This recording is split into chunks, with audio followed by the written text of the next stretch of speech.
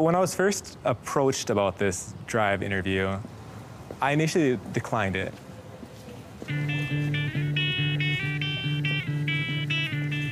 I only agreed because I was given the option to bring down my family. My name is Derek Hart. I am the support for FlyQuest, and most people know me as Lemon Nation.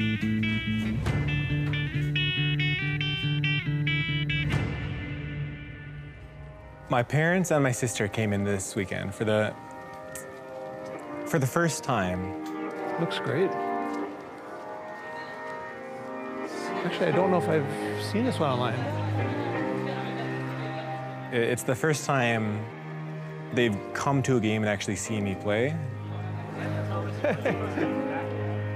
Here, Amber?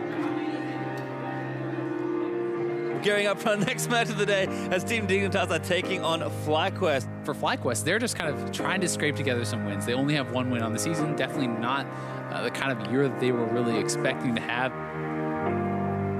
Derek grew up basically with me. His dad was gone. It was a lot of work because it was me and 4 kids.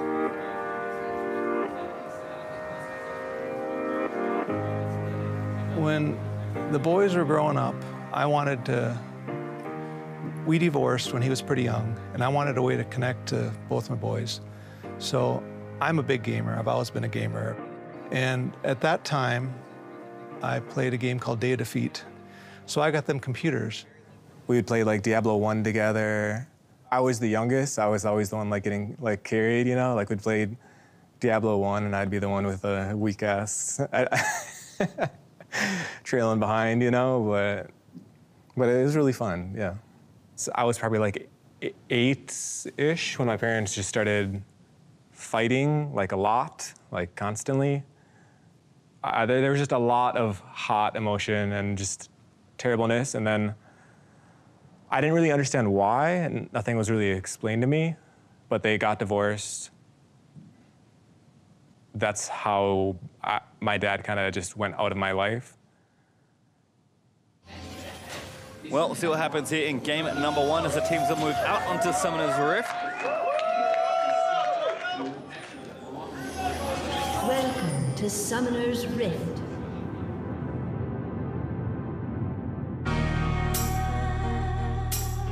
When the first ranked league came out, I had just been playing for like a month or 2. I think I had just reached level 30. I immediately went into that when that came out. I started spamming games, and I basically just won like 90% of my games all the way up. And I'm like, I'm a god. And then I joined a team with Hai and some other people who I'm still friends with as well. We had tried to get into the first LCS season, and we had failed. And that was such a big disappointment because I had 100% expected to get in. Like I know I should never have that kind of, you know, like expectation. I learned that from that event, but it was such like a big punch to the gut not to make it in. It was one of the worst days of my life because it made me feel like I had made a huge mistake, like I had wasted a year of my life, that I wasn't as good as I thought I was. That's it.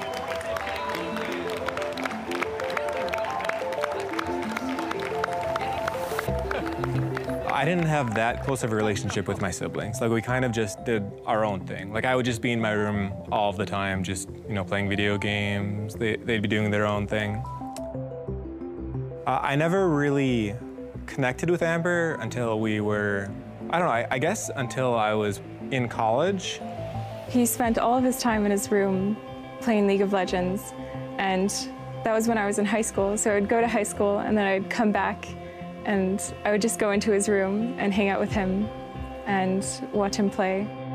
So she definitely was the person who kind of made a relationship between us. Because before that, like growing up, I think even though we were siblings, we didn't really have like a sibling relationship.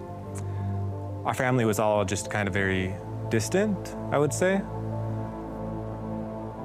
And I'm really glad she did that. Like it was, due to that, I think we're very close now.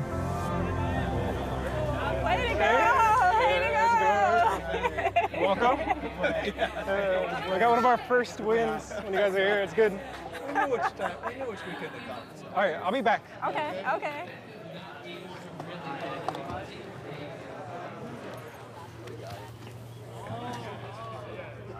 When we lost, I was the one who stuck by High. 5-0 in the tournament. They are in the LCS. Then 6 months later, when we get in so completely dominatingly. It basically justified to myself, to my friends, to my family, that that the choices I had made in life were correct. And look at that. They are a team that works together and likes each other. The best team in North America. We really were like the best of friends. It was a really fun time and chill time. We got this game, guys, come on. High is extremely extroverted and very, very loud, and will push me past my limits, I think. Like, he looks up to me in some ways, and I look up to him in some ways, you know? We kind of have different strengths, I guess, and I think that makes it so that we really work well together. But this guy's a one-trick backside, too. He picked up both games, and he did fine both games. I think if 5-0. like, I guess, I don't know. Zach, Caitlin, Blanco. No, I'm saying if we take Zach and they pick Corky 1-2, I want to do Zach, Leishan. Okay. That's what I'm trying to say. I loved High for sure. Like, I was really good friends with High, and now it's been like 5 years of us being really good friends, and he's my best friend, and I think I'm very lucky that I kind of just randomly got put on a team with him. Back then, the scene wasn't very developed, and people they didn't scrim as much. There weren't really like analysts, coaches as much. That wasn't really a thing back then. It was just like 5 kids playing together. I remember, like, I got known for bringing a notebook on stage with, like, you know, information about pick ban and what the other team plays, and that was a new thing somehow. Like, to me, that was like the most basic thing in the world. Like, why would you not write down a plan and bring it on the stage when you're at this super important tournament? But at the same time, because it was that way, it was such a great environment to just be friends and just have a good time.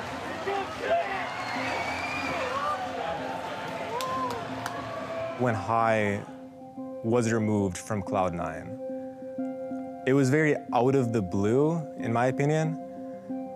And in my opinion, it was just the wrong course of action, because High was just so important to the team and just seemed so ridiculous. But he was also just my best friend, and he's there one day, and then literally the next day he's moved out of the house, because after he was told the news, he moved immediately out of the house because he was also quite frustrated and just didn't want to be around in that area.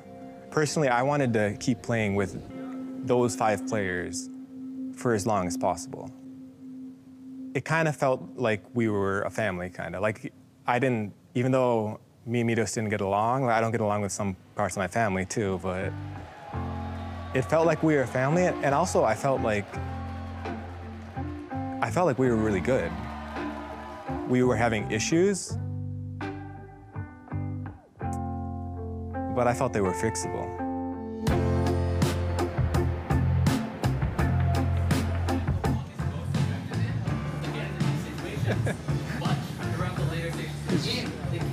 Ring of Honor. My dad reached out to me, and we've honestly, I think, reconnected a lot through me being a pro League of Legends player, because he is a lot more invested, like, actually in, like, the games, like, watching and learning, and, like, he'll constantly, like, email me, like, after, like, each of our games, like, talking and asking questions and, like, giving advice. And I think my dad is learning about League so that he can, like, talk to me about it and, you know, be interested in my life, that kind of thing. I was worried, you know, they had just started in the Pro League, and I'm passionate too, and it's hard to watch him lose. But that first split, they had such a miraculous season. I just fell in love with it, man. That was so special to watch them start out so great. I dread their losses, but I just savor their victories. All of my siblings held it against my dad that he was absent and not there, because I mean, he definitely could have been there. Like, it would have been hard. It would have been the harder course of action. I think he took the easier path by not being there. But the correct path, I think, would have been to be there. And I told him that when he like reconnected with me when I was 18. But I don't think holding grudges or not forgiving anyone is the correct course of action. So I forgave him very easily. And I remember my brother being extremely angry at me for like forgiving him and like accepting him into my life and talking to him.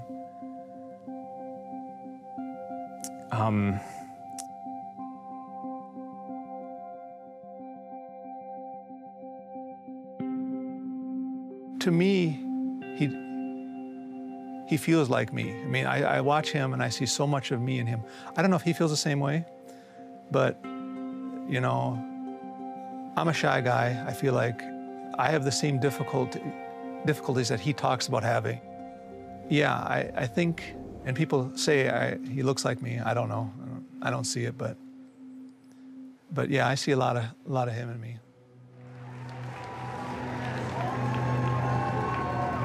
Cloud9 with only 2 victories 4 weeks in. Did not expect that one, even with the roster changes. Going from, you know, a first, second place team to like a 9th place team was just so terrible. And it caused so many more issues among the team itself because, you know, people weren't used to losing. When we finally decided that, you know, something had to change, like we couldn't continue at this course, I suggested that we try out high. Actually, my girlfriend at the time told me to suggest that, so I did it. and we tried him out, and immediately in scrims, it was like night and day. So when he was coming back, he basically had a list of demands that he brought with him. Jack was like, yeah, you have those demands, sure.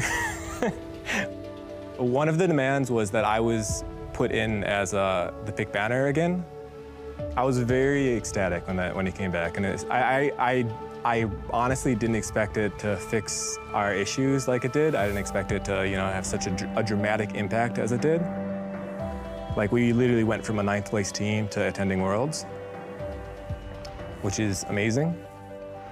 And we had, you know, the double reverse sweep in the gauntlet, you know.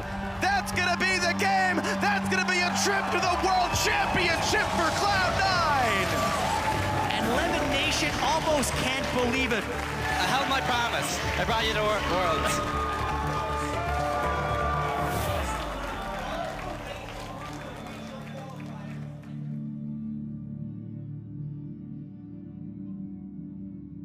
Certainly my family was never very close growing up. I definitely have kind of gotten a second family through being a pro gamer, through League of Legends, because not only with like High and Balls and, you know, everyone else who I've met and just become, you know, great friends with, I've just made so many like great friends here in California that I consider my second family. Just want to believe in something I cannot make it on my own. Listen.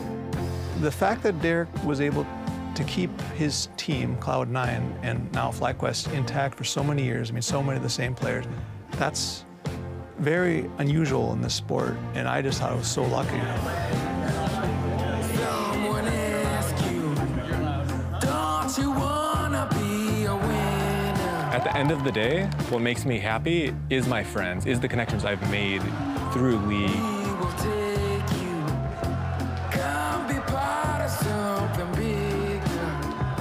I'm really happy that I finally actually got to see what I do, you know, come and watch me compete.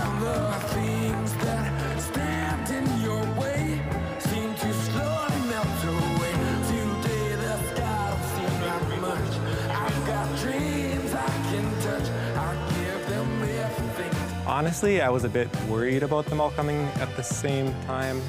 And even though I think they don't always get along, like I love all of them. So I'm glad that they came down. I just want to believe in something. How can I make it on my own?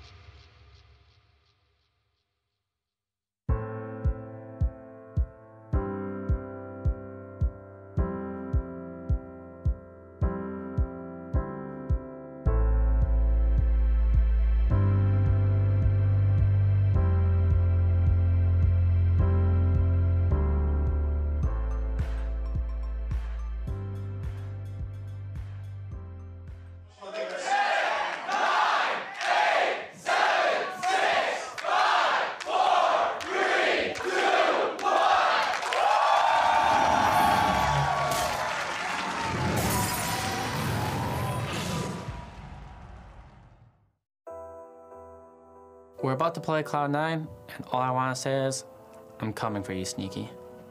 Hi. Pi gets caught on the top side, can't get out of that one. What up, Lemon? Right up from Sneaky. He's gonna try and grab himself the kill, does do so. Sup, balls? I'm rooting for them when we're not playing against them, but I want to beat them. Talk about the beginning of a rivalry. We were actually the new blood at the time when we came in. So it's actually really good to see that we're all sticking around, still striving to be the best. So it's definitely more, interesting to play against a friend. Obviously, if I get to kill Sneaky, that feels better than, like, say, killing some other AD carry.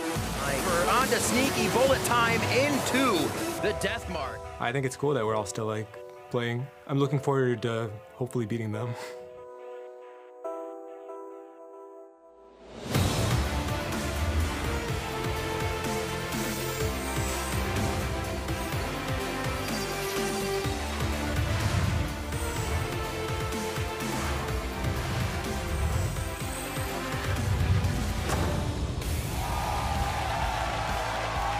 Fans return to show support for our teams as we approach the end of the regular season. And our playoff picture grows more and more interesting with each passing day as top teams continue to trade wins.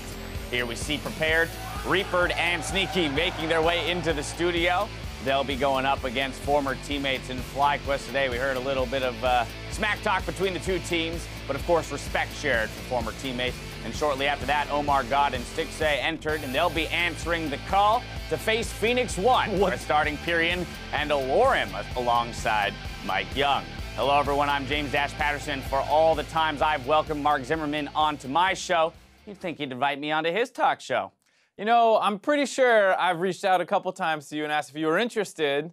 Prove and it. Somehow, I probably have some Skype logs. I will share if I can find them. Oh, man. I'll verify. I've been outed. All right, let's start things off by looking at our matches for the day. First up on NALCS 1, it's another Civil War bout between Cloud9 and FlyQuest, followed by Hauntzer and TSM taking on Seraph and Team Envy. If your day begins on NALCS 2, we've got Counterlogic Gaming facing Phoenix One with Echo Fox versus Team Dignitas later in the day. Now we can see here in our standings that while Immortals still hold first, they're only one win ahead of CLG and TSM, which means there's a real possibility that we're heading into Week 9 with another three-way tie for first, Mark. Yep, especially given the fact that TSM and CLG are expected to win given their matchups today. That'll tie them in wins versus Immortals, who surprisingly lost yesterday to Dignitas. I mean, Dignitas is kind of on the up and up. So absolutely. It's not the most surprising thing in the world, but they still show a little bit of a lack of understanding of 7-14, it feels like a little bit. They keep giving up this Maokai pick to Dignitas, which is one of their strongest champions. They don't really pick anything themselves. They tried Cho'Gath once, they've tried Maokai once, but for the most part, they're still playing more to their comfort picks. They have this really high priority on Jhin, and it doesn't quite feel like they're playing the exact same game as everyone else. And it's interesting, right? Because this is now a trait that's becoming very attached to Immortals again as an organization. We recall to last year, 17-1 run through the regular season, but it falls apart in playoffs because there's a little bit of a misread in the meta. To your point, it doesn't feel like they're not recognizing powerful champions, just that their prioritization skews differently than the rest. Yes, and like you said, that was kind of the story with them before, where it's like, okay, well, they know Lucian beats melee tops, and the problem is you get outscaled at a certain point. Right. And the break point came earlier than they thought, I guess. This time around, it does feel maybe just like a little bit of unfamiliarity with the champions, just because it was such a sudden patch where all of a sudden Maokai and Cho'Gath are like, you must play these champions. And I mean, to be fair, they are still winning for the most part, and they are obviously very strong. It's just about finding their footing right when they get into playoffs. Now, while teams, or rather things, are looking close between our top teams, there's still a playoff spot up for grabs, either for Team Envy or Echo Fox. Envy, though, doesn't have to do too much to grab a hold of it. No, they just need to get one more win. They should be able to do it, but they do still have the toughest strength of schedule remaining. We were talking about that yesterday. All playoff teams from here on out. So it does look like it's conceivable that they drop all 3 games. But the problem is Echo Fox will need to win every match to do that, and they also are playing all playoff teams in Dignitas, Immortals, and C9. So odds are stacked against Echo Fox, but there is still that sliver of hope if they can get it all done. They just got to pick up the wins and hope Envy picks up the losses. Now, just as we need to pivot our conversations at the end of the split towards the postseason and looking at that playoff picture, we're also fast approaching the votes for MVP, Coach of the Split, and the like. So I want to turn to you and just kind of talk about some of the front runners, or maybe just even some of the players that would be in the conversation for MVP. And for MVP, it's one of those things that it's kind of, you know, what does an MVP mean to you? And for me, I personally do like to look at some of the more abstract variables and things like that, just because if you're asking me every split, who's the best player in the league? Like, yeah, this guy probably, I like him every time. So I'm not going to say Bjergsen. I like to factor in things like if you're a domestic versus NA player, how many other great players are on your team? Value, you know, kind of to me does not exist as just like an absolute. Do you want to explain the value of a domestic player real quick? Because I think just hearing that, some people might be like, well, who cares where they come from? But there is importance to that. And what is that importance? So the fact is you can still only have 2 import players. And if you're assuming that the people that you bring in are going to be superstar players, if you can get a 3rd superstar out of a native position or something like that, that makes you vastly more valuable in a market where, you know, domestic versus import matters. And there you have it. Those are the kinds of things I like to weigh when I talk about it. And obviously you have the clear front runners. Once again, Bjergsen is still kind of in the front of this picture for a reason. Right. Okay, let's dive into a few of maybe some of the more talked about players so far this split. I want to start with Ole. Again, this is a guy in the support position who's making a name for himself and a case for MVP, but supports are a lot of times largely forgotten because they aren't putting up big damage numbers. They're not putting up big, you know, kill counts and things like that. It is very difficult when you're comparing, like, this guy got 15 kills this game to, like, this guy had a great support game. It usually does feel a little mismatched in a sense. But if you just look at the body of work he's put together this season, he's clearly demonstrated that he's the best support in the league. You hear great things about this guy in terms of his attitude, his work ethic. He is an import player, but he is living up to that role of being a superstar import player. So you have to give him some props for that. And I think he's making the case one of the best we've had for a support MVP. But there are still other great candidates, like we said, with Bjergsen, Jensen as well. But let's stop. Let's actually stop on Bjergsen though. I know that he's the easy choice. Yep. Right, but let's talk about why he's the easy choice, right? I mean, is it just because he is the all-around best player in terms of, like, he, you know, if I had to build a team, if I had to pick a single guy to build my team around just from this roster here, who would I pick? Would I pick Bjergsen? Would I pick Jensen? I probably jump towards Bjergsen, right? Yeah, I think most people jump towards Bjergsen for a handful of reasons. One, native player technically, actually. So that's a huge benefit if you choose to use him in some other areas with more imports. He also is, like you said, very versatile in the sense where he is a shot caller and a leader for a team. He sets the motto in practice where he is deadly serious all the time for the most part when it comes to improving and self-improvement. He has a great work ethic. And then in-game, when you actually look at his play, like, yeah, he can do whatever you need him to do. He roams the map well. He plays different style champions. You want a Zilean, a Galio, Orianna. He can do it all. Right, exactly. Okay, now let's flip to the other mid laner that's in the conversation, Jensen. Talk of the league for the first half, right? I mean, everyone was saying that this guy almost seems like he's way out to the front in the conversation for MVP, but Cloud9 is a team that is struggling. So how do you separate the success of the team from the success and the ability of the player? Especially when he's on a team with so many other great players, when the team's struggling and he's still putting up decent numbers. I feel like there's this kind of like stigma like, oh, he must be a KDA player. And I just don't feel like that holds up with Jensen when you actually look at his play. You don't see him running away from fights, not trying to make plays and those kinds of things. For the most part, he is going in and making the big plays. I mean, just look at the series yesterday. They tried to put him on TF. They tried to give a different look to their team, and it feels like they can't win that way, and I don't feel like it's personally his fault for that. And then they stick him on Orianna in the next few games. He goes off. He hard carries the series, and that's why you see so much praise and support for him as a potential and stuff. Right? Can you fault him for the fact that if he just plays Orianna every game, he wins? Right? Like, you know, some people would be like, well, that means he's got a narrow champion pool. He's not as diverse and, you know, as strategically diverse as Bjergsen. But hey, if he's leading the team to victory with this single strategy, I can't dock him points. And that's the thing is it's the case where it's like, what does your team need you to do? And if you go out there and hard carry in what they're asking you to do, then you are very valuable in that sense. And he can play more than Orianna. It's not fair to just say he's an Orianna one trick, of course. Like, we know he can play a Cassio, he can play a Victor, he can play like pretty much any standard teamfight mage, as well as some assassins like Echo and stuff. So the dude's a monster in his own right. Still a monster, absolutely. Absolutely. Well, we've heard from Mark, but now we want you to join in on the conversation. So hit us up on Twitter for our question of the day. Who is your NALCS Summer Split MVP and why? Make sure to use that hashtag NALCS so that myself, Kobe, and Azael can take a look at some of them on NALCS tonight after the show. Time now, though, for us to throw it over the casters to get the games underway. Enjoy.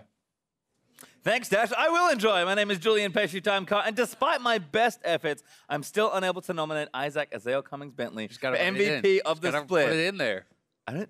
I feel like it's going to be invalid. I'll try. You know what? We're getting ready for our first series in our Civil War bout between Cloud9 and FlyQuest. Last night, Cloud9 had a harder time closing out the series versus Team Liquid than some may have expected. Yeah, and I mean, looking towards the postseason, this is your postseason form. We're right to the end of the regular season. We're expecting Cloud9 to be smashing these bottom-tier teams, and the fact that they are still struggling against some of the easier opponents does not really bode that well. They are still vying for that third spot, which would be very big for them if they can get up there, so they need to show improvement. They need to show consistency. And while C9 are fighting for positioning within the top 6, FlyQuest are just trying to hold onto their championship points. Yeah, and that's the struggle. I mean, if you go into the promo relegation tournament, you lose your championship points. And yesterday against TSM, they were not really able to stay in control in their games. Moon got some really good early leads for the team and was able to be successful there, but they could never really transition that into anything else. They weren't able to get big objectives or gold leads, and they couldn't make that into a game win. Well, we'll see if they can get it done today. But with that, we are going to check out the starting lineups. On the blue side, it's Cloud9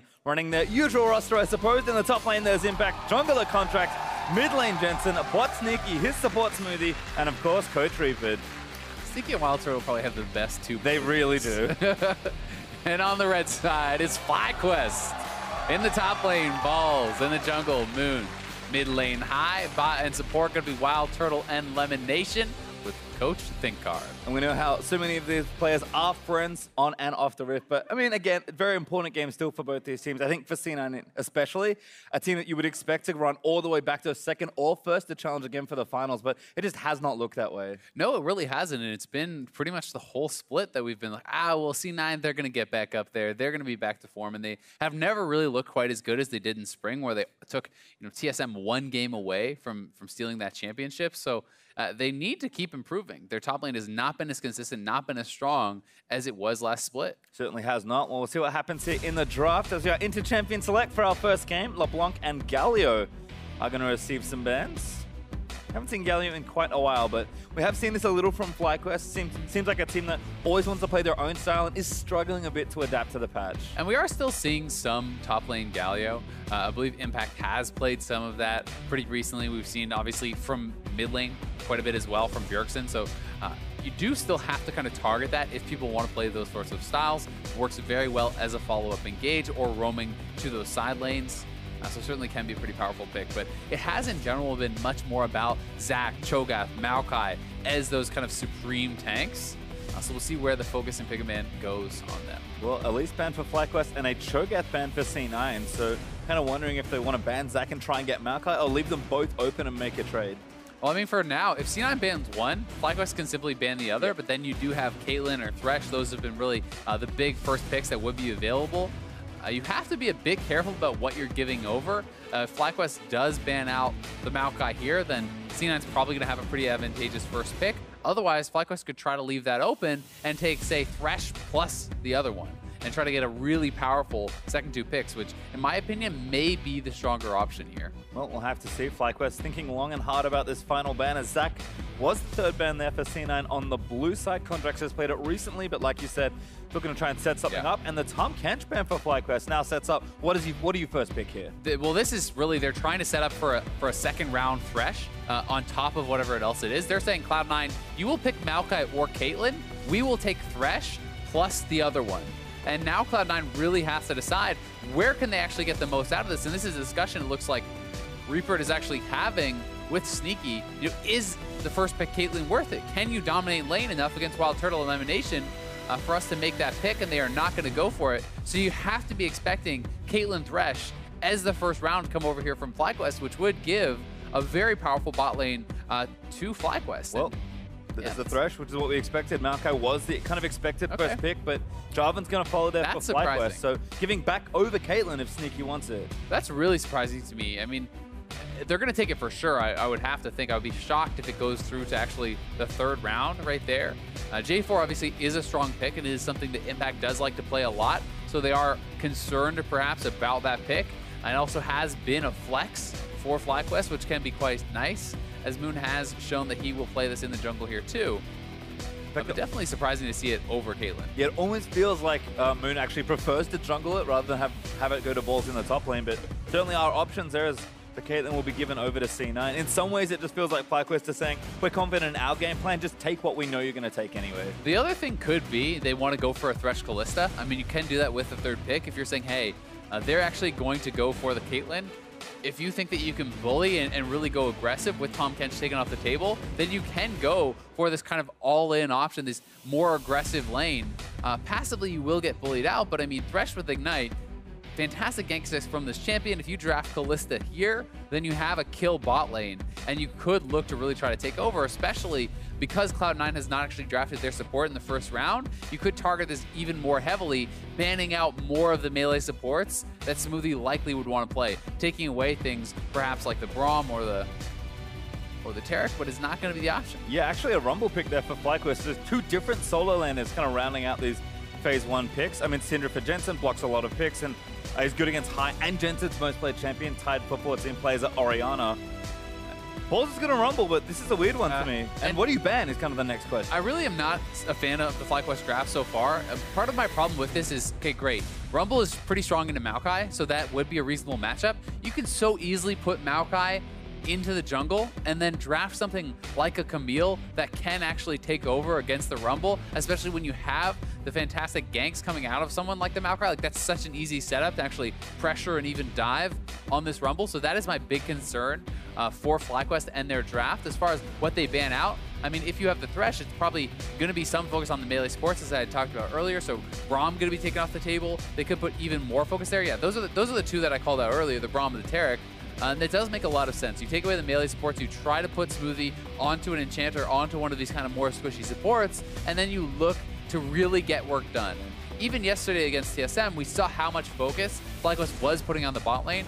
Moon on J4 in game 1 went there constantly alongside Lemon's Thresh. And Cloud9 kind of responding in kind with Jhin and Kalista both banned away from Wild Turtle, so kind of trading his Rumble pick for Wild Turtle, losing a lot of options here in the bot lane. Yeah, and I just don't even think that Rumble was something that would really be targeted by Cloud9 in the bans. I could obviously be wrong about that. We'll see how much they're really going to be able to get out of that pick, because you're getting pushed down pretty far as the priority goes on AD carries as Wild Turtle. At this stage, you're looking at a lot of the hyper carries, which does kind of take away some of that laning power and laning oomph if you were trying to go for that Thresh and bringing your jungle constantly. But there are obviously things like Twitch, there is Tristana, there is something like the Kog'Maw as well. But those are all champions that are less lane dominant than some of the options that have been taken and banned away. And looks like maybe Bard will make another appearance here for Smoothie. You said kind of pushed other champions. Blitz is the other one. It's 100% on both these champions. So these are the kind of things we expect when we saw the Playmaker supports come back into the metagame. And I mean, this makes a lot of sense, right? Look at the targeting in the bans for FlyQuest. He essentially picked one of the last meta melee supports, right? Blitz can be a bit tankier. He's not instantly going to die if you get actually hooked out by this Thresh. And this is a matchup that Smoothie has played a number of times. So maybe they were expecting to be pushed down onto that. And this is another thing that I was kind of talking about, right? Where the Maokai can simply be flexed to jungle. You take a more aggressive top laner. You look to actually pick on and snowball balls on this Rumble. It is going to be Tristana. So, I mean, it's certainly a strong draft still for FlyQuest. If you're just looking at actually the team composition, it is pretty powerful. But that being said, the way this is actually matched up across the board, I pretty heavily favor Cloud9. I mean, I think that they got the stronger jungler. I think that their top lane matchup is very good. Caitlyn certainly is heavily advantageous into Tristana early on. Even the Syndra, I mean, it's not like they're really losing anything there. It really does feel like a stronger lane-by-lane draft for Cloud9, and their team fighting is also going to be pretty powerful. That being said, we know there's a lot of AoE damage coming out of FlyQuest, and if they can pull off their combo, it will be extremely big, because you hit the Cataclysm, you throw down the Shockwave, you have the Equalizer. Like, that is a lot of team fight power. They just have to execute. And it's pretty simple, which I think is probably quite important for FlyQuest. This is a team that, on aggressive junglers, Jarvan certainly qualifies there for Moon. They are able to get advantages relatively easily, and maybe having a simpler way to transition into mid and late game will help them. It certainly can. One of the issues with that is Impact is on someone who can just kind of stay in a sideline and keep split pushing and threaten to join or collapse with his ultimate, with the teleport. If they get Impact ahead on Kled, Balls is really going to struggle to split push against that. And that means that you're kind of drawing pressure away and you're not allowing FlyQuest to create these 5v5 fights that they really do need to succeed. And I think in general, You kind of don't want... That's a good sign. That is a great sign. I think a perfect 507. The best possible score. It is the best possible score. Incredible. Well, we're out on the Ripper game at number 1. It is war once again out on Summoner's Rift. Cloud9 taking on FlyQuest. Definitely curious to see how Impact's Kled has perhaps refined. He's played it a couple times already. It hasn't looked amazing, but certainly all of Cloud9 are trying to, I think, diversify a little more. And like you said, play themselves into form approaching playoffs. Yeah, and both teams are on pretty opposite trajectories. Cloud9 has won 3 straight. FlyQuest has lost 3 straight. So they are looking to kind of reverse their fates. And FlyQuest really does want to stay out of those bottom 2 spots to avoid going to promo relegation. And Cloud9 is really jockeying for position in the playoffs. I mean, so far, yes, they still could get 3rd place, but that is not fully in their hands. No. The big win, though, is not getting 6th. Because the top 3 teams in the NALCS have been a fair bit stronger throughout the season. So if you can avoid a TSM or an Immortals or even a CLG in that first matchup, that is going to be pretty helpful for you, right? Playing up against someone like Envy or maybe even Dignitas could be the easier match. Well, you can see just some early fanning out here.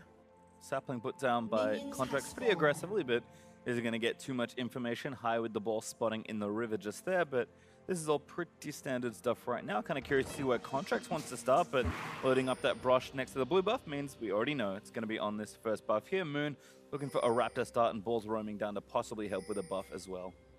Yeah, going to be able to start up on this blue, and you see how Contracts actually spaces out his saplings.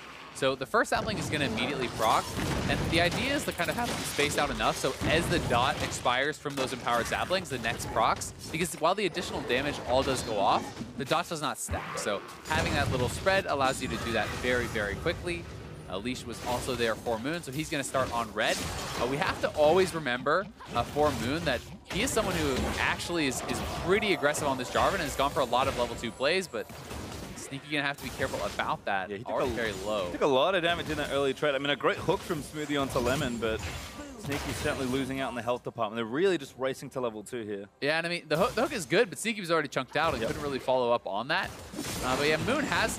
I mean, he's taking a lot of damage. Lemon and Turtle are actually playing this very well. They're utilizing the Flay to pull him back in for the explosive shot, so Turtle can get multiple stacks of that off and really chunk Sneaky out. So this has been very well done. Whoa, Lemon straight in. Turtle wants to go for it as well. Now Smoothie may be caught as Sneaky splashed away. A great hook from Lemon is going to land. The Ignite is down and Smoothie just has to run. He's got his flash. He used it. Hooks into the turret. Last hit's there, but it's not quite enough. The Ignite's good, but Lemon Nation picks up the kill. Turtle gets reset. Jarvan's here as well. And Sneaky, he's just trying to fight. Gonna slay his old teammate. The headshot is enough for Lemon Nation, but Moon's gonna play clean up. Sneaky goes down. Oh, what a crazy fight there. FlyQuest playing the lane out so incredibly well, and now more action in the mid lane. Yep, great damage there from Jensen and a chunk down high.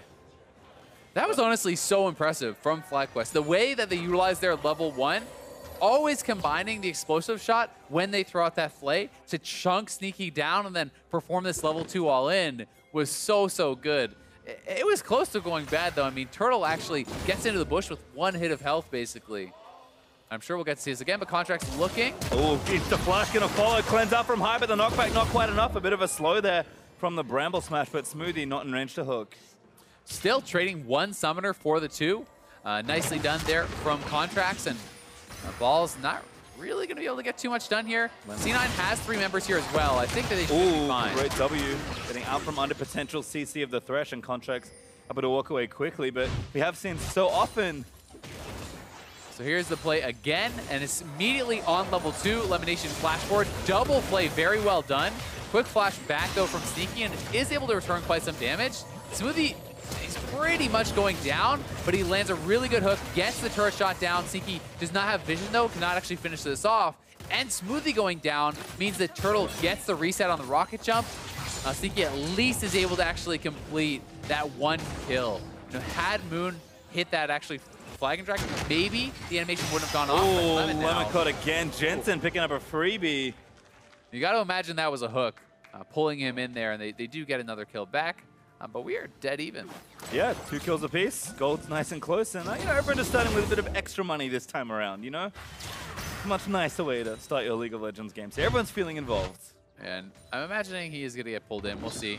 But Lemon taking a pretty random path, actually, just kind of wandering through the jungle. And with the TP coming in, Moon has no chance to actually help him. So Smart cancel there from Impact, but yeah, that is pretty strange that he's actually all the way over there himself. I think roaming a little too aggressively, and that was kind of the thing I was going to point out earlier, in that so much of Cloud9's success has come through Jensen, but usually almost always helped by Smoothie or Contracts, and a lot of times both.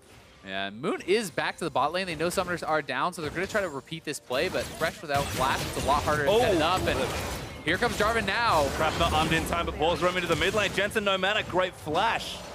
Gets away as Moon, spotted on the control ward, has to try again in bot lane. And that costs the Ghost too, so a great roam there from Balls, alleviating a lot of the pressure, because Jensen has been kind of building up this CS lead. And with the double summoner advantage, High would have been under a lot of pressure. So that was a very important roam and a successful one by the FlyQuest top lane. Yep, Jensen not going to miss too much, thankfully. Nice big wave stacking up. High taking a while to clear it out with no mana, so should be okay there. I mean, Jensen is okay to base on the cannon wave. The reason that people talk about that cannon wave as that really key time to base is because it actually absorbs 8 turret shots. So the fact that it takes that many shots means you have time to get back to lane, and it's not denying all the smaller minions, so you're not losing all that experience in gold. That's why you'll see so many professional players actually time their base as a cannon is coming out. You try to push it in, you back up, and you're only going to usually lose 1 or 2 minions of experience on that base. Yep, and Jensen lost a creep. One little melee minion with not very much health there. So despite the nice run from Balls, not hurting too much, Charity returns with his lost chapter and an app to him to boot. 10 CS lead up on High, but High got his base in as well. Not feeling too bad about the situation. No, definitely not. Contracts is looking perhaps to return to the scene with Prime, though. And so far, so good in the top lane. Impact has not gone back to base, but they're actually looking to fight here. This could be dangerous. Impact's not adding a lot of damage. Impact's level 6, though, so Contracts, they should have the CC, but their Balls with the ultimate is going to equalize. Impact, though, still trying to fight. Needs to remount quickly. Balls, this has too much damage. Flash forward, gets a 1v2 kill. And now Jarvan up here in the top side. Contracts still going to get burnt down as well. Moon grabs the second. I have no idea what Cloud9 is thinking there. As I said, he hasn't based. He has no damage. How are you actually going to burst this guy down? This is a level 6 Rumble, and that was just awful from Cloud9. I mean, they really had no business going for that gank.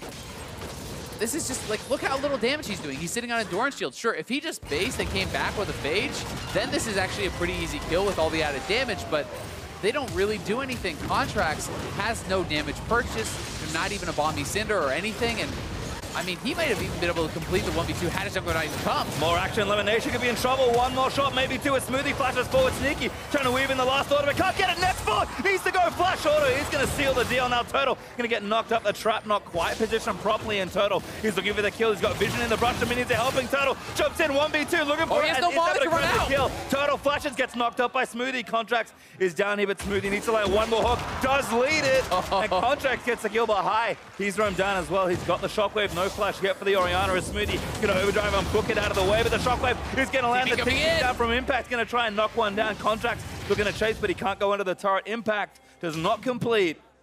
What a crazy game. So many kills across the map there. Both teams playing it pretty well. As here is the fight once again. Elimination looks for the hook, but it actually catches the minion, so this prompts the all-in. They are able to take down Lemon pretty quickly, but the problem is when you're committing this much to a support, Turtle is free-firing the whole time on Sneaky, so despite the fact that the play started so incredibly advantageous for C9, Turtle's able to turn it back, gets the kill onto Sneaky. The fact that he's run completely out of mana, though, means he's not really able to get fully away. Had the rocket jump reset, but Smoothie nails the hook, and they do get the 2 for 1. Eventually, though, cleaned up by High. Yep, High with a good roam there to equalize the kill score. So 6-4, 10 kills and 9 minutes of play so far. This is the kind of game I do enjoy. Me too, man. I actually really like these advantageous action games. Either way, on top side, Ball's going to be looking really good. And we talked about, kind of the split push threat coming out of Impact. That is going to be pushed back quite a bit now because Ball's got the kill, because he got the assist, and he's doing very well. It's going to take a lot longer for Impact to really get to the stage where he can take over. And I think the early Seekers makes a lot of sense for Balls. We may even see him go for something like Stabby's, but fight on the bot side. 2v2 again, hook left from Lemon after the play. Sneaky absolutely dead to Turtle. Oh my god, this bot lane is just so explosive, and Turtle and Lemon getting another kill down there. And now Turtle is actually starting to pick up some of these kills. It's not just, that first blood going over to Lemon. He's going to be getting pretty strong. And the bot side has really gone awry for Cloud9. Yeah, it looks like a dive was going to be attempted there in mid lane, but FlyQuest are pressuring to the bot side. Impact is coming down, though. They have the Kled ultimate. They could look to try to clean this up. Nice shockwave. Good damage onto Jensen. Not quite enough to dismount Impact. As Fly still pressuring down on that turret. Looks like Smoothie's made it back. Turtle's trying to finish it off. Does get it. Takes the lantern out to safety. Nice sidestep on the hook, though, just to make sure. Yeah, Turtle waiting out that hook. He was kind of expecting Smoothie to look to try to hook him out over the lantern. He did go for this, but that is just such a nice engage again from Lemon. And Lemon, I don't think, looked that clean on Thresh yesterday. It was actually his first appearance on the champion this split yesterday against TSM. And today he is looking really clean, making a lot of good plays to really set up Turtle. Yeah, I mean, this 2v2 is going great for FlyQuest. I missed the Buster shot until I saw it in the replay. I wondered how Sneaky ended up so far up in the lane, but it's really good all-ins. Yeah, it is, and Turtle's utilizing the rocket jump very, very well also. When you actually proc the explosive shot, fully with your autos, and it doesn't just expire, you reset that rocket jump. So he's utilizing it to go in, reset, and go out. And Sneaky maybe getting picked off here again. We'll see if Smoothie can get over there to help. Thunderlord's already procced. Moon getting aggressive. He's got his ulti, but Smoothie going to try and protect his carry. Needs to knock one up. Gets Lemon, gets the silence down as well. He's going to get hooked as a result, but now Contract's roaming down the hook. He's going to land for Smoothie, and now Elimination might be too far forward. Jensen also made it here as Turtle. Going to join the fray. That's a kill on the Moon as Jensen able to pick up his second. Another Kled ulti. Where is Impact coming from? He's topside. He's trying to fight. Canceling a TP, I think, but Impact now going to get dismounted. Balls might be able to get a kill 1v1. Impact trying to remount. Dodges the first harpoon. He's going to get back on a skull and try and book it out of the way. Jensen kills Lemon, but Impact trying to turn back over this 1v1. Just on the balls for one. Shield up there as he just back again. Impact misses the bear trap. And now High is going to try and force him away. Impact needs to be dismounted once again, and he does have his flash. Going to try and fight Balls and make his heroic play, but High shuts that down. Balls is barely able to pull that off. Impact missing the last bear trap on a rope there. Decides to conserve the flash and goes down. And Balls, those early kills, that little gold advantage that he accrued from the big mistake Cloud9 had topside, gives him just enough to survive and take down that kill. All right, turrets finally traded as C9 do pick up the bottom outer after FlyQuest already got it. Still up 1,000 gold for Fly as we'll watch this one again. Sneaky just trying to book it back towards safety.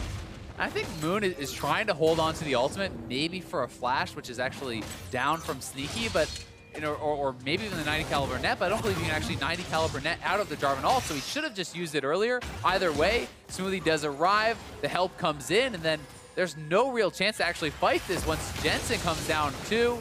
The easy kill goes there on the Moon, and that was a good call from you. Kled ultimate was used to actually cancel the Rumble TP on the top side, and that's what ended up getting them into the fight up there.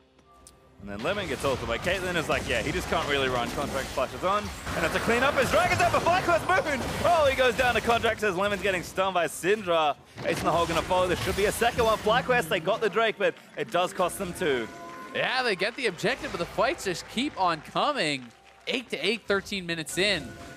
The bad news for FlyQuest is Jensen is on a rampage on Syndra now. He has picked up so many kills through these roams and these skirmishes, and if Syndra gets too far ahead, she simply starts one-comboing people. Like, even though Turtle has an advantage, it's going to be very hard for him to use it if he's just getting zeroed out by Syndra. So here is the play once again. Nice hook on Lemon on the top side. Moon had already secured the dragon, but it's a one-way trip for him and no way out really for Lemon with his flash down. So a couple kills to trade for Cloud9, and they're able to kind of pressure in the mid lane as well and get a little bit chipped there. So pretty even trade overall. I would definitely say it's Cloud9 favored unless FlyQuest can really get something with that mountain. Like if you can take a Baron later because of that, or you can get some more turrets because of that, then maybe it starts to kind of equalize out.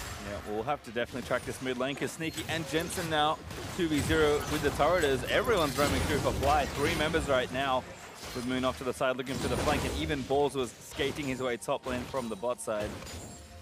No one really up here to answer Turtle yet, though. And Turtle's going to be getting to this turret pretty quick and will do a lot of damage. So it is going to be the bot lane roaming up to answer. We'll see if FlyQuest wants to try to make a play on this side. We want to look at kind of advantages overall for the team. We talked about Jensen on the C9 side, but Turtle already with that Infinity Edge finish and about 15 CS lead. He's also looking pretty good on the Triss, so I think FlyQuest have a pretty obvious point of power to play around. But like you said, it can just be scary if Syndra gets to a point where doesn't matter how much farm you have as an AD, you're going to die. And I think Fly's team in general is pretty vulnerable to just having someone explode. They don't really have a true tank. Yeah, and I mean, they do have Orianna shields, which helps, but there's no locket completed. This is not like a Janna or something like that protecting you. So Turtle does have to be pretty careful if you jump forward and you get Syndra ulted, especially once Jensen actually has his second spell pen item complete. That is going to be a very scary time for the AD carry. So Turtle's going to have to play pretty patiently and likely just try to focus frontline.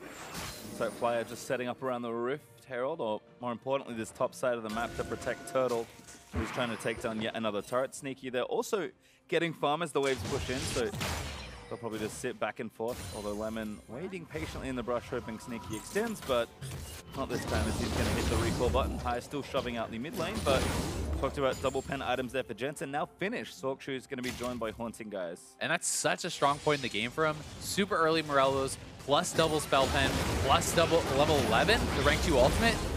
Jensen can one combo people pretty much right now, and they are going to have to play very carefully around that. Another nice thing for C9 is the fact that Sneaky, he got the call on the early base, so his gold value is actually not that far behind Wild Turtle because he has actually cashed in on the call. Turtle got solo gold on the first turret, got the kills, got the assists, and has a CS advantage, but he's really only up a little bit. About 300 gold advantage for Turtle. As Impact gets things shoving down here in the bottom side of the map. He's a bit behind Balls, again, after kind of the fiasco earlier in top side. C9 trying to start an objective here. Looks like FlyQuest are aware of what's happening. And C9 are going to back away. C9 could use this to start a fight, but the TP's coming in from Balls, and no TP to match. Does get canceled. Nice trap there from Sneaky, but could cancel for Balls. And the Rift Herald's going to return to its den. I mean, you could just look to start it up again if you actually want to try to fight as Cloud9. They know that Jensen is extraordinarily strong right now, so they may look for that, and we'll see if they go. Hook in. Oh, actually found Lemon again. Oh, the flash. Not where you want to be. Jensen picks up kill number 5. And he still has his ult, so they're going to look to force this. Impact is here. Jensen's coming. Jensen ghosted. He's actually just going to go for High. He lets the ulti rip. It's not enough. He needed one more spell. But High burns both his summoners to make sure he gets away. Yeah, he does get out. I mean, Jensen didn't even use a Q, W, E, or anything. Just popped the ult there and didn't have other balls around. Ooh, not bad from Balls on the ultimate contract, using his own. Got the seat. He's going to get stopped. Turtle chased down, but back to the safety of his tier 2 as even the Meaning Wave gets caught up in the roots. And C9 can continue to push if they want. They're going to go back to the Rift Herald instead, it looks like, or perhaps just run up to topside to catch that wave, but some ultimates expended. Summoner's down now for FlyQuest. They are pushing up mid. It's just Jensen around. It looks like he wants to base instead of trying to knock down this turret. Yeah. Pretty low, though. I'm kind of surprised they didn't actually stay to finish that off. Like, mid lane turret, there's usually a lot of priority on this, and it's down to 800 health with the minions just whacking on it. Even Jensen alone might have been able to finish that off. Yeah, very conservative play from Cloud9. I think maybe recognizing that the game is as even as we can see reflected in the gold leads. So, and you've got to think, hey, even if we don't get it now, we're going to be able to knock this down very easily pretty soon. When they do that, it will be pretty advantageous for them as it unlocks FlyQuest jungle. They can start to really kind of exercise their vision control around that area and try to really get more wards down and take over, because FlyQuest for now is doing a good job with the vision control, especially around this Rift Herald area, as it has been a focus for Cloud9. And Next Dragon coming up in 30 seconds, that's really all Cloud9 territory for now, so we'll see if they want to try to challenge for that. It's going to be the mascot Drake. Clouds up in 25 seconds. Leandries was also finished by Jensen, so I just wanted to spend some money after that kill he got onto Lemon.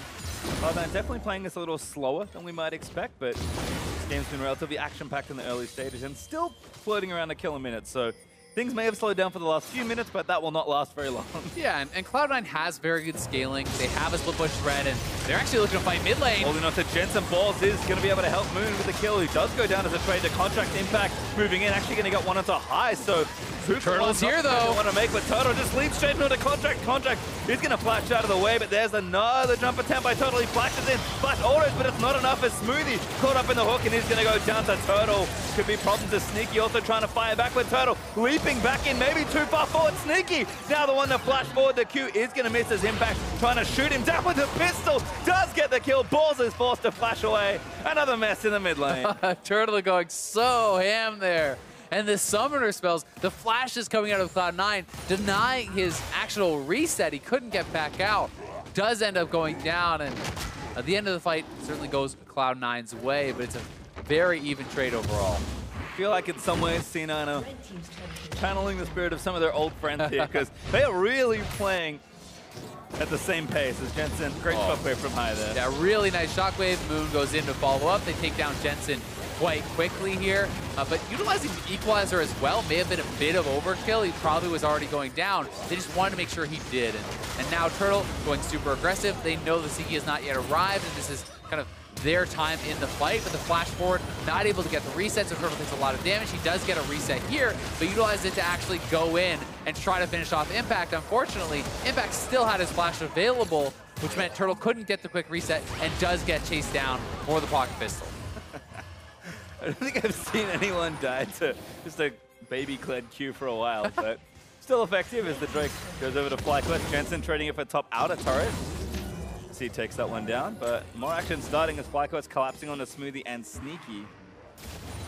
Pretty important fight for Impact, though, who had been not able to really get anything going this game, and now picking up a couple kills does put him in a place where he's been catching up in farm. He gets a couple kills. He's actually up in gold now over balls, and if he can get to that stage where he can be winning those 1v1s, it creates so much pressure on the map, because then you need Moon to be coming and helping to answer that and looking to gank him, and that's really what Cloud9 wants.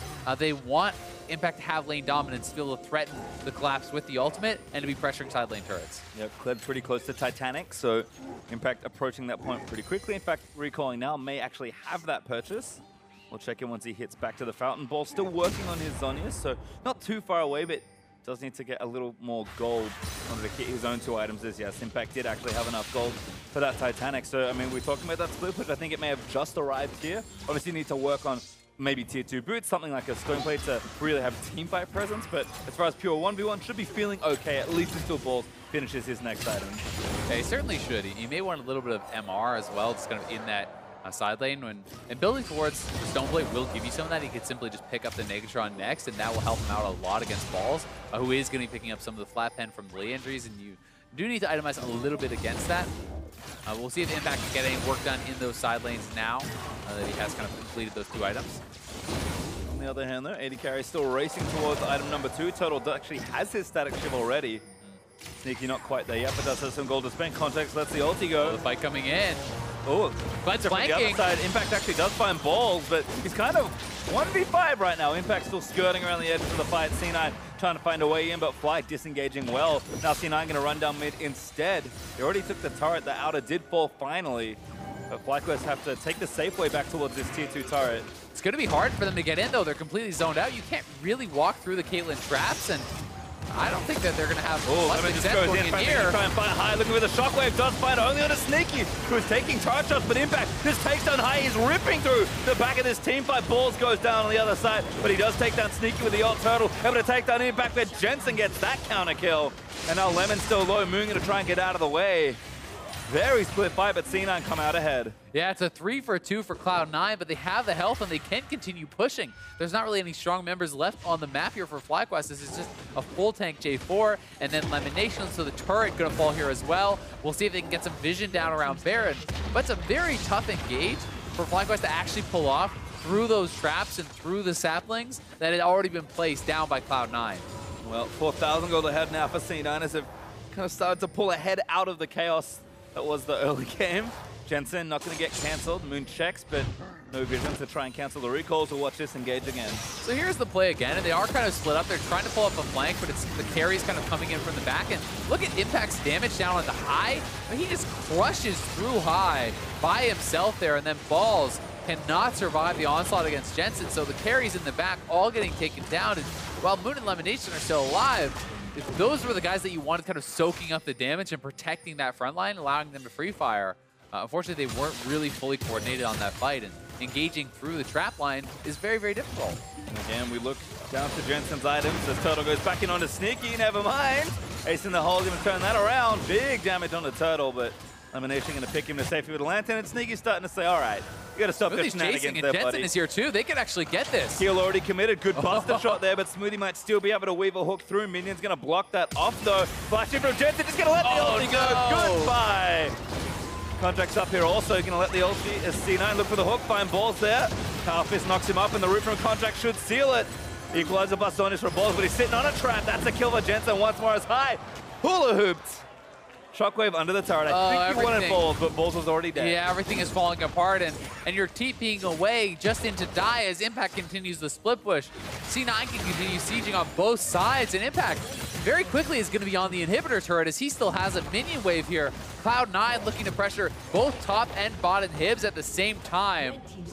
That fight very disjointed for FlyQuest, and Turtle going pretty aggressive, trying to get that kill on Asiki, trying to make something happen. It doesn't pan out, and they end up being punished pretty heavily for it because he was so low and just gets zeroed out by Jensen. Well, that's 6 turrets to 1 now as C9 regroup back towards the Baron. Impact did have to pull off that push in the bot side, but as a Drake up in a minute that both teams can look for. Sneaky's now finished his 3 items as he returns from base, and we saw the Ludens just help out Turtle. Help out Jensen there trying to kill Turtle. And here's Turtle, he's trying to go for kind of the big play, but he gets a little bit too close, takes turret shot, gets chunked pretty low by Sneaky, and then Cloud9 fully on the chase, looking to catch out Turtle here, and he's so low that even though Smoothie can't actually find the angle for the hook, Jensen simply flash R, and there's nothing that Turtle can do. There's no protection really coming out of Lemon Nation because he doesn't have a lock complete, he doesn't have face of the mount, there's no shielding to actually get anything done, and then Ball's completing that TP. The team is zoned out by this Maokai ultimate, and yeah, he did try to throw the shield in and use that for the shockwave, but everything kind of going wrong for FlyQuest. Yep. Again, all those tier 2 turrets now gone. FlyQuest only have Nexus and Inhibitor turrets left to defend here. Hook land on a contract, but he is real tanky at this stage. Closing in on 3 items there is Contracts, and Cloud9 does have some pretty good vision control in the red side jungle of FlyQuest. They can look to utilize that to try to pressure around the Baron, but the Infernal Dragon coming up now is a pretty big ticket objective.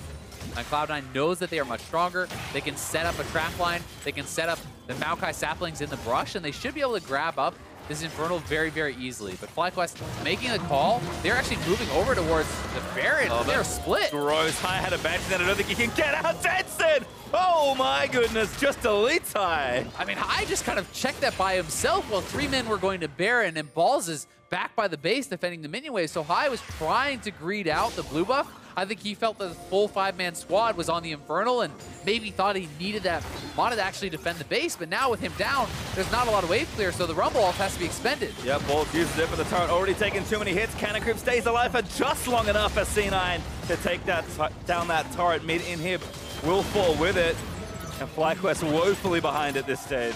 Yeah, and it's an easy retreat right back to the Baron, but Lemon getting hooked in, he's gone. Too aggressive. Contracts gets that kill, and FlyQuest trying to throw themselves a little too eagerly at Cloud9. Yeah, it's all kind of just gone apart, and Jensen looking for the kill here on Moon, and Moon is full tank, but he's not going to stand up to this. He already knows it. It's pretty unlikely he's getting away from this. Stun lance from Jensen. Sneaky just firing shots in, and that's going to be the final one. That's 3 quick kills for C9, and they already took the in-hit, plus they got the Infernal. And the jungler is down. That means Baron is certainly on the table, but they have the ability to actually just look for a fight instead. We'll see if they try to collapse the mid. They're going to go straight for the Baron, and FlyQuest, I don't think they can really do anything about this. They will get the mid lane turret. We'll see if they can get anything more, because they are going to be so insanely behind off of this, and if they stay around too long, Cloud Ultimate's going to be up soon, and Cloud9 could look to chase them down. Yeah, maybe too aggressive here. They fly are going to be able to exit safely enough.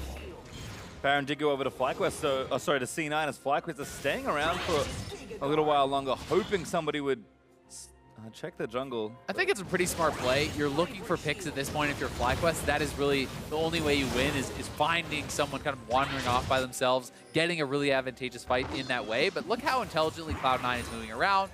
They're a big tank in the front line. Smoothie up there as well. They're clearing out vision. Cladol coming in. They're looking for the engage on High. On High again. Contract zooming forward. Righteous Glory goes off. Elimination puts up the box just to defend. So an ulti burn there for Impact and an item cooldown for Contracts, but at least High gets away safely. Yeah, it's a good disengage there from FlyQuest, but they can start up the split again. Impact going over to the top side. The 4-man C9 squad is prepping minions on the bot side. You can see that 3 of them are getting vision while Sneaky is pushing the wave. This is very intelligent. You don't need the full squad there to actually get that going, so get the vision controlled, set up this split push, and FlyQuest is really going to have to look for an engage and try to fully commit to one side, pick off either the 4-man squad with a really good engage, or try to look to collapse and kill Impact off before the 4-man squad can kill off their base. And it's going to be very difficult to do either of those because there's the front line, because they have created all this vision around FlyQuest base. Oh, good hook again from Smoothie. Just maybe take out Moon. He's going to go down. Sneaky able to snipe him. Even as a full tank, he can't stand up at all, and the inhibitor's going down. They're looking for High. Yep, High again running out of the way, but Card's going to fall, and he will join it soon, and Impact all the while just getting that top lane pushing. Cloud9 a Baron buff for 1:45 still. FlyQuest base very much under threat. I think this is just going to be it. There's no way they can hold on. Dev Contract splashes in, looks to take down High. They just need to kill some of the wave clearers. Impact, he's able to get their kill. Fly, flashing back to their fountain, but Smoothie plucks balls out. Not enough to kill him, but Total again going aggressive, just trying to take down Sneaky, but that's going to cost him Jensen. Able to take him down with the ultimate. Clement gets rooted by a trap, and the Nexus now exposed. FlyQuest retreat fully back to their fountain and going to have to regroup because Cloud9 going to take down a very, very fun game number 1. So many kills in this one. 36 kills in 30 minutes. It was definitely very exciting. FlyQuest made him work for it in the early game, but it seems to be the story time and time again. They cannot really hold up in the later stages of the game. They cannot convert advantages that they have secured into meaningful objectives, into meaningful mid and late game leads. You know, Balls had a great play on the top side. C9 took a poor fight. You know, Impact had not bought. He essentially gets a 1v2 double kill. He has a lead up there. The bot lane is going very well for FlyQuest as well. You know, Turtle and Lemonation, they get first turret. They're bullying lane. They're up CS. They're up kills. But what can they get off of that? And it never really feels like much for FlyQuest. And the thing was, when FlyQuest were doing this last split, maybe not this time last split, but earlier last split, it was working for them. And it just feels like their identity hasn't shifted very much, and teams have finally adapted, or pretty quickly adapted, I should say, to that playstyle. So, I mean, we've seen it work for them before, but the execution has just not been the same for FlyQuest. No, it just really hasn't quite been there. And you got to give a lot of credit to Jensen. I mean, making it so difficult for the carries. He's 11-1-5 on Syndra, and it's so hard for Turtle to enter the fight with his lead and not just get 100-0'd by the Syndra. We saw that time and time again. And for a deeper dive into that game, let's check in with Dash and Mark. Thank you very much, Pastry. I mean, what a way to start the day, first of all. Yeah, if you were tired coming in, you're awake now. You're awake now. You're paying attention. That was an absolutely absurd number of kills per minute. We were like just cresting over 1 kill per minute for the entirety of the game. But, you know, what goes along with scrappy games with like that, you know, it becomes difficult analysis. It's hard to kind of parse through and say, well, which of these teams is really doing things correctly and which of these teams is just kind of out fighting the other one? And that was definitely the case. I mean, you have a lot of playmaking in both team comps. They can kind of go in multiple times, lots of engage tools. Overall, I did like mostly what C9 was doing with their draft. And then you just end up with the situation where, all right, well, draft's going to get thrown out the window a little bit when we start playing like this. Yeah. And you just see right away, level 2 all in onto C9's bot lane. Nice hook by Smoothie to make this one a little bit scary. Lemon has to kind of go in to finish that kill off. That leaves him exposed. They get a trade kill. Up on the top side, Impact took a horrendous fight after having, you know, like we were saying in the draft, a good counter pick. So that's why we're saying things start going out the window. Exactly. It hadn't bought, so therefore Balls was able to pull off the 1v2. Back down into the bot lane again. When you've got a support meta like Blitz and Thresh, you're sure to have plenty of fights in the bot lane. And this is all to showcase, again, how scrappy this game was.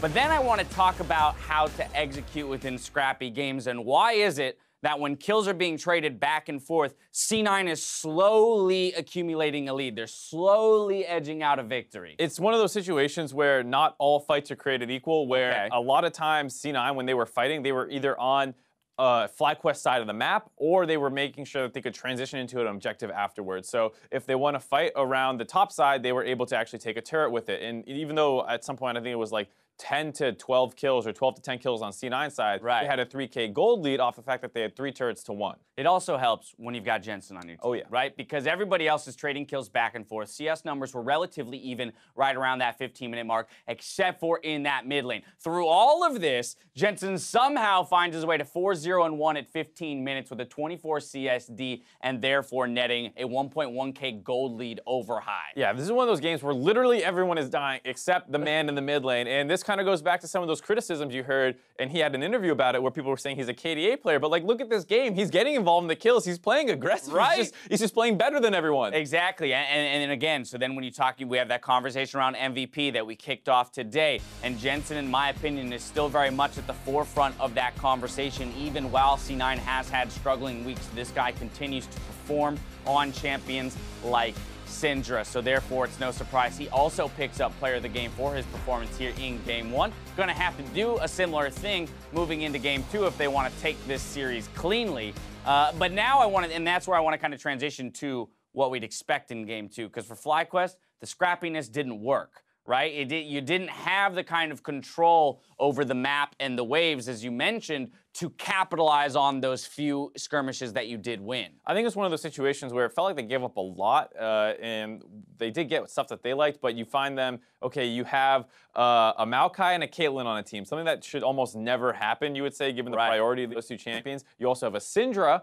for Jensen, and then lastly, yeah, you got counterpicked in the top side where they get the Kled into the Rumble. So I think on the side of FlyQuest, like, I like the idea of just playing super aggressive and pulling C9 into your kind of game, because you saw they had a 2,500 gold lead around 10 minutes from this style, but the problem is you were just so heavily out-comped that at some point they start losing this game. All right, so yeah, so maybe an adjustment to the comp for FlyQuest, but you want to see them continue to push the pace and play that same style. Right, I think that definitely plays into FlyQuest, because way back, if you cast your mind back to the early Civil Wars that we had between these two teams. Right, Spring Split. Yeah, Spring Split Civil Wars, these were super hyped up matches, and they were also very aggressive, very scrappy like this, because it feels like, whether or not it's because these guys are kind of teammates and they have that little bit of extra fight in them. Well, the video to open the show today, High's like, it's nice to kill any ADC, but it's definitely better to kill Sneaky. Yeah, so for whatever reason, the extra motivation, these games do seem to kind of devolve into these more fight-centric styles. Right. And I think that, like we said, that plays into exactly what FlyQuest wants to do. It just would be a little bit better if they, now on blue side, can secure themselves a couple more of these strong champions. I mean, that being the case, I feel like Maokai priority does shoot through the roof, right? If I'm looking to fight and fight constantly,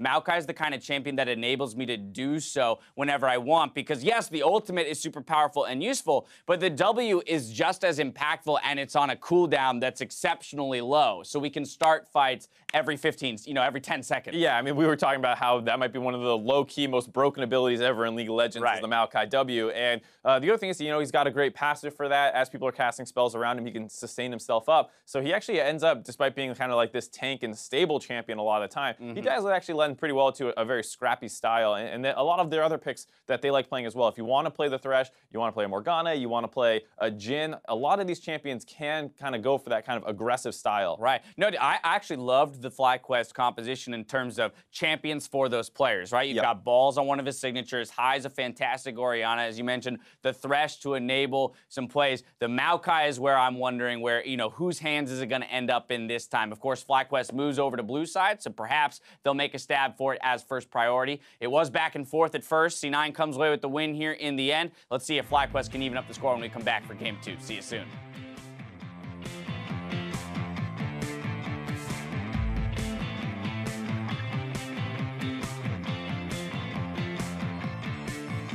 So bot lane is it's going to be a lot of fighting, I think. Yeah, I'm mainly playing around bot lane.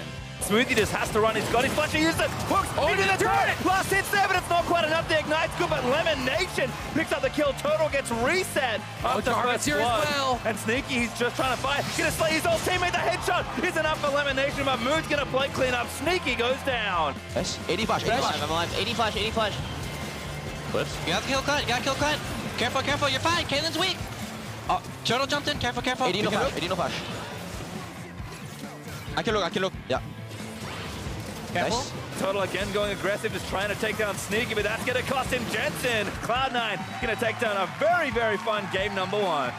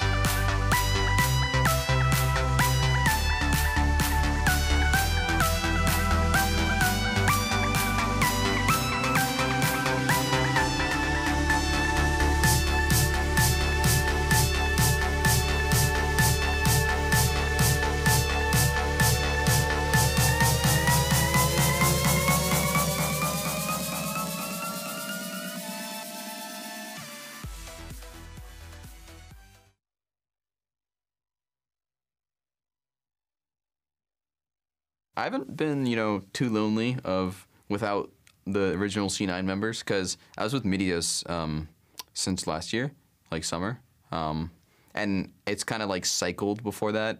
Before that, we had like highest support. I think we had, you know, Rush Jungle at the time, and we still had Balls Top. So there was that, and then there was the Midios Jungle still, and then yeah, since then it's been a little lonely. I mean, I've become pretty good friends with the current roster now, so it doesn't feel like bad or anything, but I do miss the old C9. Oh, my feel. Better love story than Twilight. Welcome back to round 2 of FlyQuest versus Cloud9. Well, Sneaky, gonna have to put all that love aside, because that was a real bloody game between those two teams. Sneaky clearly not feeling too much remorse, consistently killing his old teammates. Fine line between love and war, you know. But yeah, I agree. Which he shattered. He did. Brutally. Yeah, C9 pretty dominant in game number 1. FlyQuest definitely struggling, really trying to pull together some wins in the later half of the split to avoid relegation. I mean, that would be a pretty steep drop from where they were last split. You know, it's not long ago that they were in the 3rd place match. And now here they are. They've been struggling for a long time. When you look at the later half of the spring split plus the summer split, FlyQuest's record has been pretty rough. Yeah, and it really has been rough for the team, and I think that last game showed a lot of what is good about the team. I mean, aggression is good in a lot of ways, and that is how the team gets leads, but at some point you have to temper. I think Hai has said throughout the season, we didn't do enough, and then now I feel like they've overcorrected and maybe they're doing too much. So finding the balance is difficult, especially in seat on stage. So we'll see if FlyQuest do have changes here. Otherwise, Cloud9 are going to have a very short day for themselves. Yeah, they certainly are, and I think that FlyQuest, a lot of their members perform individually very well. They make great mechanical plays. They team fight pretty well. They're doing a lot of things very well.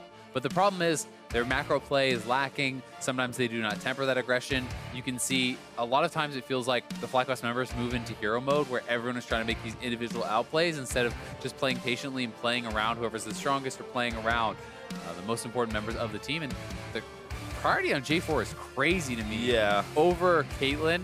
And this could be, I mean, I'm actually really surprised, to be honest, to see J4 that highly prioritized, especially because Moon is playing it mostly as a jungler.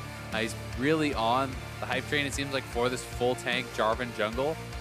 And I mean, he has been effective to his credit. He has had some really good games on Jarvan, and really the early games in general have been pretty strong for him. He's been able to be proactive. He's been able to threaten level 2 ganks, to do a lot of, you know, full clears and then into ganks. Like he's doing good stuff with the champion, but should it be picked over Caitlyn? I don't know. I just think that Caitlyn gives such a freebie lane against so many champions that it's really tough.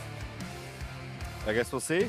Just to recap the bans quickly, Elise, Galio, Thresh for FlyQuest, and 3 tanks on the C9 side, Cho'Gath, Maokai, and Zac all taken away. Looks like Contract's moving to a different tank. Gonna have to have Gragas this game, although is, I think, technically flexible, but rarely seen top lane these days. And like you said, C9 also happy to get Caitlyn nice and early. Yeah, I mean, look at the Caitlyn win rate. This is a champion that has seen a ton of play, is played by all teams. It's not like this is something where only the top teams play Caitlyn, that's why it has a good rate. It's closing in on a 60% win rate, and after the win last game, which I imagine is not calculated in this, you know, would be right up there. So, like, that is a very consistent, very powerful champion. It bullies lane against almost every other AD carry. You're able to siege very convincingly. The team fight is still strong despite the nerfs. So definitely a really, really powerful champion, and you can see why it's almost always prioritized. Yep. And for Sneaky individually, including that last game, 5 straight wins. Oh, not straight, but 5 plays and undefeated so far with the champion. Orianna, Jhin, and now LeBlanc join in, though, in the draft. As, again, high showing priority for the Orianna. LeBlanc, every now and then, I feel like a lot of some teams always ban it, some teams never ban or pick it. I think Jensen has shown, especially at Rift Rivals, that he can overperform on this champion, but in the LCS has only played it, that looks like once. Yeah, it's one game. He did win that game, but does not often get the ability to actually play it as a counter pick. So the fact that Moon is going to select this Orianna for high early on means Jensen can get the first round counter pick. That's one of the advantages of the red side, and they are going to leave support and likely top for later, so we'll see where the bans are going to be focused. Looks like Rumble, like you said, for C9. There's 1 Bard ban by FlyQuest, so that's 1 support. Still Blitz, Taric to play. Thresh as well actually open. No, Thresh was banned away in the first round, but It's interesting because if Cloud9 does a double ban on top, you can just play J4 top. So if you ban Rumble and you ban out Kled or whatever, you can say, well, fine, I'll just play J4. It's actually normally where people play the champion. Moon is one of the few that is really running it in the jungle, so that's not really too big of a deal, and that's why they are kind of spreading out the bans between the two remaining roles. We'll see if FlyQuest elects to go for the same sort of strategy, or if they really are going to target Smoothie more heavily. There's still a lot of picks. I mean, there still is Taric, there still is Blitz, there still are a lot of the enchanters and stuff. You know, you can still play things like Nami, and Janna has really risen in priority. So they are going to do the same thing: one support, one top ban. But Kled is still available. Camille is still available. That's exactly what C9 want right now. I'm guessing they'll take his support away. Probably happy to blind it, although kind of depends. I think they probably want to see exactly what FlyQuest have going. Give Impact that counter pick, but certainly a lot of consideration here. And looks like mixing it up again for C9. That is going to be Taric. All right, I've been had. It's not Alistar, but going back to a pick that has worked so well for the team.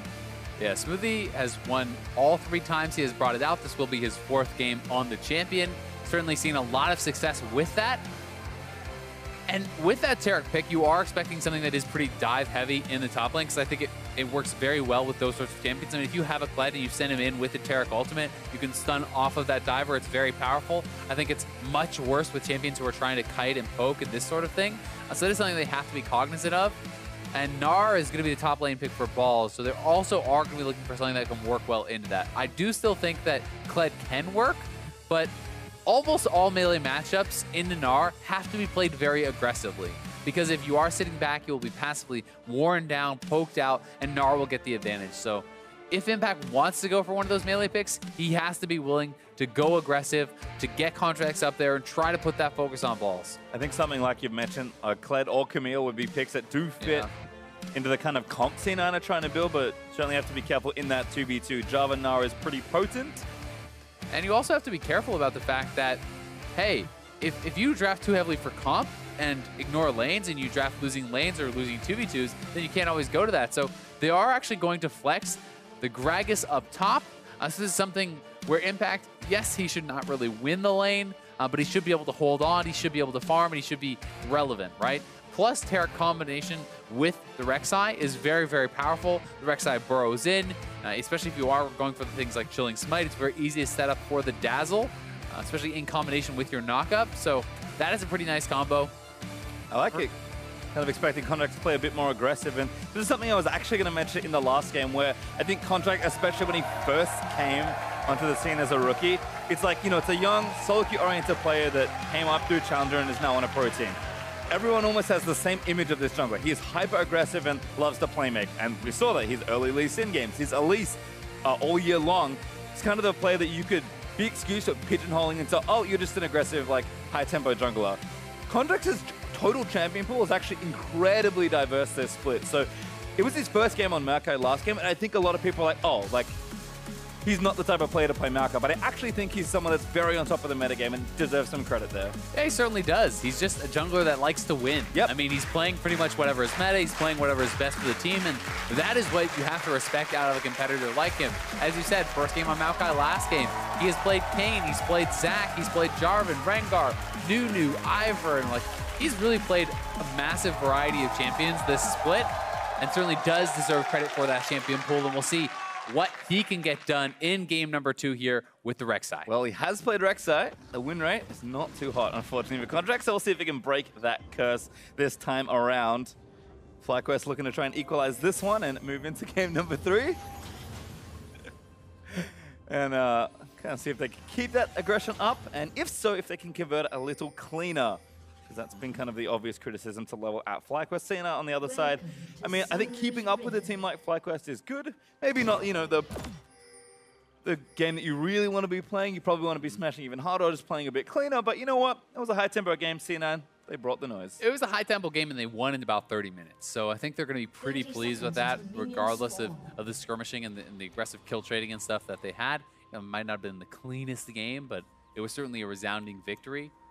But once again, we're back to this scenario where you look at FlyQuest team, you're thinking, okay, AoE team fight, hard engage. You have Jarvan alongside, you know, the Jhin ultimate to set up that engage, and you can actually combo the Gnar ultimate with that Jarvan ultimate because he creates that terrain for Gnar to actually stun you into. And then when you look over at C9, yes, they can team fight, but someone like Jensen on this LeBlanc is going to be looking much more for small skirmishes, for split pushing, for this style of play. Thankfully for FlyQuest, they will have Balls, who is pretty strong in the split push as well, who can look to answer and can look to create that own pressure. So we'll see what they do decide to do. Yep, certainly feels like C9. I feel like, comfortable after game one, mixing things up quite a bit. Could have taken the Syndra again, but didn't want to. Instead, gonna opt for this LeBlanc. Looks like a blue shot there for Moon. Contracts on the Raptors. Ball's gonna, Impact, excuse me, gonna move back towards the top lane. So we'll see where these junglers do go next. And probably a good idea to keep the camera down here in bot lane, because I'm expecting even continued aggression here. Yeah, certainly the case, but I think this one is going to be not quite as crazy. I mean, it's Thresh versus Blitz was what we had last game, and it ended up being so aggressive. This is a lane with the Karma where you can try to poke out, Smoothie, poke out Sneaky, but you can see the more defensive options that have actually been chosen here by Smoothie. He goes Wind Speakers, he goes Coin, so he's going to be able to kind of play this more passive style where he is getting extra mana back from the coins that spawn. He's going to be able to kind of heal up and just try to play this as more of a farm lane since he's going into a Karma and doesn't necessarily want to brawl. You can see prepping those minions. No Targon to help execute, but easy enough here. Sneaky the last hit under the turret. And Moon actually checking the blue buff. Does not see Rek'Sai, so Contracts, as we can see, has fully cleared that top side of the map. So some information there for Fly. We'll see where Contracts does go next. Looks like dipping mid. Yeah, he is looking over for High. High is playing to the bot side, but if the chain lands, it could be tough for him. Chain's already landed. The root on the other end as well. Contracts with the flash on Burrow. High gonna get chased down by a red buff Rek'Sai. That feels bad. First blood to Jensen. Yeah, too late on the flash there for High. The chain had already connected. He was not able to break it, and once that chain landed, it was lights out. As the trading does commence in the bot side. Fourth shot lining up, but not used yet by Turtle. Gonna have to burn on a minion soon enough. Getting some poke on a Sneaky though. Looks like Smoothie able to keep Caitlyn nice and healthy as we watch this one again. Now, Jensen needed to land the chain for this gank to work out. If he lands it, it's pretty much a guaranteed kill. And High waiting quite a long time. He flashes as it actually connects. So Contract's able to flash in and be able to follow that up. But it's tough for High because Jensen was point blank with the chain. So even if he flashed earlier, maybe he would not have had enough distance to actually break that. Either way, well executed gank there for C9. And the fact that First Blood goes over to Jensen is exactly what they want. And that is one of the things, and I think the big reason to me is why Jensen's LeBlanc is so threatening, because the gank assist is insane. If you can land the chain, it's really powerful. And the fact that High is double combat summoners, has to use both of them, still dies. Jensen is playing TP LeBlanc, right? He's playing for the split push, playing for that later game. He doesn't have to use anything. Going to even be able to just walk back to lane with that First Blood gold, and he's in a great position right now. Yep, Contracts also continues 100% First Blood participation with his team. So kind of see where all the action goes as Dazzle on the bot lane, but Smoothie already a little too low. Going to get rooted, but gets the fields up just in time. Bit of healing coming through, but again, the FlyQuest duo playing very aggressive and effectively in this 2v2. Yeah, they certainly are. Turtle, he is on the Doran's Ring, remember, so he has double potion. Sneaky just used his one potion, and we have been seeing more and more of this kind of AP Jhin start. Some players are actually going for AP Blues as well to just really up the damage on their Q, make kind of that last hit and the bouncing easier. Plus, obviously, they are trying to do it also for the additional mana regen to be able to spam out and push in. So it is a pretty effective start, has gained a lot of popularity. Good jump there from Balls, but Impact out of mana, so it looks like he's going to go back to base anyway. Paul's just waiting for the wave. He's probably going to try and cancel this one, and Impact, yeah, a little too greedy on that recall spot. Ball's also with just the little move that he did. He tried to actually clump up the minions, and when you clump them up like that, your minions will focus fire your opponent's minions faster. So that means that the minions will be denied from your opponent. It will push towards you, and that essentially forces out the TP from Impact. So Ball's going to have to answer himself, but it essentially takes away the option to not do that from him. Yep, Ball's also TPs to his turret, so a bit of extra safety just in case Contracts was lying in wait, but an early Glacial Shroud there for Impact, and those phage components for Balls means that top lane's going just fine for either side at the moment. And tracking those item purchases will be pretty interesting. Impact, I wouldn't be surprised to see him just go straight for something like the Righteous Glory. Some pretty aggressive trading here in the mid lane, and it's tough for Hai because Jensen is on a corrupting potion plus that Dark Seal, so he has the additional regen and he can go more aggressively for these trades, and that's what he's trying to do. Shockwave actually on the Jensen, but Smoothie's here in the mid lane. Contract's also coming in for a revisit, and he gets the next kill. Smoothie with the flash dazzle stun there, so well done. 3-man collapse coming in. Hai with no summoners, no chance for him really to escape that one. And that was set up very well by Jensen and his aggressive trading. So excellent early game here from Cloud9. Yeah, Impact also keeping Mega Gnar away. Balls trying to trade, but a good body slam. Able to keep most of that damage off for now. And Impact's real goal here is just farm. If you can keep the experience even, if you can keep the farm even, you don't have to kill this guy, you don't have to pressure the turret. Here is the play again. Hai already relatively low. You can see Contracts coming over the wall. Smoothie looking for the stun, flashes in to secure that, making sure there's no way out there for Hai. Nice play and a good roam from Smoothie. Once again, that trio for C9 continuing to apply pressure in the mid lane. And you can see the priority on upgrading this Nomad's Medallion. This is something that's used to be pretty atypical in pro play for supports to upgrade their gold generation item early on. But because the Nomad's Medallion gives you so much gold, I mean 40 gold for every single coin that actually drops, it's really worth getting it on that early base, even in pro play. And this is something that I certainly recommend you do for your solo queue games, because the amount of generation it actually gives you is insane. Like, you can have thousands of gold from this item easily in the course of a game. Just pick up those little coins, and there you go. 40 gold as Smoothie picks up one. Dazzle lands onto the Lemon. No follow-up, though, with a potential trap. That nice little trade there as they get some good poke in onto the Karma. But again, just going to be a pretty heavy amount of farming here in that bot side of the track total, at least starting with a Serrated Dirk. So I'm expecting one lethality item and that BF Sword for Sneaky, nice and standard as well. We've seen some Dust Blades, but mostly Ghost Blades into standard Jhin builds, so kind of curious to see what Turtle wants to do here. And I think, given the C9 frontline, he's probably going to go a more traditional build. Yeah, you would expect so. Though Rek'Sai is going Warrior, so he's not going to be like super tanky for a while. So there could be some merit to actually going for the lethality build. We'll see what he decides to do, but definitely wouldn't be surprised to see something like Ghostblade into IE Rapid Fire. That's what we're going to. Moon's here. Jensen trying to play it safe, but it's a 2v2. His Contract's also here. In fact, he's going to start by knocking up Moon. Jensen trying to get an angle. Oh, long range Q lands, but look not at able the to follow up. damage. I mean, Contracts with the early Warrior did so much damage there. Ooh, Dazzle lines up just barely, but the root does finish onto the Taric Smoothie low. As Jensen backing onto Hai, gonna miss that chain. Just gonna keep going. Yep, does get the double Q as Hai just keeps getting chunked. Shades of old LeBlanc, Azael. I mean, you just keep trading nonstop. Hai doesn't even have a refillable potion, let alone the corrupting, so he's always going to fall behind. Execution, elimination, flash, but Contract's going to follow Ace in the hole. Not needed. Contract's able to get the kill. Turtle tried to block, but now he's in danger of getting dove. Bastion in onto Contracts as Exhaust comes in for Smoothie. Turtle flashes, but he's going to get stunned. An easy double dive there for C9. So well done there by C9. Starting with the chunk on Moon at mid lane. Contracts knows that Moon had to go back to base after that, so he can go to the bot side. He can play aggressively, knowing that there's not really much chance of Moon being there and being able to fight. And that was really well done, again, by Cloud9. And Jensen is carving out a pretty big advantage mid lane. It's very hard for Hai. He's actually having to spend a lot of gold on these potions. And Mono even again expends the Shockwave to chunk down Jensen, who's probably going to have to play with a bit more respect at this point. I mean, well done by Hai. Is coming nose, so maybe not. Another 3v1 in mid lane. Hai's going to try and get out of here. He does have 2 sums. He can retreat up to the top side. Oh, Pyro Dazzle was nuts! Hai, goodbye. Jensen with a snipe. Oh, Jensen even able to dip in and pick up that kill. The 3-man squad making another return. Has to be so frustrating for Hai, who despite these disadvantages had actually fought back and traded very well in the mid lane, maybe in a position where it gets stabilized, but again, Smoothie and Contracts show up, put Jensen ahead, and Cloud9 is just getting so much done with these attacks on the mid lane. Yep, 20 CS up for Jensen, actually 25 in the lane right now. He's got 1,000 gold plus on Hai as far as total gold leads go, and Contracts has done so much hard work in this game, starting with that first blood kill to continue his 100% participation, now 3-0-2, and you can kind of tell why he wanted to get a bit more aggressive with his item build.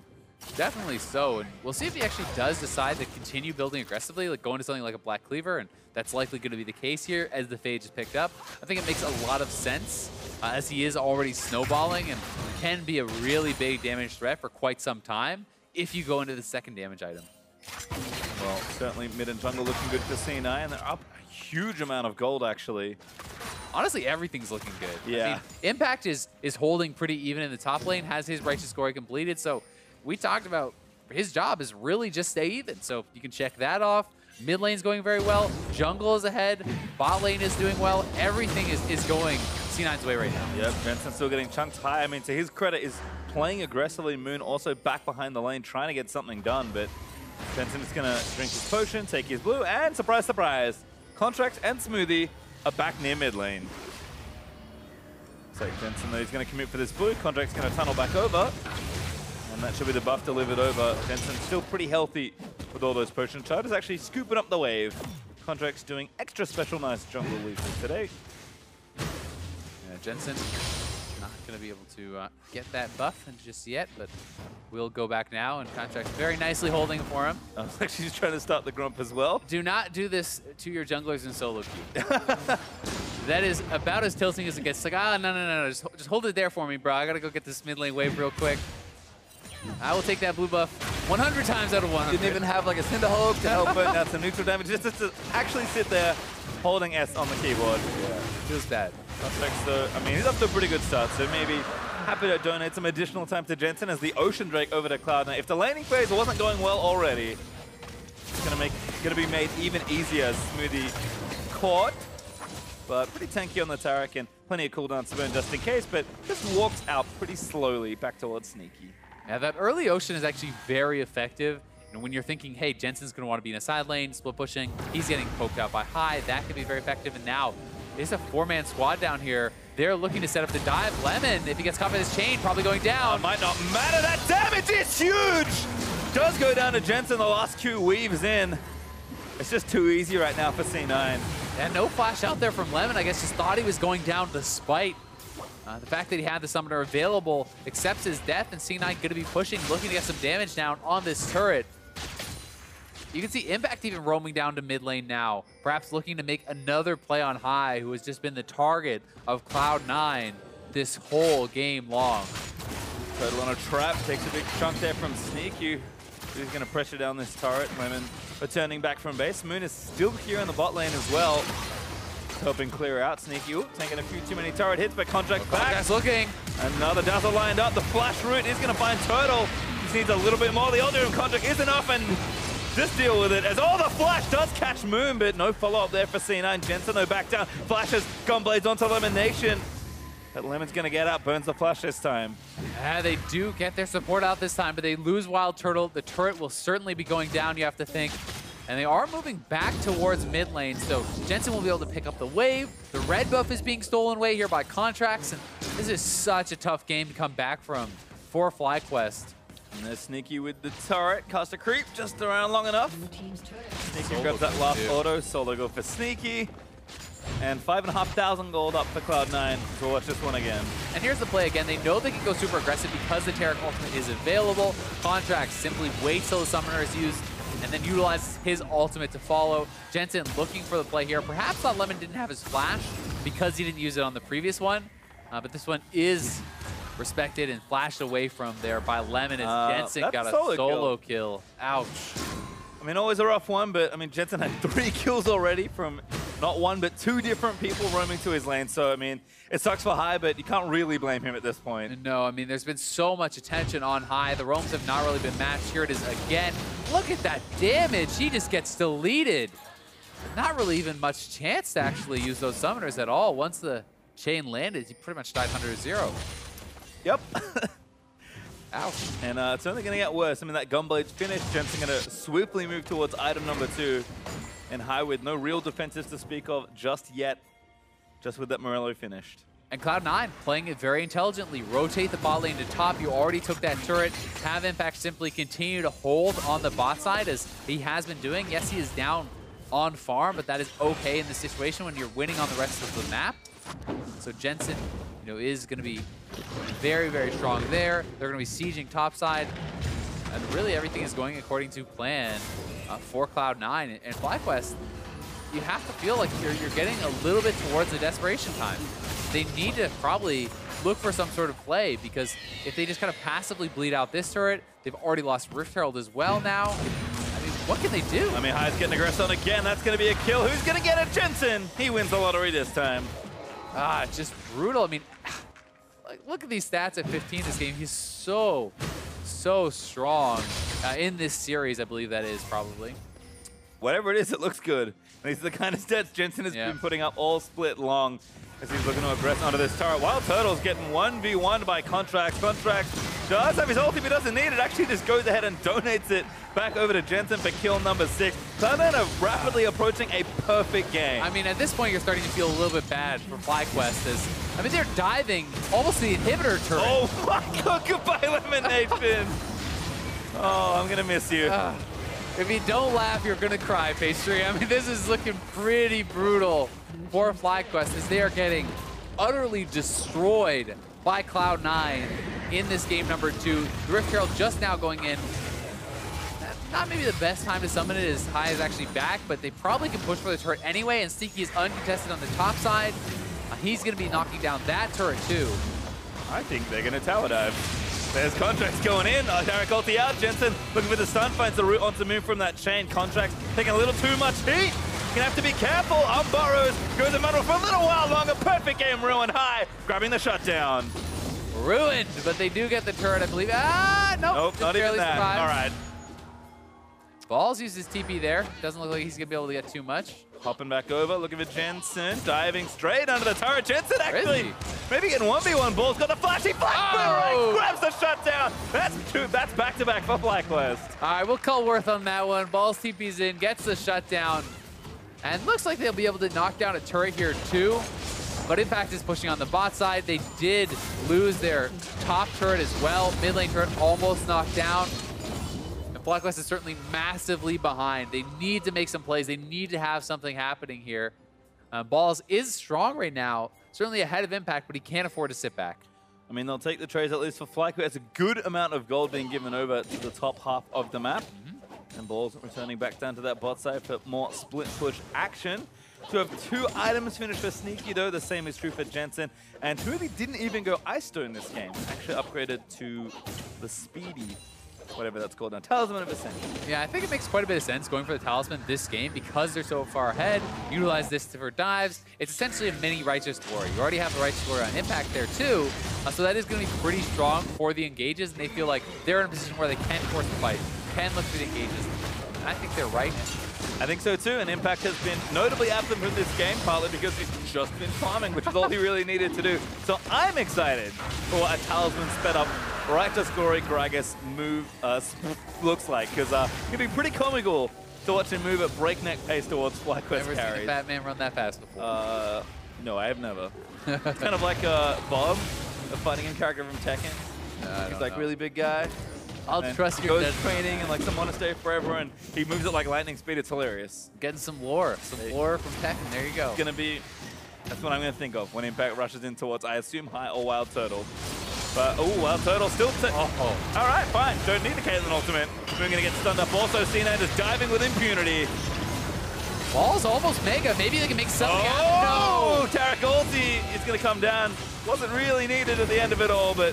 No kills given over. C9 going to take yet another turret. That's number 5. And you know what Impact is showing us this game? He's showing us a masterclass on how to let yourself get carried. When the rest of the map is winning, you don't have to do anything except stay alive, except farm, and he's been doing just that. Jensen diving deep and 20 minutes in. They are looking at this inhibitor turret. Not going to get it just yet. Still have mid lane tier 2 to knock down if they want to kind of complete the game in your more typical fashion, but just an overwhelming amount of advantages for C9. I mean, they fell back down to 8k ahead, now they're almost 10k ahead again, and Jensen is 1v1ing everyone. Yeah, Jensen is able to dive in, takes down Turtle, and is able to distort out, actually immune to that ultimate damage, and that has to be frustrating for Balls, getting CC'd up with the Mega Transform available. Not sure that they would have been able to pull off a play, but I mean, Shockwave was up, so maybe something happens. Maybe they can hit a Mega Gnar into a Shockwave and turn something around. You really do need that sort of combo. Like, you need to hit a J4 ultimate on multiple carries, Gnar ultimate onto the wall, then Shockwave them. Like, it has to be that or it's nothing. All right, some good news. Jensen missed the chain, so I lived this time around. Passive not proc, but Jensen still applying that pressure, and C9 looking at a very early Baron. I could tell you're a glass half full kind of guy. Mm-hmm. I didn't get one shot. Today is a good day. I mean, given what has transpired over the course of this game, I think that is certainly a victory for High. But C9 onto that Baron. FlyQuest will know, but they're going to try and force something, and C9 is going to take the spin ult. Moon's going to try and get in there. Oh, not going to get the steal. That means Moon is going to sacrifice himself for the attempt. Jensen follows through, finds one again, but a good shockwave from High. Might turn it back around. Tarek still dishing out heals as Contract looking to assassinate Orianna. Attempt successful. Ball still caught up. Finally, Megazord crunches away, but Impact looking to follow up. Might have a play in mind. Body slam does land in after the flash. Sneaky able to take down Balls for that one. And Contracts is daring Turtle to come fight him. I mean, Contracts is comically strong.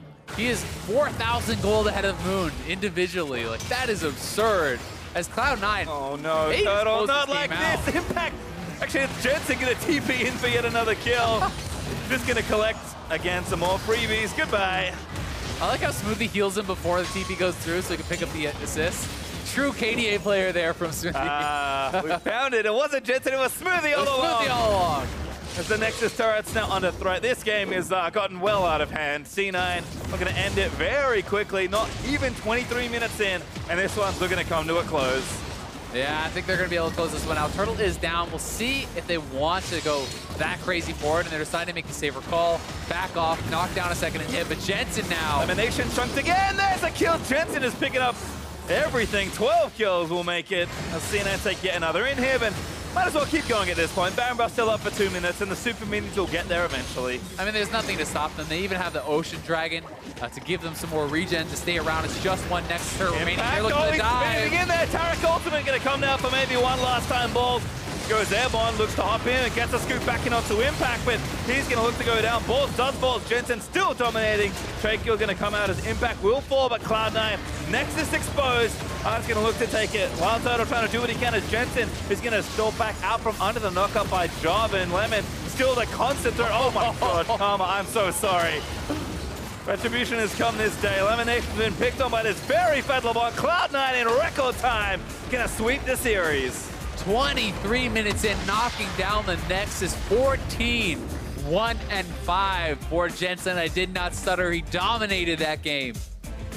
And a monster performance out of Cloud9. This has got to be their most dominating series, all split. I think so. I mean, Jensen, there's just something about this man's LeBlanc. Things just go horribly wrong. I mean, I remember a playoff game a long time ago where Jensen set an individual kill record for a game on that very champion. And sure, the champ has changed since those times, but still showing that this is the snowball champion, and when he snowballs, this is what happens. And you've got to give credit to Smoothie and Contracts for how they snowballed that mid lane. High was, fine in the 1v1 for the most part, but he was getting picked on so heavily.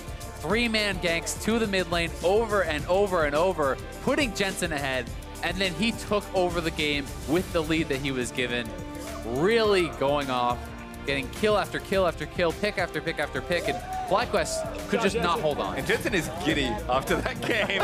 You can see the smile on his face, so happy with how that one went. And Cloud9, again, looking to maintain the best possible position moving towards playoffs. They needed a convincing win, and that's what this series was. And they have the easiest remaining schedule as far as strength of schedule goes. They're playing teams at the bottom of the table.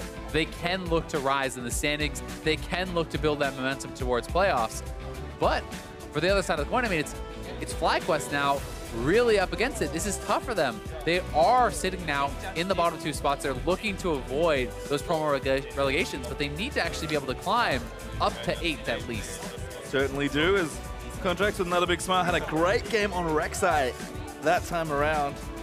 And Cloud9 is happy for a pretty resounding victory. Sneaky, a little more humble in victory. I think, yeah. I mean, it's all innate for him. It's all about killing those former teammates, which he did plenty of. Yeah, and I mean, you want to beat your friends. I don't know if you want to beat your friends that bad. Yeah. That kind of, it's hard to gloat afterwards.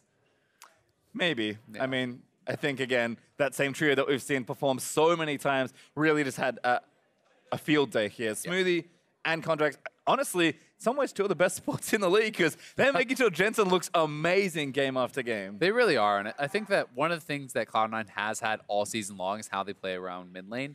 Jensen gets a lot of credit, and he deserves a lot of credit, but the team as a whole enables him. The way that Contracts and Smoothie make those roams, create vision and areas where he can play safely and play aggressively in is very impressive, and I think contributes a lot towards his success. And I think on the other side, if you think, okay, well, that trio, that core's looking good, what do the other lanes need to do? We saw it from Impact. You take a tank, you have a bad matchup, just play safe. Sneaky, ever the consistent player on a champion like Caitlyn also just needs to farm. Like, when it doesn't work for Cloud9, it's because some of these pieces start falling away, and we have definitely looked at top lane to been not looking as strong, but Impact definitely seems back to form. And Ray, if he does come back in, I imagine he'll be feeling just as good. Yeah, you would expect so, but for FlyQuest, you have to look, I think, somewhat at the draft, right? I mean, the lack of priority on Caitlyn, both games, very surprising to me, see J4 prioritized above that, giving over that really safe bot laner for Sneaky 2 times in a row, despite the fact that the FlyQuest bot lane played very well in game 1. They couldn't snowball that, and partly it's because he's on Caitlyn. Certainly is, and for more on that 2-0 from Cloud9, let's check in with Digon and Cloud9's playmaker in the bot lane. Thank you very much. And I am joined by A-tier support, Smoothie. Now, Smoothie, there was a lot of playmaking in game 1. What makes you so deadly on playmakers? I don't know. It's right now in the meta, if you have a good matchup in the bot lane, it's really easy to snowball the game. Like you see, like Alistar is just one-shotting the enemy ADC, and just lots of playmakers. I don't know, it's really hard to find actually like figure out the meta this time around for some reason. But we just figured out that it was just kind of bring this all in, and just if you win, you win. For your career, change is a constant, whether it was the different team that you're on, the type of player that you've been, and you found something now that seems to put you at the top. What makes you so great at adapting to whatever's necessary for your team? Honestly, I don't know. I'm not really like amazing or anything. I do what my team needs me to do, and if I need to play this one champion, then I learn that like really fast after like a day or two of solo queue. Yeah, I don't know. It's not really anything that special. I just play the game, and I love it. It's really fun. Super modest. Now let's look ahead at the future here. You guys have Envy and Echo Fox as your last 2 games before you get into the playoffs. What kind of form do you want Cloud9 to be as you head into the playoffs? Well, this week, honestly, we were struggling to grasp the new meta after the patch. Hopefully, we like know 100% what we want to pick and stuff for next week. Like for example, the first game against TL, we were kind of like question mark on what we had to pick. We picked like 3 or 2 split pushers and like Tristana, who also wants to like kind of split push. So it was really hard to win the game from like a team fight perspective. But yeah, hopefully going to next week, we can figure our stuff out and win the games. Well, this week was definitely good for you. 2-0 week with Smoothie. Thank you so much for the interview. Let's go ahead and send it over to Dash and Mark for more. Thank you very much, Digon. Cloud9, I mean, stomping 2-0 here, especially this second game, right? We had a high kill count in the first game, high kill count in the second game. Second game was just a heck of a lot more one-sided. Yeah, all the kills were mostly on one side. For a while, it looked like they're going to perfect game. A little bit of a mishap, but otherwise, still just a very dominating performance out of C9. You heard Azael talk about it. One thing that C9 has had this entire season long is that focus around the mid lane and the ability to play around Jensen here very early on, collapsing to the mid lane and starting to get that LeBlanc pick rolling. Yeah, really weird timing there where he did a full topside clear, something you don't see that much, and then didn't reset and go bottom, actually just ganked it. So that was a bit peculiar, but then Contract didn't let up, roam mid with Smoothie later, gets pickoffs in the own jungle just by having that kind of advantage and going for invades, and then setting up a dive. Him and Smoothie comboed together super well this game overall to secure a number of kills. Yeah, very much so. I mean, Contracts had 100% kill participation for a large portion of the game. Of course, once Jensen got to a state where he could just solo people out, you started to see the kill participation,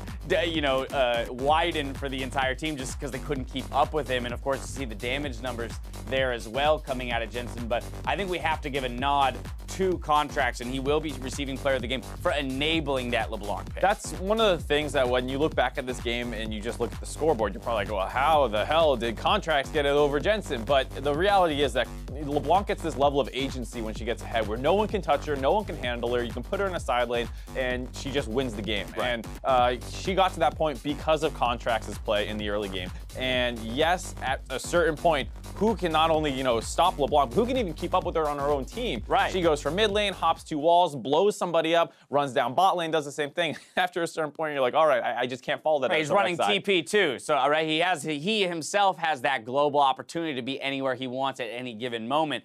you know, outside of how quick pace and how dominant both Contracts and Jensen were this game, I know you have still some concerns around FlyQuest's approach to Champion Select and the fact that we still ended up with a Caitlyn on the red side of the map. It's something that a lot of teams seem to be struggling with in the meta. You even heard Smoothie saying even though they won, they weren't super clean in the TL game that they had yesterday. And this time around, they give the Caitlyn first pick away. They end up giving away a LeBlanc as well. And then since they had taken the Orianna away early, C9 didn't even need to use their bans on their second rotation on other mid laners, which is usually the case when you last pick that LeBlanc on red side. Right. So there's a number of things at play here where they just keep ending up with these kind of weak drafts overall. They ban out Thresh, and Smoothie's a great Taric, and even though you're maybe delaying some of his early game playmaking, he can still run wild on the Taric pick. I mean, so here we have, to me, a really sweet contrast, you know, across the two games in where C9 finds success. Yes, they're still capable of winning scrappy games that aren't necessarily played around the mid lane, right? We saw a lot of that develop around the bot lane in game one, but things just look so much cleaner for Cloud9 if it is around that mid lane. And it's something we criticize, that it is very kind of obvious when you play against C9. Get ready for them to snowball mid lane. Get ready for them to do that. But it is moving in a nice place for the meta for them just because top lane can play more tanks now. Bot lane has been support playmakers the whole preseason or whole season so far, and it's continuing to stay that way. And then the big question is the jungle, because for the most part, Contracts has looked good on Rek'Sai. We know he can play Elise, but can he start playing the Maokai really consistently? Can he play the Cho'Gath and other things that might rise up? One thing's for sure, C9 put on a clinic today. Now we've got another series coming your way. Up next, TSM try to end their week in first place as they face Team Envy. Don't go anywhere.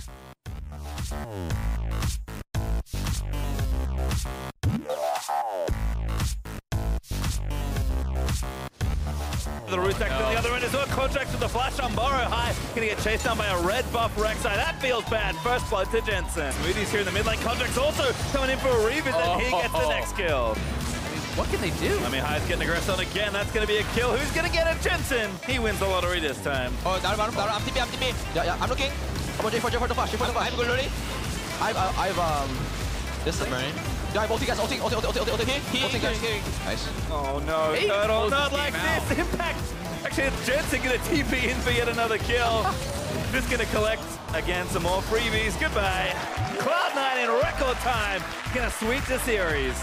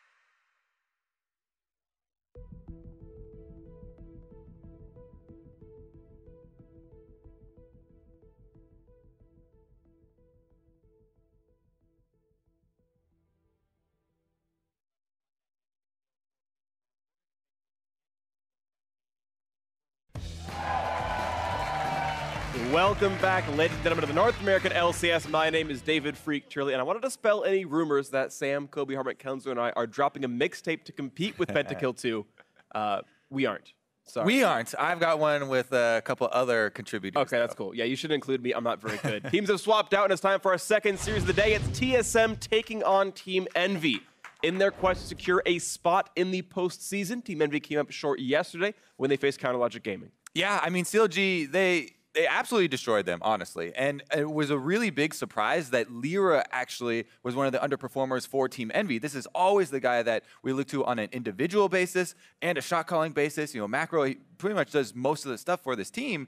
He got 2 games of Elise, and they just got destroyed. You know, he was getting killed early in the level 1 invades. A lot of the ganks were getting turned around on him, and he just did not have a good day. So Envy are definitely going to need him specifically to bounce back today. Yeah, the top laner, Seraph, also had a couple of rough games as well. He's going to need to shape up a little bit here. He's up against Hauntzer, and Hauntzer had actually smashed in his first game on Gnar. And in the second game, he got 4 times tilt proof honors on Shen, so he did okay for himself. Yeah, Hauntzer, he's definitely been looking to get back to his former position, right? You know, greatest top laner in North America, and people are like, yeah, get him MVP and all this.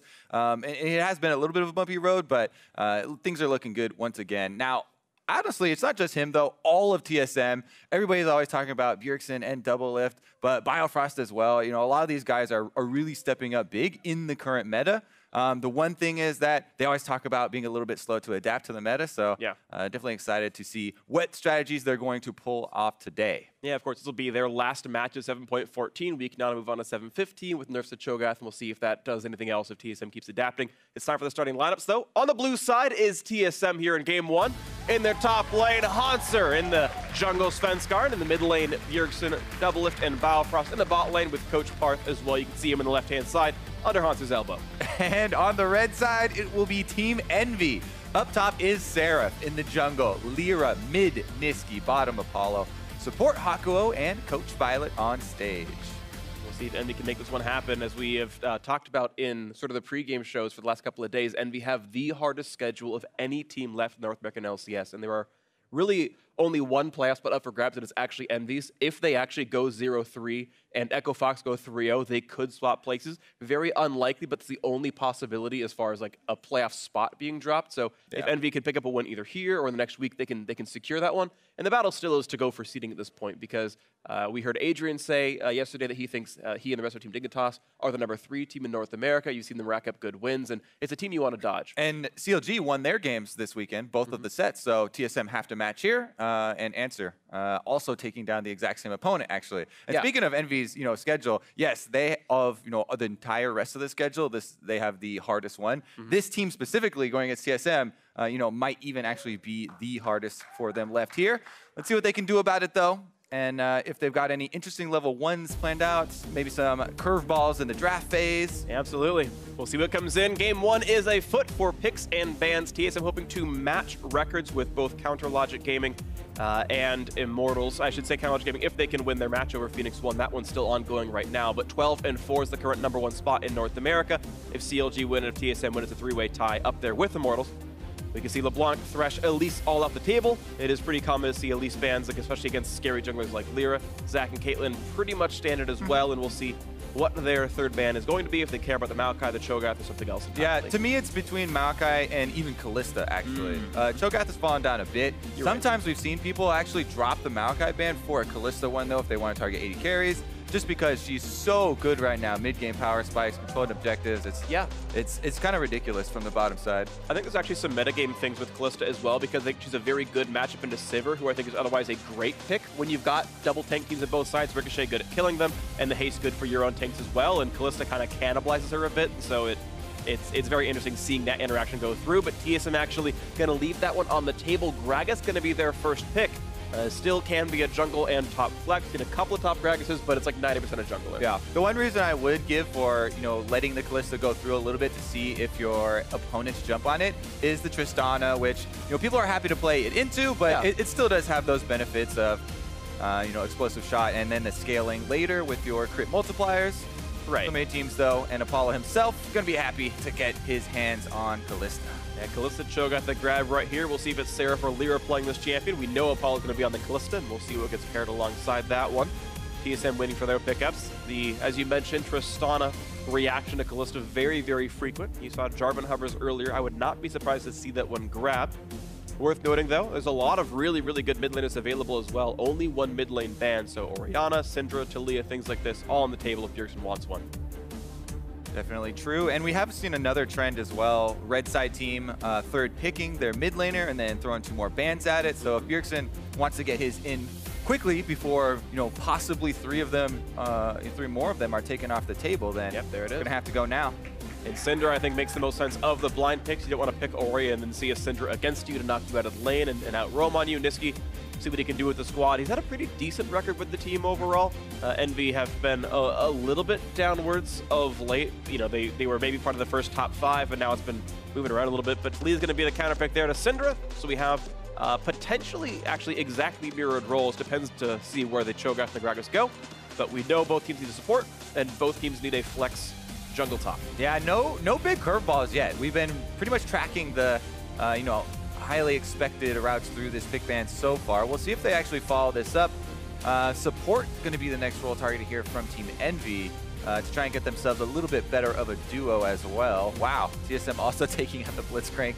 That combination with the extendo pull is always fun to watch. I haven't seen it quite, this year since Kalista's come back into the meta, but always keeping my eye out because Blitzcrank, is on a similar rise. So hopefully at one point we'll see those, entire screen length pulls. But Ballista combo, I think, is the term for it. Yeah, we're not going to come out here in this one for sure. Envy will see which role they want to go for first.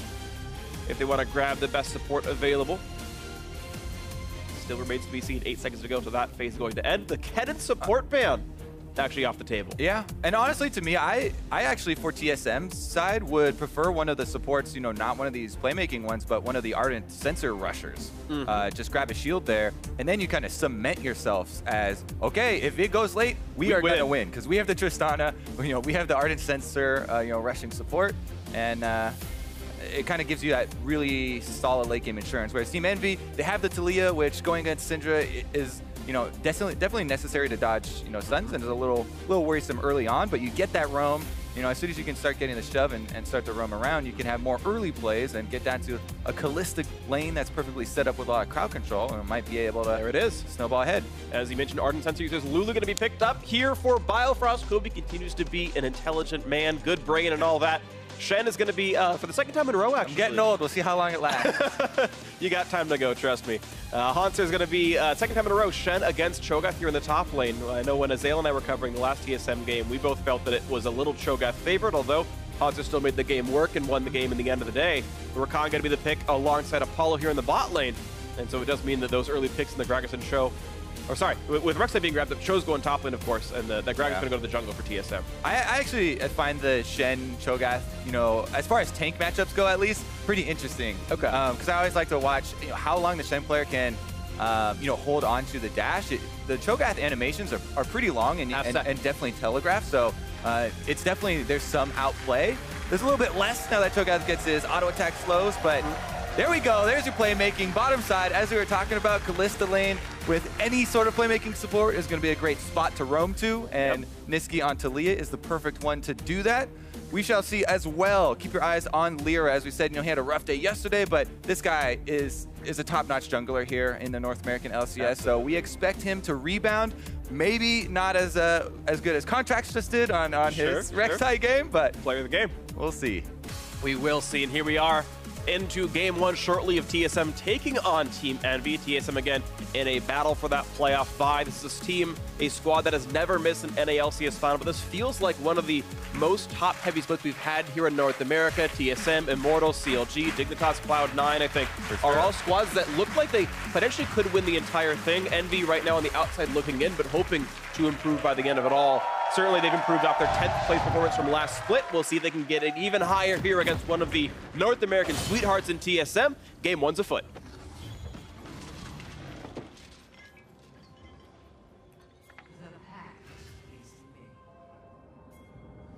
All right, no sweepers yet, so we're not going to have any of those shenanigans for trying to kill Raptor wards, get early experience. You also, let me check on Lyra just to make sure he's not running an experience ward or quintessence. I'm going to check watch.lolesports.com. It'll tell me. All right, go. Shameless Detective plug. I had Captain Flowers be the detective earlier this week. I like playing detective. We'll see. I'm totally okay with this. See if you can follow up. All right, Lyra's rune page just has 3 attack speed points. All right, so he's not going for the Raptors red scuttle that we've seen quite often. Yeah, those sort of shenanigans. Sven doesn't have XP either. He's running triple ability power. Yeah, it's super rare for Gragas. Definitely wouldn't expect it, but that's how you catch people off guard. See, there you go. I checked just to make sure. Figured while I was there. Are they even going to get their Raptor ward down?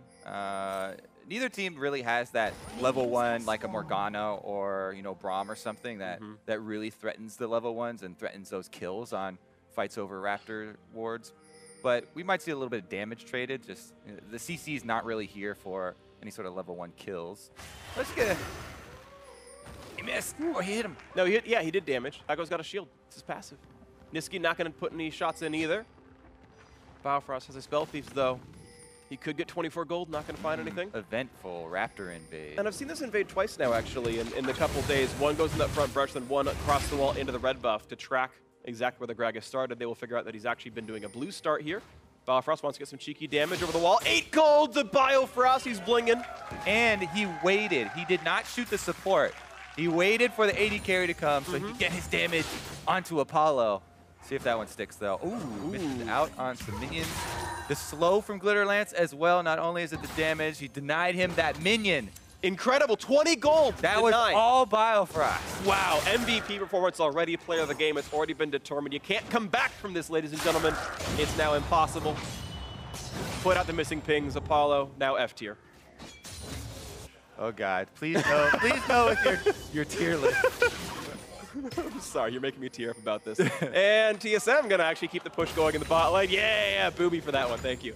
And you can see actually perfect CS out of double lift, 12 out of 12. Quick scuttle grab here for Lyra, going to help make sure the bot lane is safe. That said, Envy are under their turret anyway. It's not going to mean too much, but Sven's going to walk by and see it's gone. And just say, hey, yep, I'm here.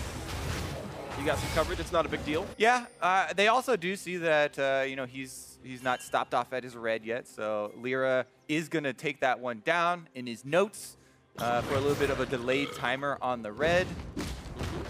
Just in case, you always want to keep track of every little bit of information you get as a jungler.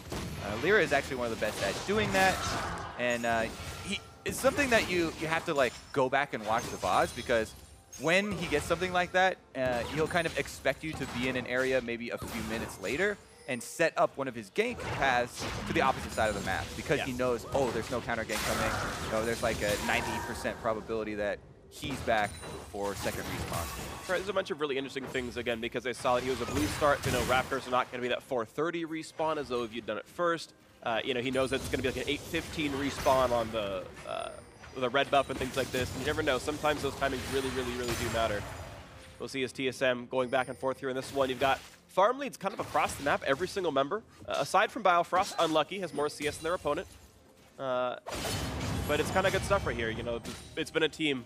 Hanser in his interview yesterday said that TSM have arguably the most individually skilled team in North America. And it's certainly been a good strength for them. They're certainly strong in the early game in the landing phase. But Lyra able to deduce that the Gromp was never taken. He's going to try to steal it. As we said, there's going to be a little bit of extra time there. He has Smite too, so he'll secure it.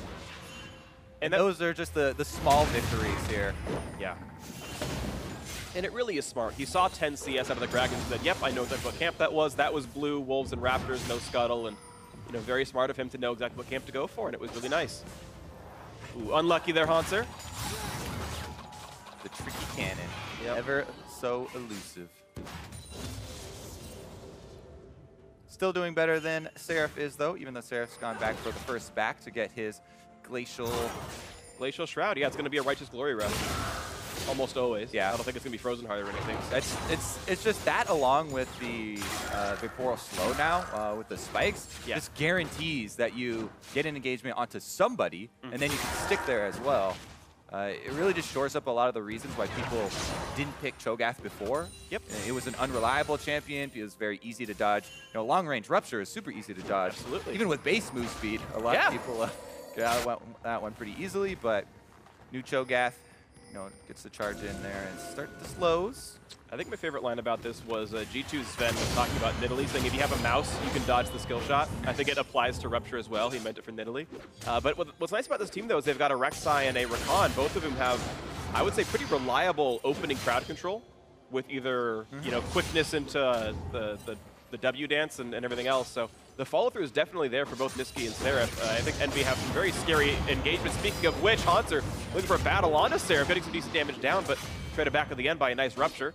Yeah, you would see. Seraph really wants to grab these, executes on the minions as well for the passive heal. Should be fine after that. Cho'Gath can sustain a bit better than Shen. Big difference though, Shen level 6 now with Stand United available. He would definitely have to back up a long range. Cho'Gath, you know, has many ways of interrupting the Shen Stand United, so he has to be a little bit careful if TSM want to set up that bottom side. I always do like seeing, you know, those plays set up in advance, where you have your jungler there as well, and everyone's coordinated and ready for this, you know, bottom lane play. That being said, TSM's bottom lane is playing against the Kalista Rakan combo you talk about, and don't always get the choice when really don't. The play's about to start with that duo. Sometimes life is hard. Want to point out something interesting. Hakuo actually had put 2 points into his Q into the Gleaming Quill early on. I don't know if that was a misclick or if he really wanted the better cooldown for a better sort of poke pattern, but he did wait a little bit on starting to get points into that dance. Grand entrance, I should say, to get the name proper. The W, the engage tool. Putting points into it now. Either way, this game has gone back to tie as far as the landing phase is concerned, as they've done a pretty decent job on all sides of trading farm back and forth. And you wait to see as the first recalls do come through. Nice for Doubles to get that BF sword back. This is kind of what happens if you have lane dominance. You can wait until it's a 1,300 plus gold recall. Yeah. You know, Apollo would be happy for 900 gold back with his Vamp Scepter, but Double wants to wait longer. The other thing, yeah, and the other thing with those backs, though, and the timings of those backs, also sets up TSM free Infernal Drake. Yeah. So incredibly good here to time with that back. I mean, they communicated to Sven, we are forcing the back right now. I'm going to get the BF sword, perfect timing for this, plus sneak into the back of that Infernal. They have, look at those, what was that, 4 wards into the blue quadrant of Envy jungle. Just those small, clean plays like that are the things that are very necessary for top teams to do, right? Yeah. Talk about Envy, they're currently in the playoffs. Like, they're in this playoff race. Yeah. You know, it's their spot to lose, and this could very well be one of the teams that TSM would play in those playoffs. This could very well be the first round opponent.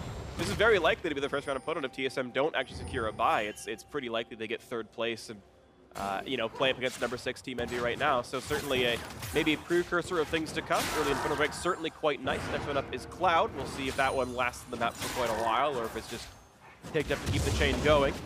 Level 6 for Sven. We'll see if he goes for his first gank. Lyra, though, already to 7. Has not found his way into the lanes either just yet on his Rek'Sai. Nice stop for Hauntzer, gets some damage. Manages to dodge the Rupture, just used to knock down some minions. And Seraph getting pushed around a fair bit. That's what I was kind of talking about earlier when I was talking about how I like the Shen Cho'Gath matchup. It's so much about you know, the positioning of the Shen and dodging those AoE abilities that have very long, you know, tells basically with the animations for his skills. Hauntzer able to do some ninja-like dodging there and get a very good trade for himself. The Golem also deceptively ninja-like. Yeah. Runs a full circle. Ran quick. Gets back to home. Ooh, nice big stun there on an Nisqy. And yeah, the attempted boost are not quite going to work out. They're going to try again for round 2. You're going to get back to the mid lane. And save Golem. Going to show nice smite. Sven gets it away, but here comes the ulti. And Apollo going to look for the first kill to give it Hakuo. Gets the quickness, jump in, 2 stunned in. And into goes across, exhausted and double. If there's the Rek'Sai ulti as well for a bit more damage. Can they knock him down? The Trist is gonna fall. First blood in for Lyra. Double lift goes down, and again, yeah, Hauntzer has Stand United available, but Seraph is right next to him. There's no way he can get away from this Cho'Gath. You could say, hey, maybe he should have at least given the shield, even if he doesn't arrive. But it looked like double lift was toast anyway, and it's a long cooldown early on Shen. Don't want to waste it. And Sven's going to fight for his own buff, but he's in a 1v2. Makes it a bit difficult, and now it's a 1v3 as Nisqy shows as well. Smite is up for Lyra and not for Sven. And it is going to go over, and actually, via the smite, goes to Nisqy. Yeah, he smites right before the seismic shove, so I don't know if they were talking about that and coordinated it. It is really nice to have that on Taliyah, but regardless, they're able to get that one over to the mid laner. Anyway, it's just Doublelift. And yeah, I feel like it was communicated that I am, you know, pretty much dead here from Doublelift, he says, so don't even try and lend me the shield. You know, I don't have any, you know, more movement. I already flashed, so... Good on TSM, I guess, to hold on to that cooldown. For Envy, though, this is the momentum that they need, right? You want to start playing off that bottom lane. They use both ultimates of Kalista and Rakan, but they're honestly not very long cooldowns, even early on in the game. So you could look for a repeat. Just have to keep in mind that TSM didn't blow that Stand United, so it's still a possible trap card. It can be. You have to watch out. Don't activate those too early unless you're ready for them. Watch out for this. Right now, those 700 gold lead for Team Envy's got a field pretty decent. Apollo also holding on to a nice farm lead now as a result partially of that kill and everything else that's happened. But keep in mind that's still being offset by the Infernal Drake TSM have picked up. So not going to feel too bad about blue team's chances so far into this game. Sven has still not managed to make himself part of any aggressive plays. And that can be fine as long as your team is comfortable to outshot call in the mid game. I would call the Infernal Drake maybe not an aggressive play, okay, but an intelligent play, I guess. I agree. I actually think I would classify it as aggressive. You know, it is team, you know, coordinated, and they, you know, took the necessary steps to make it less risky, but still aggressive, I guess. And I think it was such a big issue, especially since, you know, they're facing a Taliyah team. They have a Cho'Gath on top side that could interrupt the Stand United anyway for TSM. So for them to, you know, get down there, especially with a mid laner like Taliyah, that's kind of difficult in sneaking away First Dragons. I think it was actually quite a big play from them. Envy, though, let's see what they can do with this gold lead, because they definitely want to keep up the pressure. The ultimates are back for the duo. Kalista, Rakan ready to roll. We'll see what they can find. Of course, Stand United is available, as you mentioned before. It could always stymie this aggression. Currently sitting on 1,000 gold against this Infernal, and Envy still cutting back and forth and just playing the wave of their game in mid. 4 minion difference to the mid side. Nisqy holding up against Bjergsen. This Taliyah doing well against the blind pick Syndra so far. Early Merc Tread's picked up. It looks like he's actually going towards Nisqy as the pieces of early banking as well. So really building to handle the 1v1 and going to be, I guess, scaling up a bit more later on to this one. Such a high value item versus Syndra. If you can, you know, block that long range stun. A lot of times that's just going to save your entire life right there and open up for so many more roaming plays. Because that's the thing with this Syndra-Taliyah matchup. Yes, Syndra has 1v1 kill pressure, but Taliyah, if she can get away, definitely can roam first. Trying to affect the rest of the map, and right now, it's actually Syndra. Bjergsen here, roaming first with Ben. Double flash comes in, they're going to knock back Apollo. Beautiful explosive cast here, comes Shed, a bit of time bot. Beautiful out of Hawklow as well to buy more time, but it's not going to be enough. Ulti comes in for Bjergsen, the gameplay button works out. Now Biofrost a bit low, kill comes through to Lyra, his second of the game, and now it's back on towards Bjergsen. There's the pick off by Seraph, a nice chop coming down, and now Sven cutting back, but low on health. One more comes through, a double kill out of Seraph into this one, and now just between the turrets, nothing for TSM to do. 4 of them are going to drop, you have to assume, and yes, it's only Doublelift left alive. A catastrophic fight out of TSM goes haywire. That was a 4-man dive by TSM. Everyone goes past the turret except for Doublelift, so there's no AD carry DPS when all of Envy collapse. Now, it is a good initial play here from TSM, but it's a little bit early since they saw Hako and Apollo leaving the turret. And that's good by you know, Apollo and Hako to leave the turret before the minion wave gets there. I guess Doublelift was a bit zoned off by Seraph. That's why he did not join. You can see on the mini-map there. But what a good collapse for Envy here, getting a bunch of kills for themselves. Even though Doublelift gets the first turret gold during this catastrophic you know, event, as you called it. Yeah. It's still definitely a gold advantage here for Envy. And TSM giving a little bit more away. Yeah, Envy going +3 in kills is going to be worth 1250, 1350 in total gold, as you count assists and all that. So yeah, it is worth more than first turret by a couple hundred here. And as we go into the outsides of this one, it's TSM putting the duo top side, looking for Hakuho. Ritheld going down as well towards Envy. Round 2 available. They still don't have Kalista or Rakan ultimates back up yet. There's a few seconds on them. Doublelift got some good damage though. BF Pickaxe plus Zeal is nice. It's probably a bit better than Rune King at this point in time, but Apollo might scale up soon enough. Hell's going to reset. TSM are first to mid lane a little bit, but Nisqy's going to wave clear.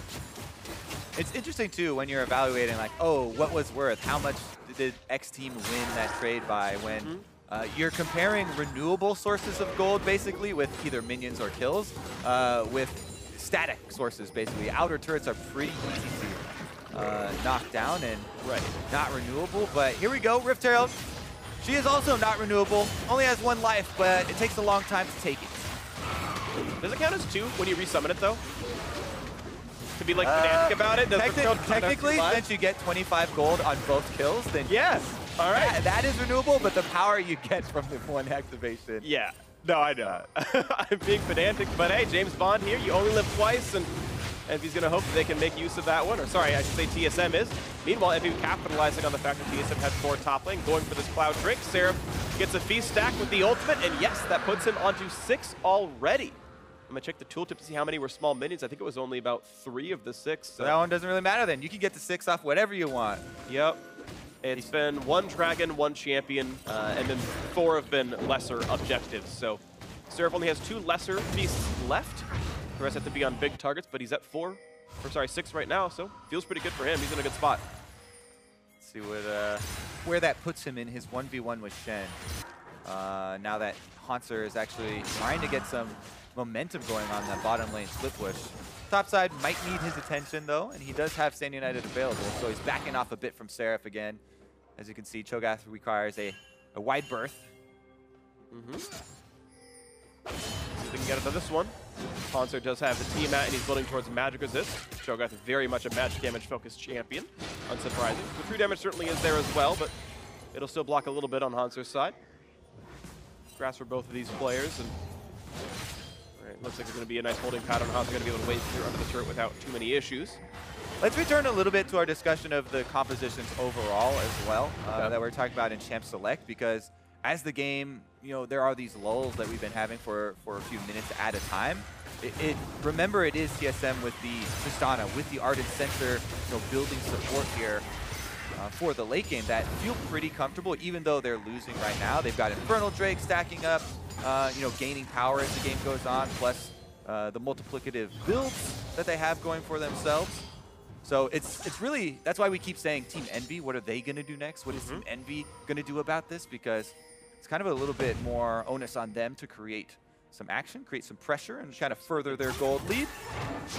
Absolutely agree with you on this one. There's a nice body slam out of Sven. They're going to knock back Apollo. The knockup is there as well. Beautiful on a Biofrost, and 1 deletion already here. Hako Force to Run is going to get out, but a 1-for-0 still favors TSM. They got control over top lane.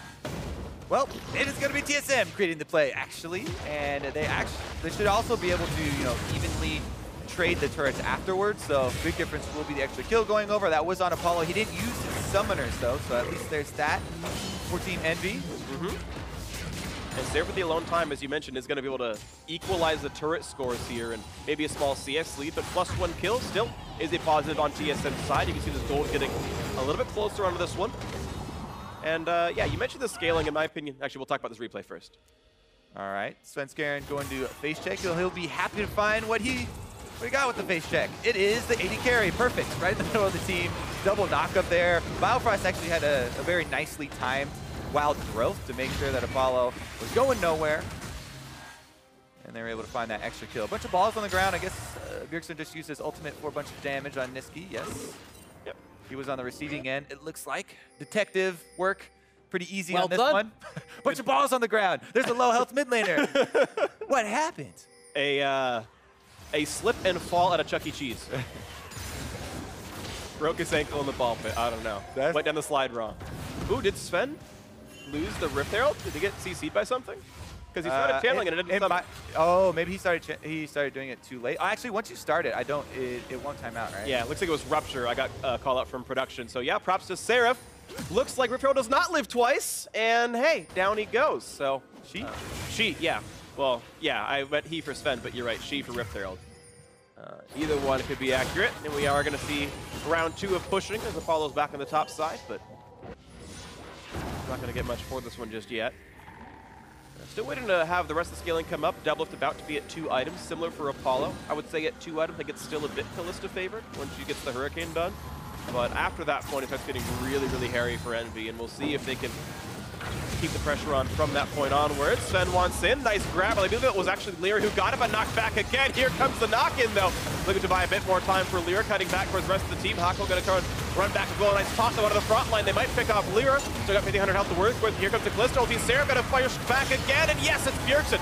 Picking up the kill with the Unleashed power. Just Envy cannot find a way in on this one. Out they go, 1 for 0 TSM. Seraph teleports and flashes into the middle of TSM, but he doesn't have Feast off of cooldown here. So there was no big threat. That's where Cho'Gath, big threat. Everyone's complaining about right now, the state of the champion. It's all about, the Feast. Yeah, he's got Rupture and the AoE silence is nice, but after that, he just gets 4v1 in the middle of the team and taken down so quickly. TSM get another kill. They get some more gold. And we keep cautioning against, the curve that's possible for this game. Definitely looks to be benefiting TSM here. They were the ones to start this one out. Svenskeren, a little bit of defense on his own jungle. Knocks in the jungler first. Hakuo only knocks up the tank there, so they know that there's a lot of cooldowns not available. There's Seraph. Look at that. Teleports right into the enemy team, but not going to be able to get much done. Uh-oh. And a fight on the top side, and there we go, immediately the kill off on a Bjergsen, getting the shutdown in. He's now 2-2 for the knock-up. A great Rupture out of Seraph, wants the flash out of Sven. And at least a trade 1 for 0 now, Envy getting the same as they had before. Drake up in 25 seconds. Yeah, pretty good timing there for Envy. They get right back out onto the field. Niski uses the Taliyah ultimate. They pick off Bjergsen. This should set them up, grab this Cloud Drake. And they're trying to lay the groundwork for it first. Get the Scuttlecraft, get some vision down there. Bjergsen will be trailing on the spawn. But actually, since Apollo is recalling right now, they probably won't be in a position to rush it too quickly. Bjergsen will be up in 5 seconds, and TSM, well, I don't know about that one. But they're going to try. They're going to burst down as fast as they can. Here comes Seraph. He's got Feast, though. He can't get it quite in time. He tried, and he couldn't. And barely, just barely, TSM knocks it down first. Cloud Drake to TSM. Are you kidding? I'm going to say they should not have been able to do that. Let's take a look at this pick, though. It's really good Taliyah wall and Seismic Shove from Niski. Nice play from him there in the mid lane. But the rewards that they were looking for off of that kill were not there. They even got the Scuttle Crab and saw TSM get in there, but they just burned it down so quickly. Seraph couldn't even get into range with his Righteous Glory for the Beast, and TSM just snapped that one away from under their noses. Yeah, nicely done by them, and it means the neutral objective continue to stack up. Seraph not going to get any pressure on this bot lane as well, as Hauntzer just continues to scale and get stronger and stronger. Visage done. He's going to be fairly tanky for himself. And again, this gold just remains within 1,400. Second major item done for both these marksmen. Similar for the mid laners, or close to it, as Bjergsen double blasting wand. There we go, Banshee's Veil picked up, going towards Void Staff next, you assume. But 2 items in for him, 2 items in as well, as Niski finishes Brilliant Nabokov. We are not too far away from Locket for Lyra. We're also not too far away from, possible picks around Baron. So these wards that you're watching get cleared out right now are actually pretty important, as both teams are putting so much effort into setting up for this vision on the top quadrant of the map. Mid turret now under fire, and that one's definitely going to be a big one for jungle control here around that Baron. Devil not being threatened. 2 more attacks. Knock it down. Has to kite back first, because here comes the entrance. He's going to be several silences and charms out of Hakuo, but no fight to be had just yet. Envy forced back right away. All they really did is get Svenskeren down to half HP and get Bjergsen's Ghost out of him. One shot on this turret as well. This one's going down for sure. Gets away from the seismic shove. Down it goes, nicely done to double it. 3-1 in turrets, game within 1,000 gold. Becomes pretty scary here for Envy. I mean, that was a decent look for them, for Hakuo getting inside. They actually get the shove on his Sven. Here comes the ulti, so several that will give him the shield. He's going to survive for a whole lot longer. The Feast going to come through, and Seraph getting himself that kill. 3 for him now in the game. It's a 5v4 as they force back Hauntzer down below 1,000 HP. They have knocked down the tanks well. The wall is going to block off 2, and Hauntzer doesn't actually have flash. He can't get away. The seismic shove is in, and they're going to get the kill picked up. Beautiful out of Niski to force the summoners, force the kill to come through. A 2 for 0. Envy have control over the Baron area. No jungler alive, but not going to go over the fight over the Baron just yet. Another really nice wall there from Niski to pick up the extra kill. But as you said, they don't really feel safe to do the Baron because there is still a teleport on Hauntzer. So if they get harassed by TSM while they're setting up for it, and then that buys enough time for Hauntzer to come back, then they could get caught inside the Baron pit. And if they lose that fight, it would kind of be that devastating, mid-game swing over to the scaling team that takes away most of your chances of winning. So Envy show a little bit of restraint after they get these picks and don't give anything back to TSM. Here's the initial one though. That was a nice grab onto Svenskeren. And then the follow-up here. Talia Wall right down the middle, just barely touches corners there with the blue buff. It even knocks Bio back over the wall. But Hanser not so lucky. Nope. Less slippery than a ninja should be. That's the way it comes down for him. Unlucky there, and you can see Envy actually doing a good job getting it back to a 2,000 gold lead, and maybe they can keep it going. Lyra very much building for utility. Knight's Vow and the lock-it in to keep the teammates alive a bit better. And Lyra has had such a better game this time around, right? Yesterday we talked about he was having a really rough time. He's got 100% kill participation for Team Envy. He's definitely doing well on this Rek'Sai, and as you said, he's doing that while building supportive. Rush the Knight's Vow into the locket. These are the most team-oriented builds you can get for this mid-game. They want those to coincide with the massive lifesteal that Kalista has in this mid-game spike for them to have a power spike. I know they have to make this one work though, because time is definitely running out, and TSM are pressuring the secondary turret. Ooh, and just barely piercing the left-hand side of the wall. He's going to stay alive, but that could have been a potential flash force. Just keep buying basically a minion wave with that ulti use. Out they go once again. TSM going to try again later. All right, Seraph is also pushing up on the bottom side. 4-1 here from Team Envy. It's got a little bit of pressure, but you can't get damage onto the turret, so this doesn't mean a tremendous amount. If you go too close to the turret, Shen gets his taunt off, and he can actually start winning trades with you as Cho'Gath if the Cho'Gath is under the turret. So it gets a little bit dangerous. We'll see what comes up next right now. Seraph has components of either Randuin's or a Thornmail. Could be either one. We'll see what he actually goes for. Certainly could be worth it to cut down lifesteal off the opponents. So now Hanser again going to find a battle with Seraph, but getting pushed away. However, Doublelift's around. Battle for red buff. Seraph could win easily with his ulti. But does he need it for the fight, though? Silenced once again, and he's going to give that one over nicely to Apollo. So a red buff steal to Team Envy, and they are still pushing forward with this mid-game. All right. It's kind of, the power of Envy is peaking right now. Red buff on Kalista. They've got all necessary items to complement her power. They have both ultimates available from the bottom lane duo. It's time for that explosive mid-game fight. TSM just wanted to stay calm, though. They're looking for a little bit more time. Doublelift is almost up to Rapid Fire Cannon to also, complement his Infinity Edge and Static Shift here. He actually can go complete it whenever he wants. And that's really the power spike where I feel like Tristana is just a better team fighter than a Kalista. And Envy have gotten themselves to a 2,000 gold lead with a good early game, and Lyra and Apollo and the rest of the team have done a good job making that happen. But now is a time where we've really been scared about for Team Envy, which is where TSM, I think, have better team fighting. Void Staff done for Bjergsen, Rapid Fire Cannon done for Doublelift. The tank killing is now here and available. So things to watch for as Doublelift walks in, level 13. He's got the attack range.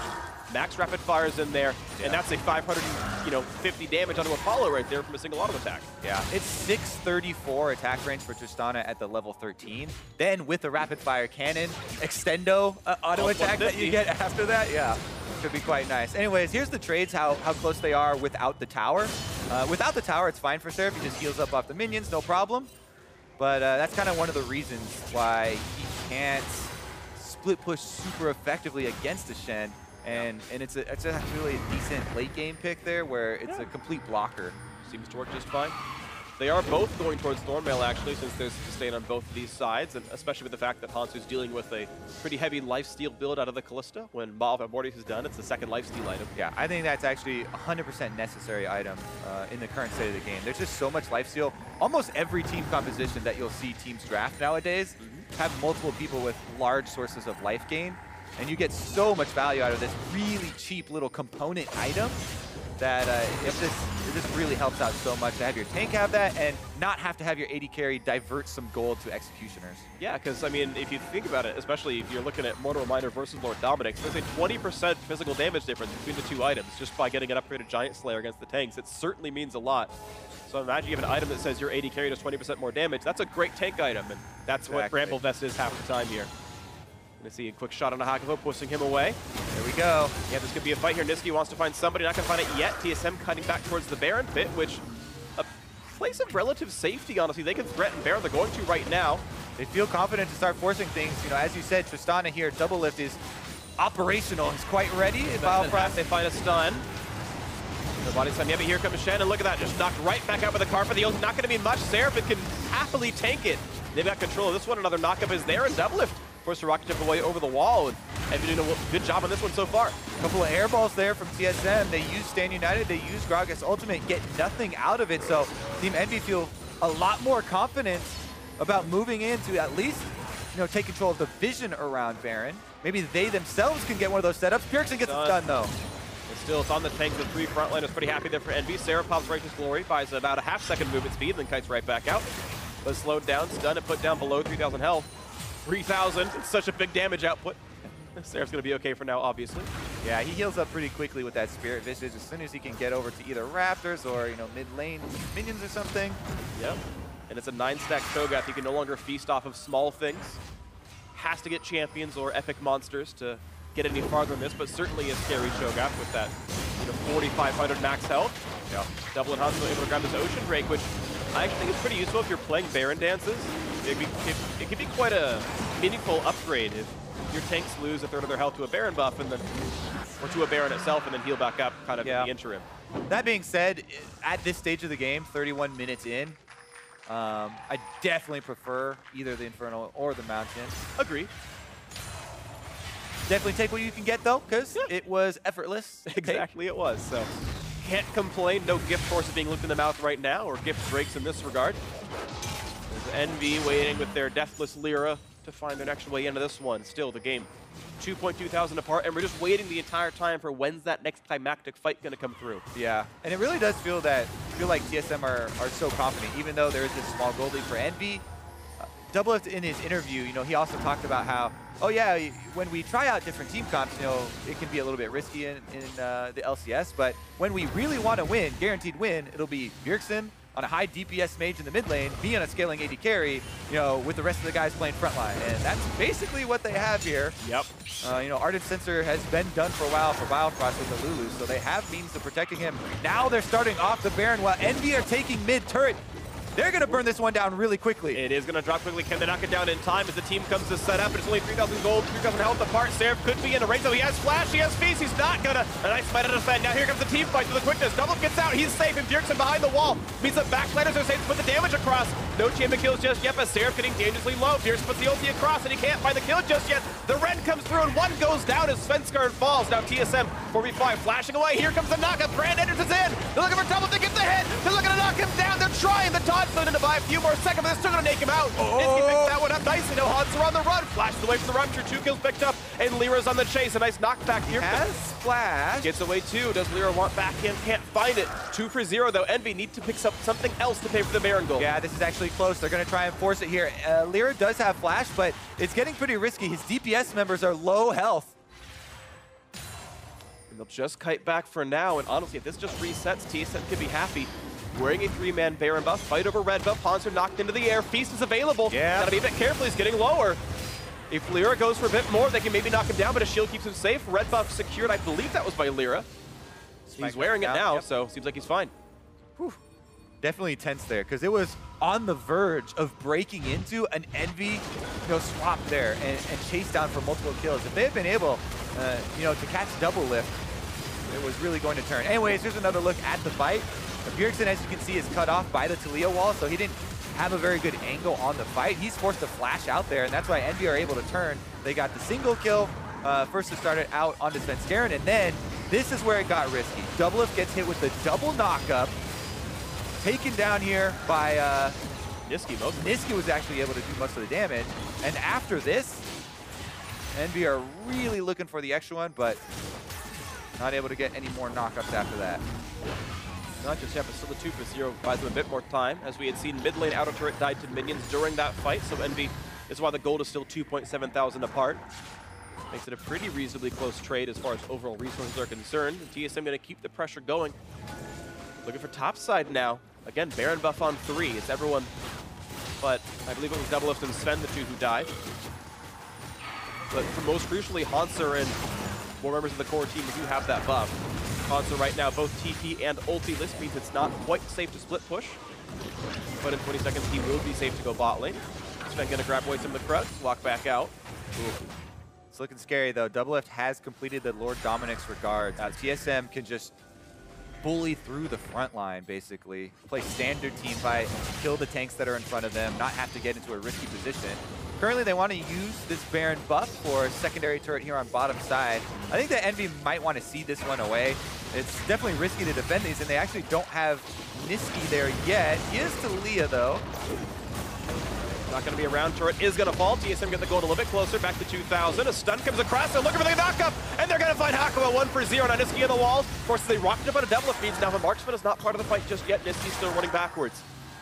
Envy, they're not going to find anything else in this one. TSM, though, with a 5v4. Ooh, nice bit of chunk out of Bjergsen, but the shield going to keep him safe for now.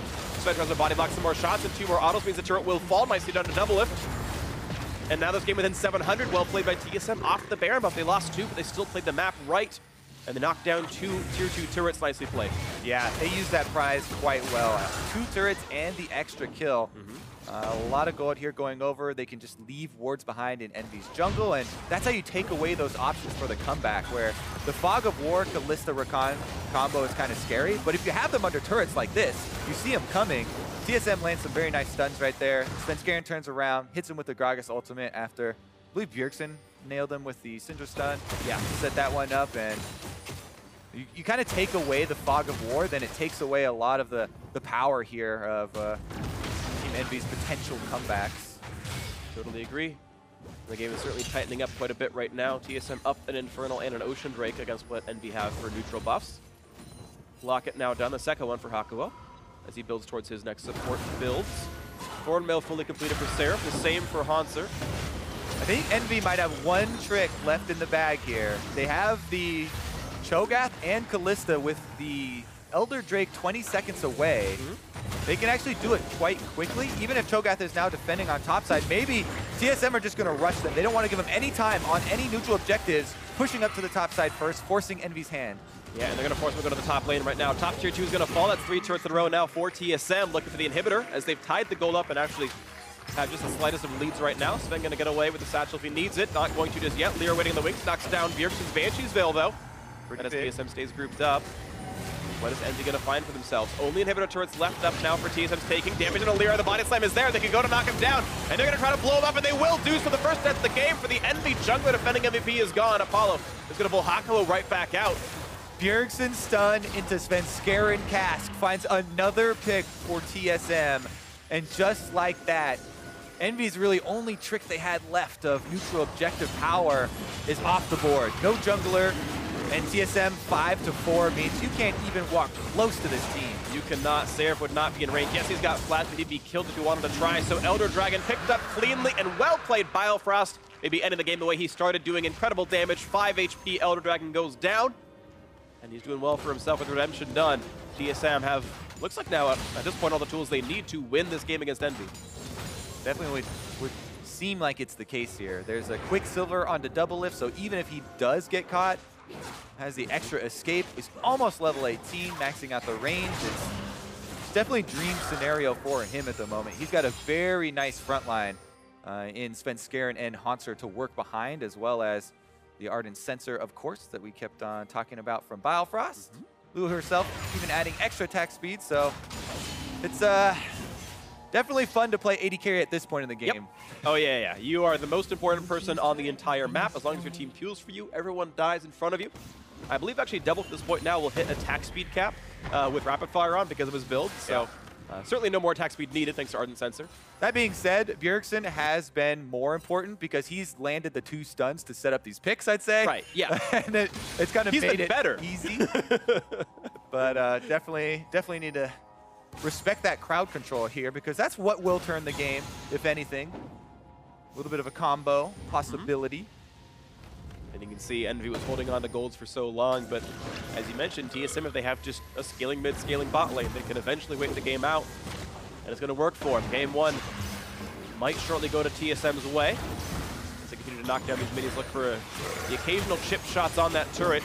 It regens, but not as quickly as Double can deal damage, down to about half HP right now. More shots coming through, and down to 1/3. 2,000 gold lead TSM. The shield is on, and Doublelift going to knock this one down, and a few more auto attacks. Here comes the wave. Down goes the turret.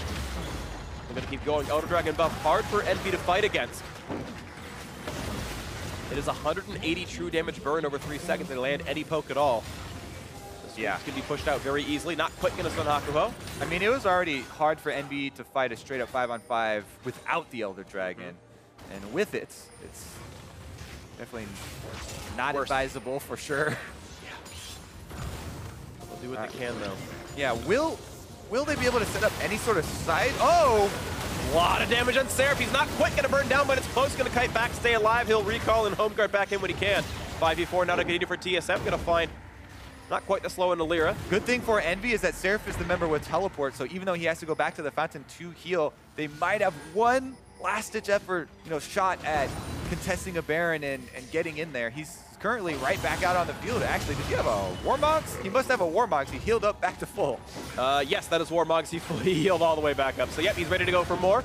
Baron going to be targeted one more time. Doublelift getting away from the Rupture. Nicely done. More shots on a Seraph, who's back at full HP. Gets a shield. Nice charm. Looking for Hanzo to knock him down with the first one. And Baron is not close to dead at all, but a Blast Cone keeps Hanzo safe for a few more seconds. 8,000 health in the Baron, but it's TSM forced to kite back. Hanzo in the back line. Looking for a big and a knockback by Doublelift. Actually betrays the explosive cast for Sven. So no engagement to come in just yet. Envy actually kind of fortunately able to kite back. Yeah, a little bit of messed up coordination there from Doublelift and Svenskeren, but doesn't matter. Redemption full heal, and they're back on Baron. Yeah, speaking of full heal, though, Seraph is well able to go for this one.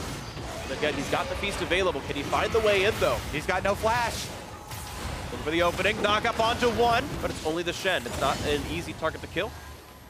Scuttle goes to TSM. They're still waiting on top of this one. Bot minions are still pushing into the base, though at some point, Envy must react to the bot lane dead inhibitor, and it's Nisqy's going to go.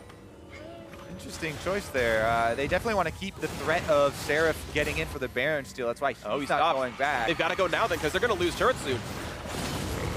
Rupture down now. Stun coming in. Here comes Super Minions in the base, and out of the front line, Seraph going to stay alive. Take through the Cinder. Ultimate staying alive. Looking for the feast. They're going to knock down Svenskeren. It's going to be 1-for-1. Yes, as the Cho'Gath falls, but now into Lyra. The rocket jump forward. He's looking to do it, and yes, the flash forward means Doublelift gets this one. Now a 2-for-1. Can he find a third, or does he even want to? Getting shot at right now, but here comes the knock up. The exhaust is in. He has to buy some time, and yes, Nisqy gets the seismic jump to pick up the kill. It's a 2-for-2 now. 3v3 on the map. And both major carries are alive for Envy, but their base, again, being attacked by minions means they might have to kite back now. You could tell Doublelift's blood starts boiling on the Tristana late game team fights. Hops in 1v3, gets taken down due to the exhaust of Hakuho. And Envy at least will buy themselves a little bit of time to clear the minions out of the base. I don't think there's any way we get a Baron steal in here unless Envy, Nisqy decides to use his ultimate. No smite for TSM. Hakuho just chunked out Luck. It's not going to be enough. Bjergsen with the Q lands the kill right there, the 3v1. Oh, threaded volley. All right, Nisqy, there's no smite. Can you do it? Now it's on cooldown. The short cooldown. It's going to be almost impossible. Apollo nearby, looking for the attempt, and he's not going to make it happen. Good job by Bjergsen. Had the better vision. The guesswork just not quite there for Nisqy, and a contestable but clean enough Baron for TSM. Whew. All right, let's take another look. Seraph had just used his Rupture, so they know that big cooldown not available for the team fight, and they take him down. He does get off his beast before he goes down, but again, Doublelift on the Tristana can just melt through the front line. He has ridiculous crit multipliers. This one, though, jumps right into Hakuho, who exhausts and knocks him up for the kill here. A little bit over-eager. Definitely want the Lulu with you in range to give you that extra speed and shield. So you can dodge. Basically, as soon as you jump in like that, you expect skill shots to be fired at you. So you jump in and immediately dodge either back or to the side. But with the exhaust slow there, he's just in range for the knockup, and Hakuho is able to lock him down. Really good play there from the Envy support. Totally agree. A nice job by them to get that kill, but at the end of the day, it was still TSM who got a 3- or 4-man Baron. I believe Sven was still dead when it came through, but yeah, looks like, no, he has the buff. So it was a 4-man Baron buff picked up for them, and they're going to look for this top lane inhibitor turret now. They're leaving Hanzo to split push to the mid lane. He's got the ulti available. Doublelift safe with the shields, knocks back Hakuho to be sure he is safe. And another turret falls. 9-3 in turrets. Envy have not made inroads across the map really at any point in this game. They tried to close off top lane road, but looks like it's back open for business. Yep. Get wall down already. Quick repair work out of them, and knock it down. Looking at mid lane inhibitor turret, that's going to fall as well. So now it's just open inhibs and a single Nexus turret left for TSM to knock down. That's almost all she wrote. Here comes the knock. Going to find one, but it's only the Gragas who pops the stone plate. Stays alive quite a bit longer. They're still going to keep trying with Apollo, but be careful because the re-engage could come in. Hakuho staying alive, though. Seraph in the front lines, and it's going to take so long to kill any of these tanks off just yet.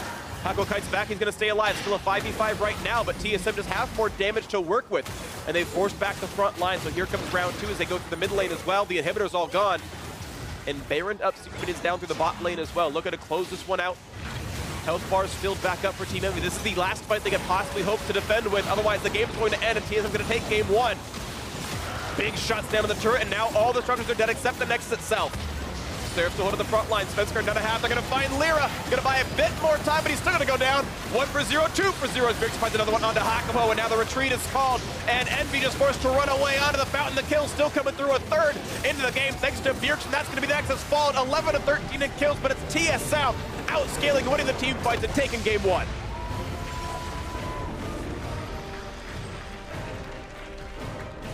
TSM staying calm in this game. You know, coming into game number 1, it feels like their game plan was, we'll just draft, you know, a solid, basically classic 5-on-5 composition. Very much. Scale up. We are confident that Envy won't be able to take advantage of us early.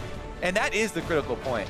You know, sometimes we do get, you know, snowballing, especially out of champions, you know, like Lirazon, Rek'Sai, and we saw, you know, contracts taking over a game and getting, what, 10 kills before 10 minutes or something like that. But and Lyra was 5:05, but that was at, you know, 40 minutes or whatever, and at that point he got, you know, scaled on. All right, I don't think the game. Oh yeah, 45 minutes. Yeah, that was actually a lot longer. Time flies when you're casting with Freak. It's a fun moment, man, Kobe. I enjoyed it with you as well. Hey, we got more games. One, maybe two. Who knows? Just in this series here, yeah. Game number 2 coming up quickly. Envy has a chance to try and fight back, but you know, TSM looked pretty confident, and they didn't show too many big mistakes in this game. There, you know, there's definitely improvements to make, but there was that one tower dive that was pretty bad where they got 4 for 1. But other than that, you're right. It was a pretty solid TSM game. And Envy, I think they did their very best, but I think TSM is a stronger team overall, and this game kind of went the way you expect when one of the teams is, I think, strictly a better squad. We'll see if Envy can shape up a bit more.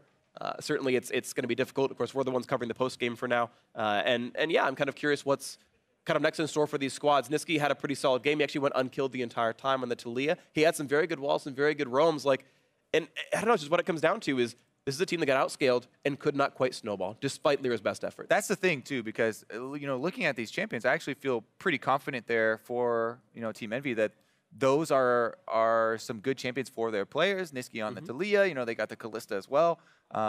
So it's not really something you attack there. Like you were saying before, it felt like TSM were just more confident as far as we can outplay and sustain early on, and we'll just rely on the scaling for later. And speaking of scaling for later, I got to give a huge shout out to Doublelift. 50,000 damage in a 45-minute game. And this is a game where they only had like 11 kills, so there weren't that insane number of team fights, but well over 1,000 damage per minute is very, very good, especially when you're not playing a poke champion. He has to auto-attack to make that happen. Okay, there's a Cho'Gath right in front of you, like there's a big meat bag to go punch, and yes, let's talk about Doublelift for a while then, because he did great. One of the main things that we've always looked at with Doublelift, you know, over the years, and he's done this since he started playing League of Legends, is how he has that high DPS uptime that we talked about for AD carries, right? He's the one looking for the rupture cooldowns that we talked about in that last team fight, and as soon as it's down, he's going for auto attacks. He's only worried about, you know, those food crowd control abilities that are actually going to lock him down.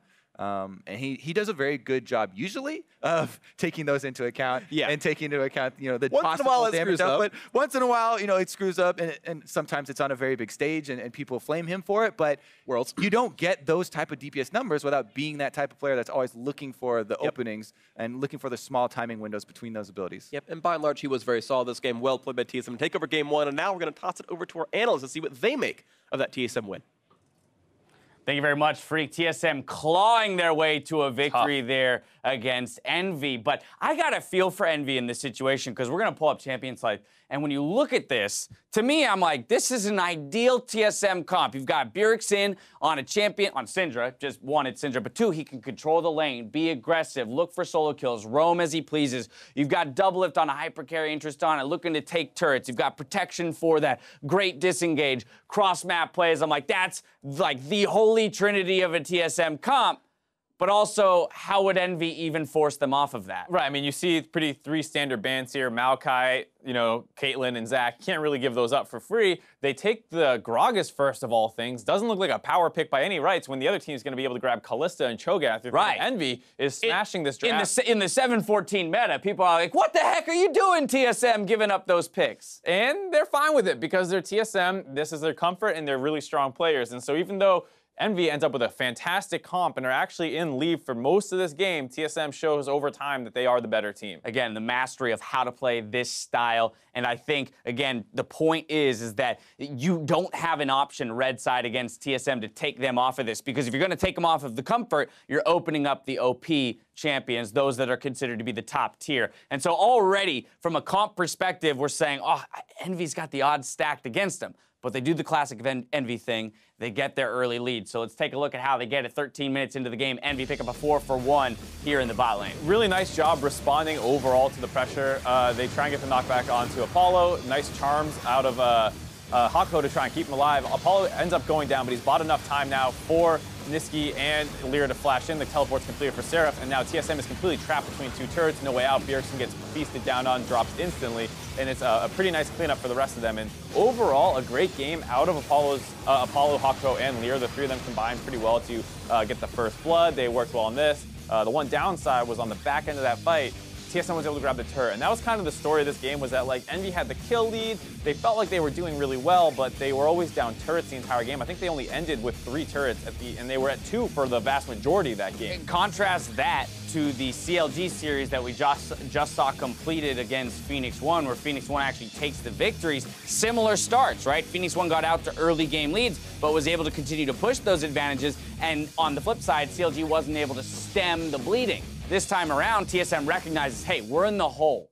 We need to stop the fighting, stop the bleeding, just look to clear the waves, gain map advantage back, use the tools that we have in the split pushing Shen in order to take those turrets and even up the gold that way. And another thing that was that they understood when they needed to make plays as well, because they forced that first Baron that they got very hard. It was like basically a 5v5 situation. They lost, I believe, 2 or 3 people on the way out, but they stopped Envy from getting that Baron. And that's one of the things you have to kind of tip your hat to for TSM, is that they understand how to shut down the opponent's win conditions. They make sure that they're never in a situation where they need to risk a Baron against a Kalista Cho'Gath, who have excellent neutral objective You control. also got to tip your hat rather to these two guys. Of course, Doublelift topping the damage charts on that Tristana, 50K to the barely 19K out of Kalista. Bjergsen, however, will be picking up player of the game for the Syndra play, extending the game with those picks. As you mentioned, they knew when they needed to make a play, and they executed on it. Bjergsen was a big part of that. Yeah, and I mean, like, you see the crazy numbers out of Doublelift. Well, he has a Lulu Shen to protect him. Most of the time, a lot of the protection is ending up on him. Right. And then, like you said, in the you also get that Lulu damage. You do get that damage, and especially in the mid game where the Syndra's power spiking before the Tristana. That speaks to your point about extending the game. He found a couple kills on a Cho'Gath as a fight was ending and things like that. All right, but again, we've got top tier teams right now, kind of struggling against, Envy is a playoff team without a doubt. But struggling against teams that we would have expected them to beat. So we'll see if TSM can kind of shore things up in the early game and close the next one out cleanly. Game 2 against Envy coming up soon. Don't touch that browser.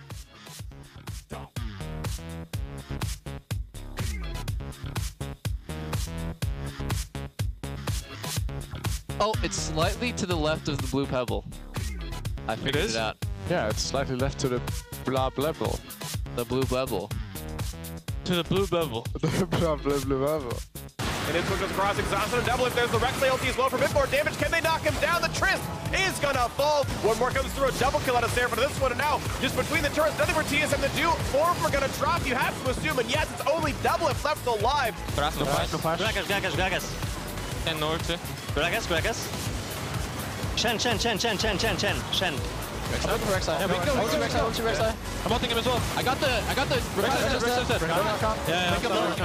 They're gonna find Lyra. Gonna buy a bit more time, but he's still gonna go down. 1 for 0, 2 for 0. Bjergsen finds another one onto Hakuho, and now the retreat is called. And Envy just forced to run away onto the fountain. The kill still coming through, a third into the game thanks to Bjergsen. That's gonna be the Nexus fall. 11 to 13 in kills, but it's TSM outscaling, winning the team fight and taking game 1.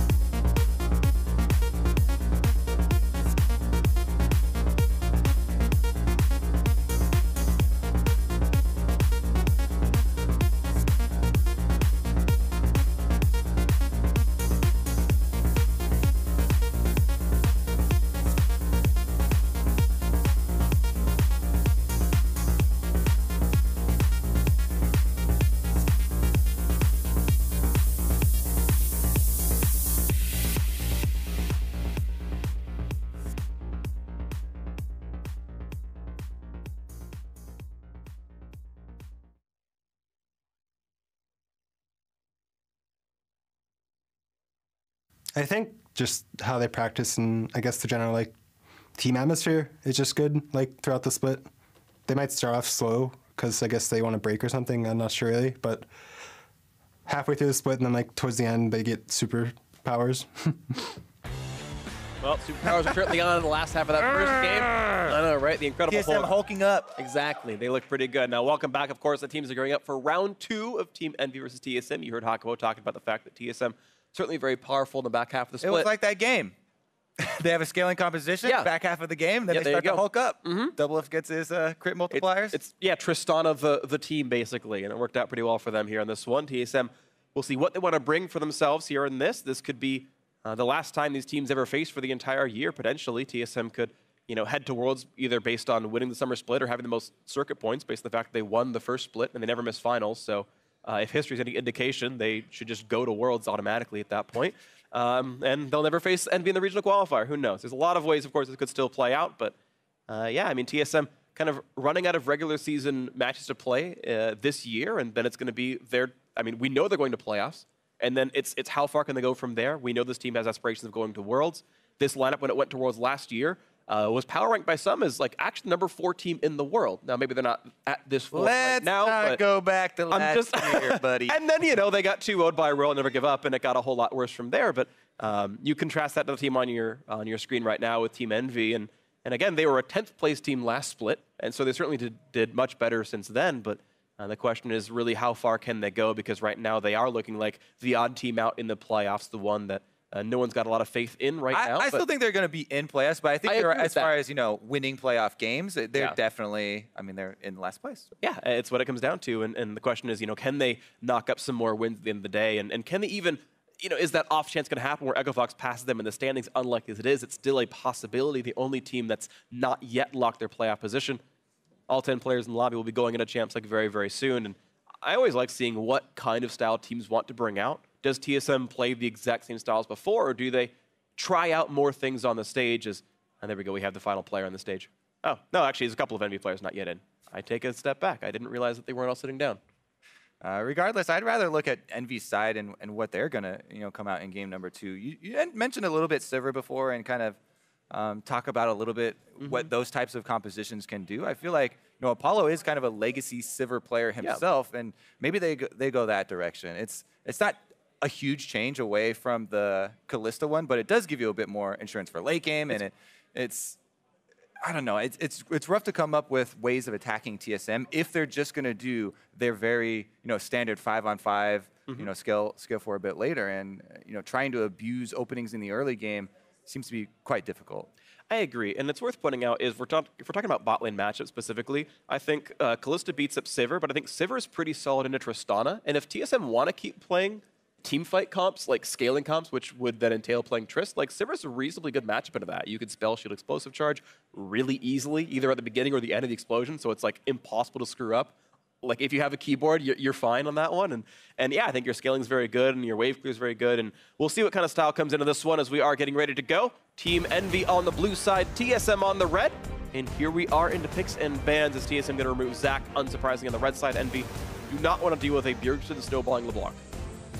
Yeah, not many people do. However, then you're faced with a Bjergsen snowballing Syndra, or a Bjergsen snowballing Cassiopeia, or a Bjergsen snowballing Orianna. And turns out when you're Bjergsen, there's not a lot you can do against him.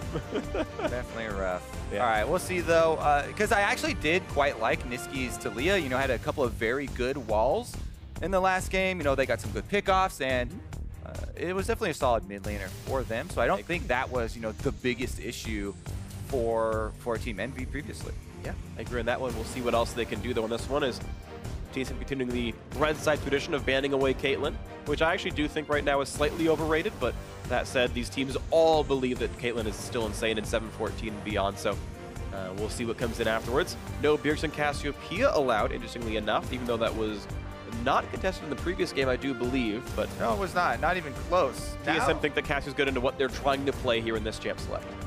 Yeah, Envy possibly do, but it definitely is a curious one right after the Syndra game, right? And it doesn't feel like there's going to be a first pick mid laner with Maokai up, with Kalista up, with Elise up, so We'll Right. see. Maybe this one comes back and it's a a part 2 here. Yeah. The long con being set up early. Maybe so. I think it would be a round 2 blue side pick if Envy want to make sure they can grab a mid laner in time. And again, it looks like what they intend to pick would be counted by Cassio.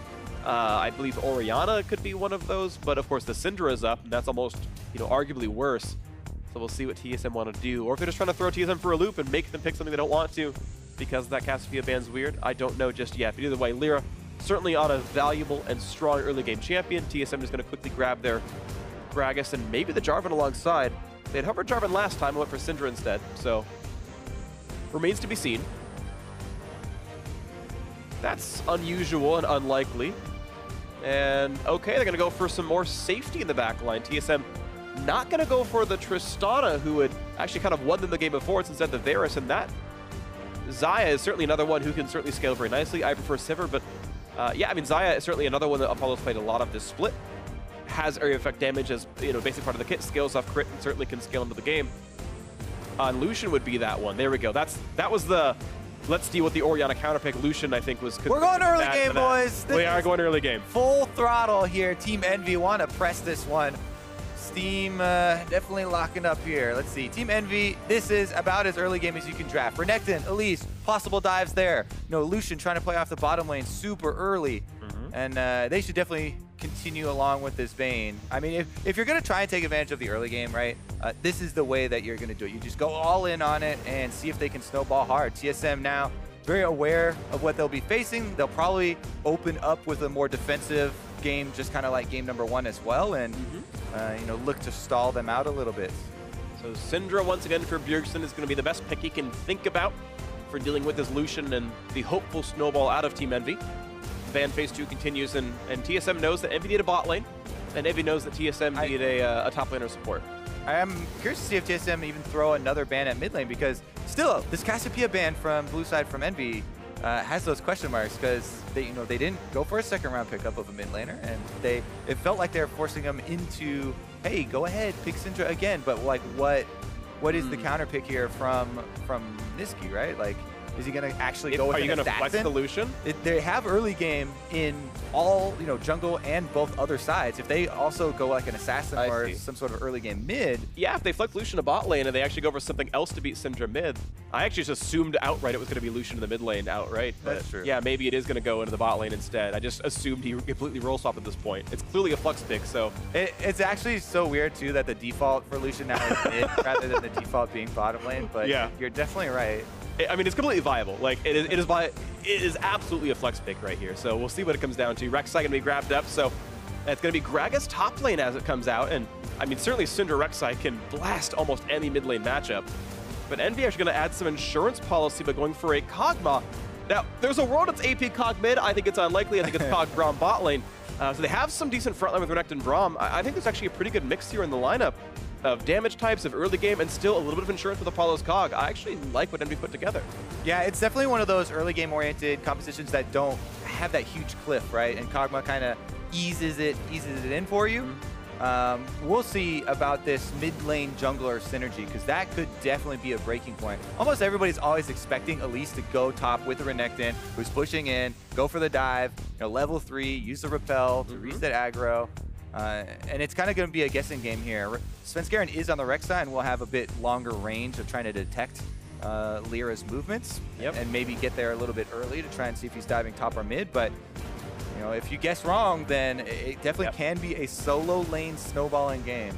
All right, we'll see if the snowball happens right here. TSM going to grab Karma as their support pick. They had the option of playing the same Lulu as last game, but instead going for more team-wide buffing, of course. There's no hyper carry for Tristana like the last game, so could certainly determine why he went for this champion, but it is interesting to see some of these teams kind of hop back off of the always tanks, always playmakers every game. And it's not even because of coin. We had seen Spell Thieves, for example, from Biofrost last game. So I always like that teams are still going to bring back some of the old style, that they're still willing to, to think about all the options in here. And TSM certainly looking at a very wide variety of champions. Definitely is a different look here in this game, especially with that Gragas top lane out of Hanzo. So here we go into game 2. Team Envy relying very heavily on early game snowballing. Lyra got his first pick, Elise, defending MVP. Certainly an incredibly good jungler, and if he can set this game off right, Envy can certainly snowball to a win. But there is somewhat of a timer even with that Kog'Maw in the lineup. TSM, though, Hoping they can make it work with this Varus and Karma adding to the lineup. Bjergsen Cinder, of course, was player of the game last time around. And we'll see if TSM can keep pace with Immortals in first place with a win here. We'll see what they can do as we go ourselves into game 2. All right, let's take a look at the opening as well, because Braum and Kog'Maw can definitely give a very nice pull to Lyra and jumpstart this Elise to go up and help the solo lanes. It's definitely a team-coordinated effort to try and snowball top half of the map, whether it's bot lane giving the extra leash or any extra ground that they have to sacrifice for that. So far, though, just fan out. Look for the possible Raptor invades. The spider eye. Right now, nothing too crazy going on. Pretty standard battle lines. We'll see if any wards do come in. I'm checking solo queue stats on if Spell Thieves is actually better or not on some of these supports, because I'm very curious. I'm waiting to see what's going to come through. Of course, no surprise to see Bjergsen going cleanse. There's an Elise lane. It's scary. You kind of want to run that. Definitely true, considering that's like the only crowd control that does kill you in that 2 versus 2. Lucian can definitely jump on you and close the gap, but as long as you cleanse the cocoon, should be able to walk away from the rest. Yeah. So I looked up some solo queue stats. As far as Karma's concerned, she's about a 0.5% win rate higher by going coin. Now, you could argue solo queue and pro are different. Certainly, pushing your laning phase even better is potentially even more important in the pro play. But I just think that, so here's the thing for me with Karma, right? You want to build your Ardent Censer as soon as possible. Yeah. The coin gives you a bunch of gold. Yeah. There you go. That's the only logic that I need. Give me gold now. Build Ardent Censer. Good. I mean, and I would go for the build myself. In fact, I looked at Lulu's as well, and Lulu is a 3% win rate difference across the two. Karma's actually much the same thing. Ardent Censer, good. Give me money. I want to build it. I mean, I agree with you, right? I agree with you on the logic. And again, I point out that we've seen several Terex and Alistairs go for coin first, even over Relic Shield, despite being actual tanks. You see this mid lane fight real quick as Nisqy pulls aggro, but still gets better damage than Bjergsen does. Takes the Q, trades it back. All right, we don't have any like super powerful, extended leash either. So both junglers, fairly standard clears. Rek'Sai is doing just the top side, full red quadrant clear for Svenskeren. So there's a possibility that he tries to affect the Renekton lane. But as we said before, oftentimes the Rek'Sai will hover to that lane. He's expecting pressure early from the dive. Renekton Elise is such a common combo that Sven could just try and hang around. As long as he's half a screen away, you burrow, you get a little bit of indicator, see if anyone's moving around, and just trying to keep Hauntzer a little bit safe. Absolutely, we'll see if they can do that here in this one as Hauntzer and Seraph are battling back and forth. Lyra getting that scuttle.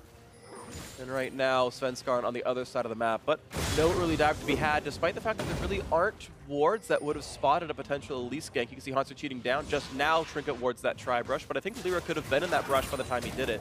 Yeah, either way, he's fine. The thing you judge there is how far away is the Renekton as well, and his movements. Is there a minion for him to slice and dice forward to catch you? While you're placing this ward, yes, you're in cocoon range, but how close can the Renekton actually collapse? And is that damage threat there? Haunter judges no, gets the ward down, and now he'll be safe. And nice by Sven actually able to ward, says, okay, the red's been taken, but I can take your Krugs away right now, and Lyra gonna be late to the party, so Sven getting to take away some of the camps. Lyra's 4 right now, and actually spotted by this ward means Sven can tunnel in 5 seconds. He had tunneled over the Drake pit, used the blast cone to join this. Either way, he is going to be fine, and I believe the tunnel's ready to walk back out. Yes, he does have it, and still got most of the gold out of the camp, so I still think it was a successful counter jungle for Sven as long as he can grab his camps here. Yeah, quite easy to go back and clear zone now. The only bottom side would be the extra wards they've left here around bottom lane. Even if you see the Elise come through, you have to respect, and they would have to maybe lose a couple of minions by backing off. Not going to be the case though. Lyra doesn't even go. Is there any sort of presence down there on the bottom side? So everybody farming A-okay.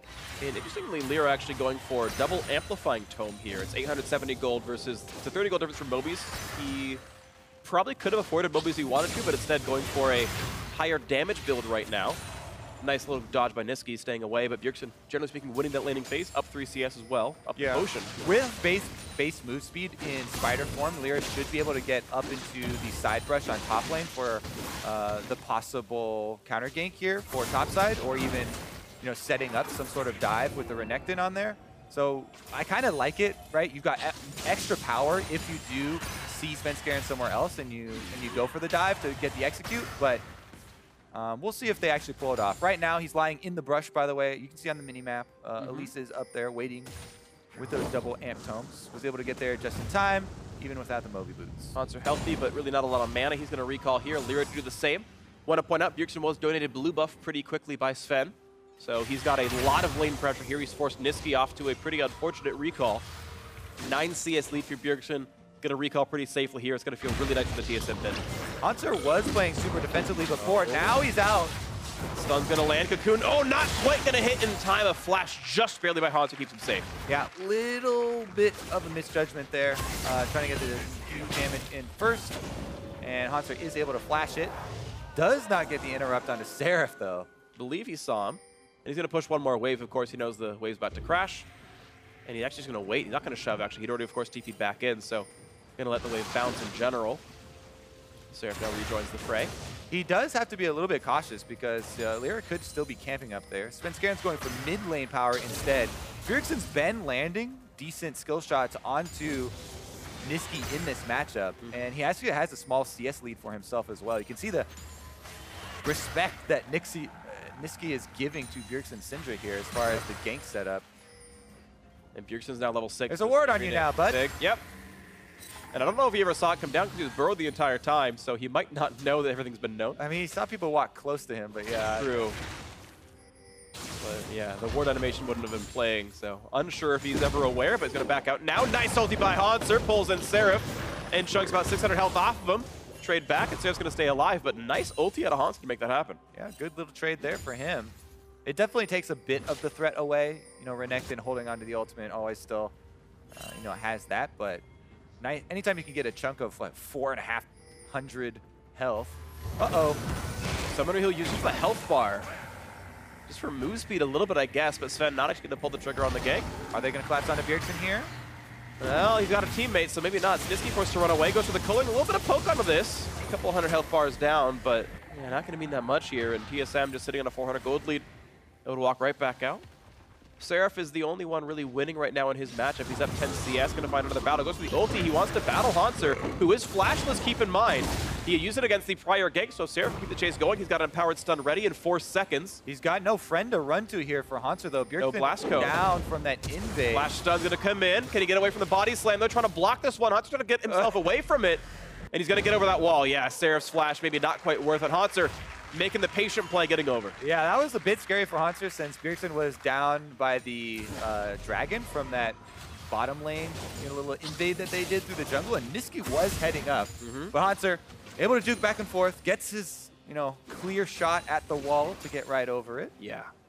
So well done to get away from this one. And again, it's Seraph burning flash ult and not getting a lot for it. He got damage. He made Hanser recall. Seraph going to do the same, though, and was able to shove a wave at a turret. He does deny farm at the end of the day. Yeah, that's the big thing there.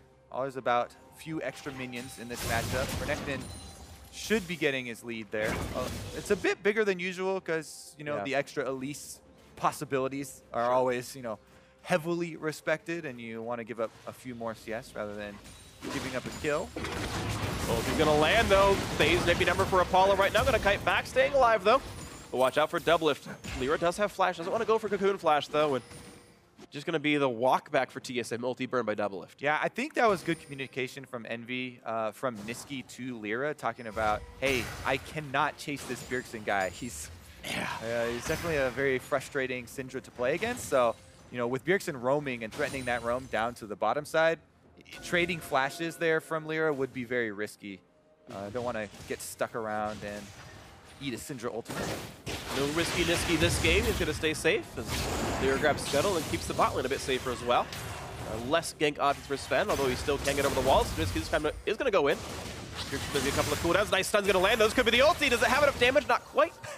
Okay, not even close. 400 gold difference, 400 health. He's got a Hexbreaker up too. You're an AD carry, I can tell. Your immediate reaction as soon as a Syndra ultimate is used. You're like, oh god, no, please. To be fair, Niski's 2 levels higher and a Hexbreaker higher than what I would have normally, so it's a very big difference. Yeah. I'm just saying, I can see where your reaction came from. The panic was in. Not going to flame you. If Aurelia on my screen, I'm already just like Alt F4ing. It's like, yeah, all right, gray screen. We're going away from this one. Niski, though, as you said, mid lane Lucian here. A lot more confident. And he gets flash Rek'Sai. No, he's not going to live. He is. Oh, he's not. The ulti's in. Chop, down he goes. First blood for Sven. Nice Cocoon to buy some time.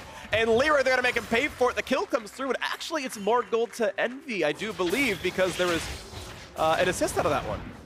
Pretty sure they got the assist on that. For some reason, I didn't think Bjergsen got an assist. He hit a Hexdrinker. Oh, he doesn't. Wow. So he did no real damage.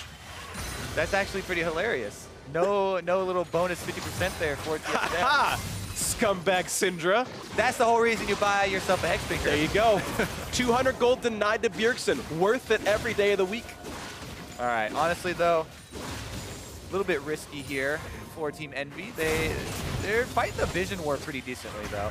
It's just that this entire red quadrant was... Yeah, he flashed it all. He actually just dodged everything. The Hexdrinker was popped by, I think it was the Rek'Sai Q or something. Or the Rek'Sai Q is physical now. Cinderhulk. Cinderhulk popped it. That's what it was. Okay. That was the magic damage, because you're right, it is physical now. But he flashed everything that Bjergsen did, so it wasn't even Hexdrinker. It was sick outplays out of the Marksman player Niski. I'm just hating on Syndra, sorry. We're going to move on, and we have a 400 gold lead for TSM, honestly, doing insanely well in the bot lane.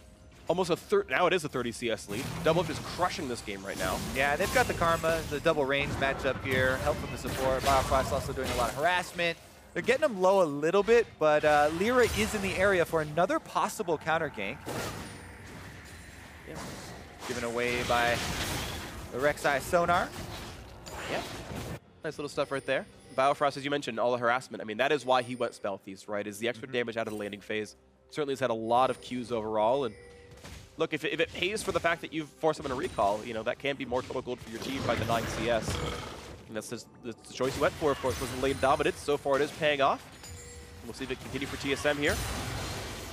Because right now, Bjergsen might look for round 2. Hexdrinker is back from cooldown, though, and Niski has himself some lifesteal, so it's going to be hard to kill him.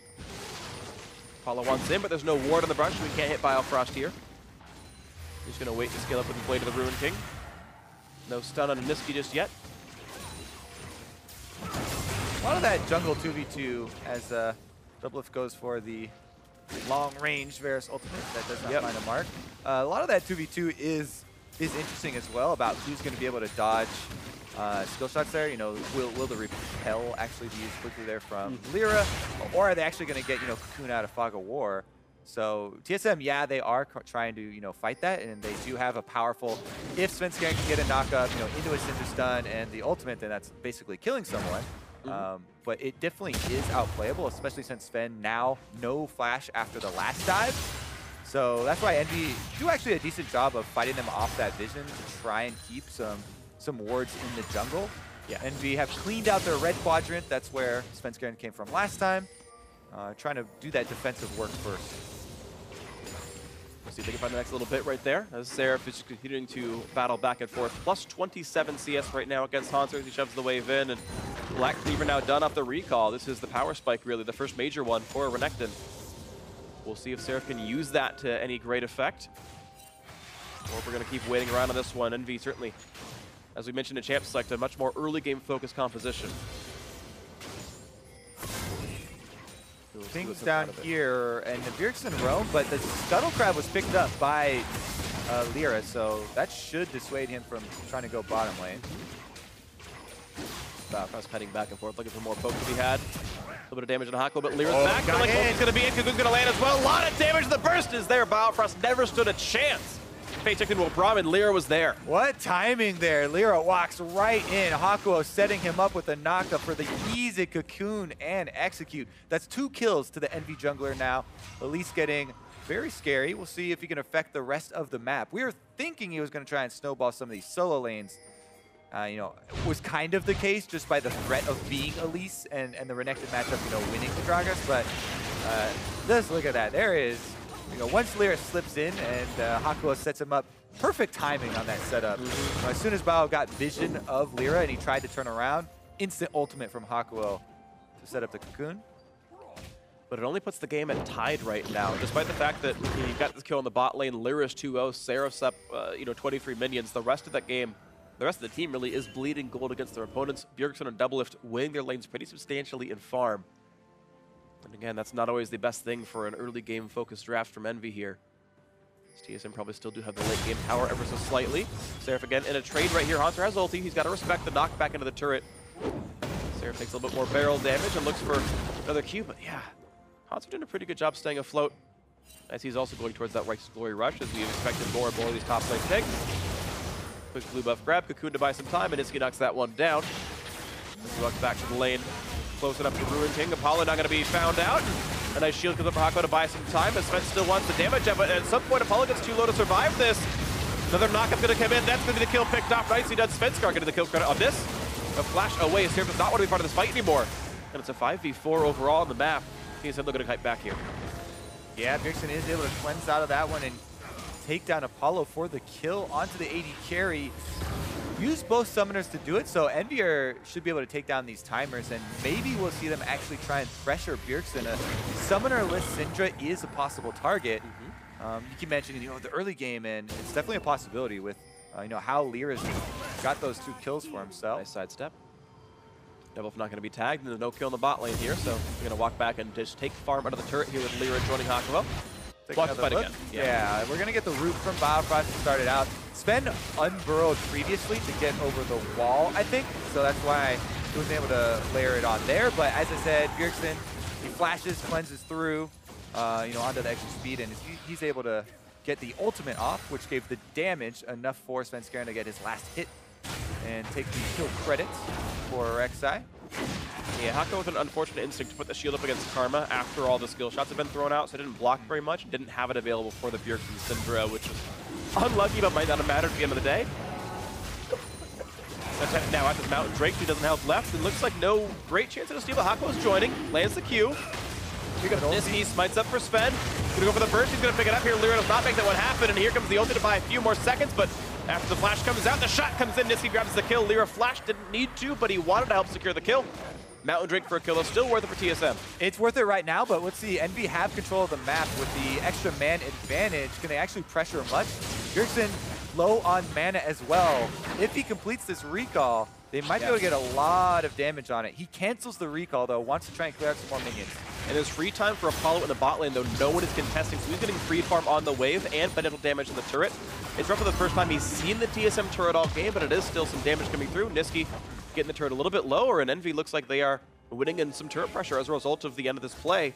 It's just turret chips off as a payment for that Mountain Drake. We'll see if it pays off farther in the future. Yeah, both teleports on cooldown as well for quite a while. So if there is action at either of those other turrets, it might just be TSM fending for themselves. I think Lyra definitely going to want to stay in the bottom half of the map here. Maybe take advantage of it. First turret bonus gold is up for grabs still, even though we're a bit later into the game than we usually see it going down.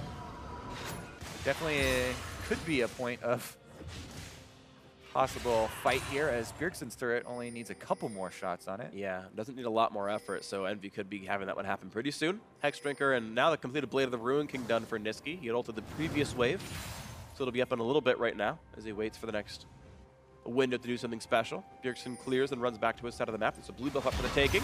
Gonna go for it here, helped by Sven. All right, that might leave the mid turret open. Is Nisqy gonna walk up? No minions, so gotta be careful. And you can see Bjergsen taking the safe way through. Nisqy he's walking up now! Be careful, yeah. The minions weren't there just yet, so there's really no chance to deal meaningful damage. I think he got maybe one auto through a backdoor bonus, so it's a third of an auto. Nice stun though. Bjergsen getting more poked down. You can see the pain that can deal. Yes, Nisqy can lifesteal back up, and here comes the attempt. Bjergsen wants to let him out, puts the spheres in. One of my favorite things is using those low health turrets as bait. TSM could try and set something up here with Svenskar to take advantage. That's why you always have to be a bit cautious. Uh-oh, speaking of bait, Lyra using the brush as that. Not quite going to Bjergsen. Doesn't go for the forward repel. I actually kind of like that choice to just make the cleanse go out and now look for round 2 at the mid lane turret. And that could be enough to force Bjergsen away and knock this one down. This would be first turret of the game. Most definitely. Bjergsen does not have any potions, so he's going to have to go back. There's too much kill pressure. Envy do collect on the bonus gold. And most importantly, it opens up the TSM jungle. Lyra moves in, gets some wards down. Possible bottom lane pressure coming very soon as Bjergsen is walking back from base. And the Envy bottom lane's also pushing in. Yeah, they forced the TSM duo to run away. They kind of knew there was some threat of Nisqy and Lyra diving, but now they see them walk back towards the lane. They're actually feeling safe once again under the turret. So no dive to be had, but Envy at least putting themselves back up 1,800 gold. Top laners remain pretty equal. It's stayed at this sort of 25 mark for a while, so no major losses to Hauntzer, who's actually gone Frozen Heart first item. So attack speed slow for the 3 auto attackers on Envy. Also just a great item versus Renekton while Sure, he's yeah. laning up here. He has plenty of health from the rings, and Ruby Crystal been able to keep his CS deficit fairly stable. You know, after the early game where a lot of it was due to Elise pressure, Seraph going with that flash and ultimate play, but sustaining just nicely, and that's all you need for your tank as you transition unlucky into the mid game. Huh, got it. Yeah. I don't know if it was a Spider Link or what, but it did go down. Meanwhile, TSM, great pressure in the bot lane. After they had burned ultis, they forced Apollo to flash away and knock down the bot lane outer turret. At least they've traded the turret score overall. Mountain Drake helping, I guess, a little bit. Game within only 1,000 as Biofrost completes his quest of Tribute. Ah, you get that extra nice speed. Feels pretty good, actually. It does. It actually compensates for losing Mobies by dealing damage, so that's nice for that second or so. And now he's on the way to Hearth and Sensor. That's the real goal. Yep, that's the real quest. Most supports currently. All right, are they actually going to pull the trigger here? Because there's not a lot of vision set up for either team. These are the times, really, where those big swings are possible. There's so much fog of war to work with, so much guesswork actually at this point, that it's very possible if you're the first one out on the field to, you know, claim vision around Baron, around the river or something, pull off one of those big upset plays. TSM moving in to clear out some of that vision in the river, though. Yeah, they seem to be first to the play at this point here, looking to get rid of all these control wards and all the basic ones as well. It looks like they have Baron Pit for now. It's going to be dangerous for Envy to walk through there as the team hopes to continue scaling. Hurricane eventually will be done for Apollo, but not just yet. Mid lane under fire. Look at the damage output there. TSM rotated back down to the mid lane through all the fog of war and knocked down their second turret. Sweep through the river, grab 2 control wards, take down the mid turret. Pretty rewarding trip there for TSM, honestly. Instant recalls as well. Bjergsen going back to purchase. Seraph actually going for Ruin King's second item, wants to deal with Hauntzer a bit better. Of course, he's dealing with Bramble Vest, so the healing is cut down. And look at that, Hauntzer wins the trade. Of course, his build is pretty strong. It's a lot of armor and not a lot of health, so makes it much easier against that kind of percent health damage. Comes in sometimes. Another attempted trade, a big stun out of Seraph, but again, hard to get really through the Bramble Vest easily. Seraph still a bit lower on HP. Yeah, even with, you know, trying to shred the armor there, he gets him down to half life, though. Lyra coming over to finish the rest of that life. And here goes the attempt. Not a lot of MR on the champion. Only Spectre's Cowl stun into the turret. He's going to knock around Seraph. He could be knocking him down. He's going to flash to stay alive. He just barely will do so. Oh! No! A final turret shot came through. A trade-in kills. Meanwhile, the top side the same. Biofrost going to be getting the trade kill back on Nisqy, who would solo it out double if otherwise. Yeah, a couple of cross-map kills going down here. A little bit early maybe from Seraph. I don't know if Hauntzer was actually looking like he was going to run away from that one, but in the end, Lyra also finishes up the turret there. On the top side, though, TSM are going to push on that outer turret as Svenskeren is still, you know, cleaning up those minions. Maybe we'll get another look at the other kill that went down on Almost Nisqy. definitely. Sakmo kills away a ward, and we're seeing this 3-2 turret score right now. Envy putting on this 2,000 gold lead. It's almost the same lead they had in the previous game, these little small margins.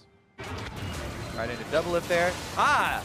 Turn of the tables here. It's someone face-checking a brush that double lift is in. He barely gets killed. You know what's amazing? Last shot.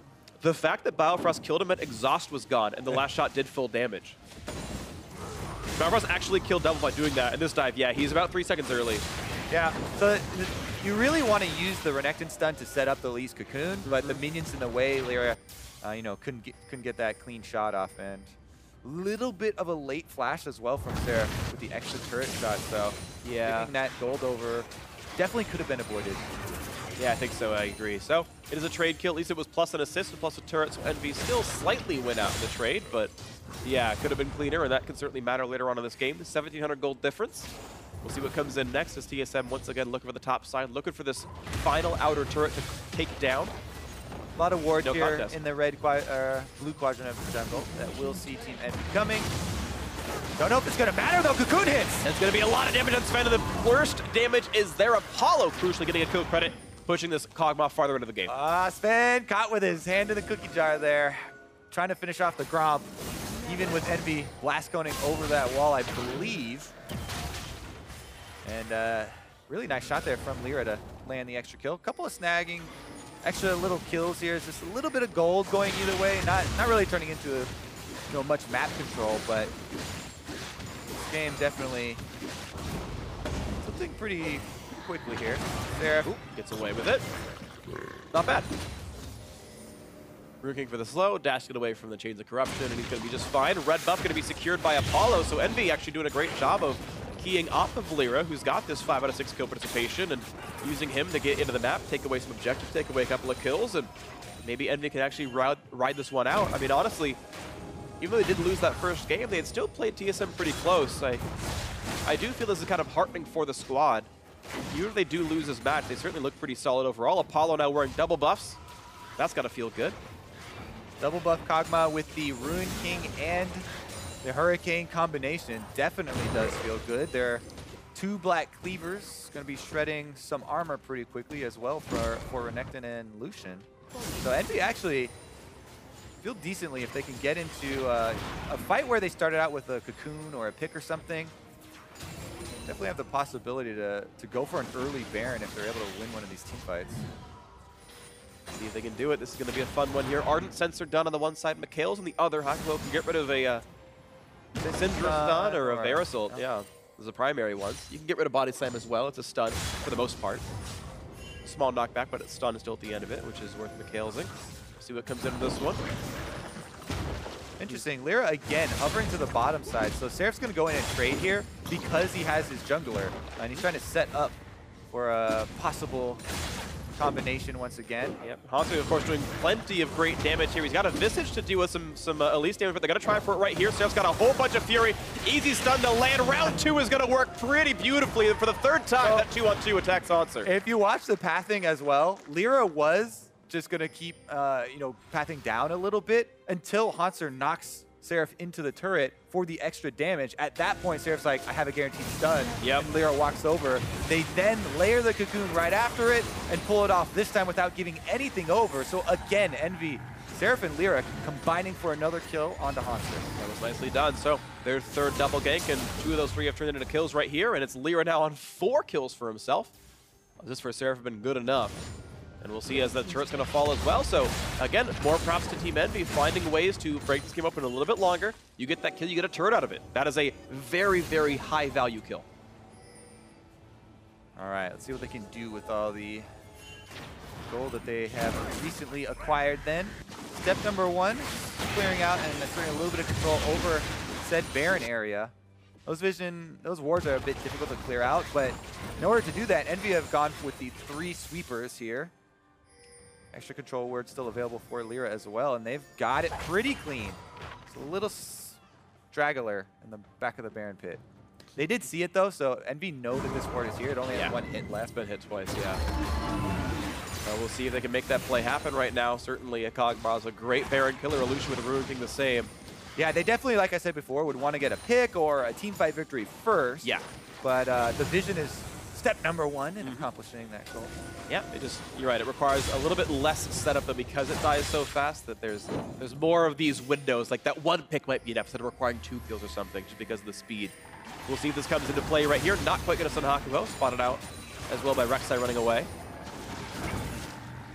There's what we had just yet. Now it's time for wave clear duties in the mid lane as TSM will continue to play for the Baron pit. Their wave clear is simply faster. Varus, Syndra, always going to be better than Lucian Cog at that. Seraph is actually coming over there for a flank. TSM correctly running to the top side of the map as soon as Hanser lost control of Seraph. That Renekton flanking behind them, it would be very difficult because you don't want your tank teleporting in, even though Hanser does have teleport and he can try and join later. The channel time is so long at this stage. It'd be pretty risky for a team fight to start that way. And Envy clearly think a team fight is going to start, though. Lyra's actually on a blue elixir right now. She's powered up a bit. A nice stun to the front line. They look for the Braum kill. Hakuho might just go down. He is. Svenskar gets the kill. The stun traded back, though. The burst going to come across through the exhaust. And yes, Lyra unstoppable now. Gets another one for himself. The chase is on in. Niski, of course, to kite back and forth. No stun to be had just yet. And a flash to keep the TSM backline safe. Looking for more, though. Nisqy wants it on Bjergsen. He wants revenge for the landing phase. Can't quite get the shots in, though, and he can't kill him off. Meanwhile, the bot side, a nice defensive explosive cast keeps the team safe, and it is a 1-for-1 support for Jungler. Whoa, what a close little fight there for Bjergsen. Seraph had such a high value flash.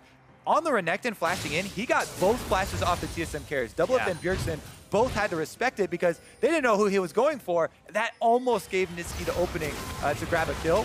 Start off here with TSM finding their pick onto Braum, and the Rek'Sai ultimate is used by Svenskeren, and even though he flashes out, Braum passive gets vengeance for Hakuho there as it stuns him up. Here's the high value flash from Seraph though. He runs right past that stun, gets both of the carry stuns out, and then Nisqy tries to finish onto Bjergsen, as you said, but Bjergsen lands that slow, just barely buying him time to get away. And Nisqy didn't choose to cleanse the slow. He thought he could walk through enough with the Relentless Pursuit, and it wasn't quite right, so unfortunately he misjudged it. We've all made those mistakes before and could have gotten that kill picked up. Maybe that actually could have been Baron. If Bjergsen and Sven are dead, maybe you try it. Either way, it's a 1-for-1, it's a reset here, so back on the map are both teams. Still this 4,000 gold lead, solid for Team Envy right here. They did pick up, I think, the next objectives. Yeah, they grabbed that Cloud Drake during the replay, so I believe it's double Cloud now for Envy, unless I'm misjudging the fact they had not gotten any Drakes before. No, they're on 2 Drakes, so yeah, they should have second Cloud now. Right now, though, it's TSM with control of the Baron pit yet again. Looking to knock down this one. The Scuttle is gone, and they're going to get rid of the wards best they can. Okay, flashes down for everybody except for Hauntzer and Apollo. And funny enough, it probably would be Apollo that Hauntzer's trying to flash on, so we'll see if he's actually able to reactively flash that one, or if they get the initiation. Here they go inside the Baron pit. TSM trying to bait this one out. And it's so fast. It's absolutely incredibly quickly. Infinity Edge Ruin King, and the damage output is there for Doublelift. A nice Baron take out of TSM brings the game right back into fold. Okay, well, that's a pretty big swing. Yeah, that's huge. TSM are going to come for some turret gold now, see what Envy can do about it. Definitely a possibility since their side of the map is pretty much under their vision control. And TSM, even though they have a Baron buff, they don't have a lot of freedom through the Envy jungle. We'll see if anyone gets caught out, if they go solo mission trying to flank around through the jungle. It's a possibility for Envy trying to snag somebody and get a comeback. Currently, though, they have Nisqy on the top side pushing on the Lucian, trying to get a little bit of top wave control back for themselves, while TSM head up mid. See if they can find for themselves. TSM looking on this one. We got 4 of them around. Hauntzer, of course, good TP from the base. Around one of turret damage. Look how much they're getting through in this one. Envy have to give this one away. Mid lane 2-2 falls. TSM found, bringing it down to 3,000 gold difference. The Baron buff picking up the rest of those stats pretty easily. They're looking to slow roll bot lane tier 2. Sven gets rid of his blast code. They troll double commit, but he's going to be okay. I like Sven. He was ready for someone to be in there, so he walks up, places the ward, and immediately, before he even sees what's in it, triggers blast cone. Seraph, though, W for Renekton. You can kill wards. No problem. No problem at all. TSM, can they make it a 2-0 here, getting all the gold back during this push? They're bringing Hauntzer down. They don't want to TP. They want him part of the fight right now. That does mean, though, the top lane has been pretty heavily pushed by Envy and it's crashing into the turret. Yeah, Envy really are going to have to watch out for this Gragas ultimate. If it splits the team and knocks even one member close to TSM, they can focus fire very quickly. Well, he's going to land. The big root's going to come across. Seraph, now Hakuho, and now Nisqy all grabbed up here for a bit of damage and a bit of time blocked. Falling to 2/3 HP right now, but nothing engages yet. Bjergsen slowed down. Here comes the culling. A lot of damage. He has no flash. And Nisqy gets the kill. Beautiful to Hakuho to land the slow to call. There's no flash. And now they're re-engaged 5v4. Sven to the front lines and ulti on his Seraph. They're going to knock him right into the team. But he's going to find a stun that's straight out of the junglers. Can they get the damage and knock down Doublelift? There are no carries left. This should be a clean sweep for Envy. They're going to blast all of them. 5-0. 13-5 in kills. Oh my goodness. That is a clean ace for Team Envy. And now they gotta just try and push out these minion waves. They definitely really weren't expecting that one, but it doesn't even matter. There's no objectives for them to take. That is a huge blunder by TSM. What a good setup, right? Hakuho gets a slow onto Bjergsen, who's straggling there. He's just trying to walk away from it, and Nisqy just takes down his entire life. They watch him die to the culling. I can almost guarantee you if we mic check that fight, no flash, no flash, no flash, and they just go for it, right? Like, that was absolutely great. You talked about Seraph having a high-value flash in the previous team fight. The reason there's a 5-0, Seraph flashed on Bjergsen 4 minutes ago. Yep. And then Hakuho landed a Q. Beautiful stuff out of the entire team. And great play. We'll probably wait. We'll just wait for the replay to go over the little things here. But Nisqy also, when he sees this opening, he jumps in onto Doublelift. So really good priority from Team Envy. Niski takes out Bjergsen to start it off with his ultimate, and then they know that there's only one source of DPS left. Hakuo lands the end of his ult there, and then Niski dashes in. He's able to take down Doublelift during that little knock-up, and after that, it's easy to clean up the tank members. DPS first, and Envy, what a nice, fortuitous little team fight right there. Absolutely, and great damage out of kind of all the members here. Kog'Maw, an unsung hero, just belting out damage on a double frontline team, of course, but certainly the big play was Niski and Hakuo setting it up in the first place. The insurance policy, though, still working to the end of it all, going towards the Maw of Malmortius next on the Kog'Maw, which actually is pretty offensive because CDR is a huge damage stat for Kog, getting the W back up. And also, of course, wants to survive Syndra, which is very important as well. Not dying is a damage stat for Marksman. And we'll see what that comes in next. TSM, yep, negative Baron power play. Happens when you get aced, unsurprising here. But Envy had not gotten a lot of major objectives off that prior fight. Nice flash for Lyra to stay safe, but Hanser with a good setup all the same. They all get away from Bravo. Teleporting. Can they get the fight coming in? Sven to the front line looking for this Braum here. There's the Winter's Bite. There's the damage up, and he's going to kite back a little bit, but now the re-engage is in. Can they knock down the Rek'Sai? And yes, she falls. Apollo on a rampage.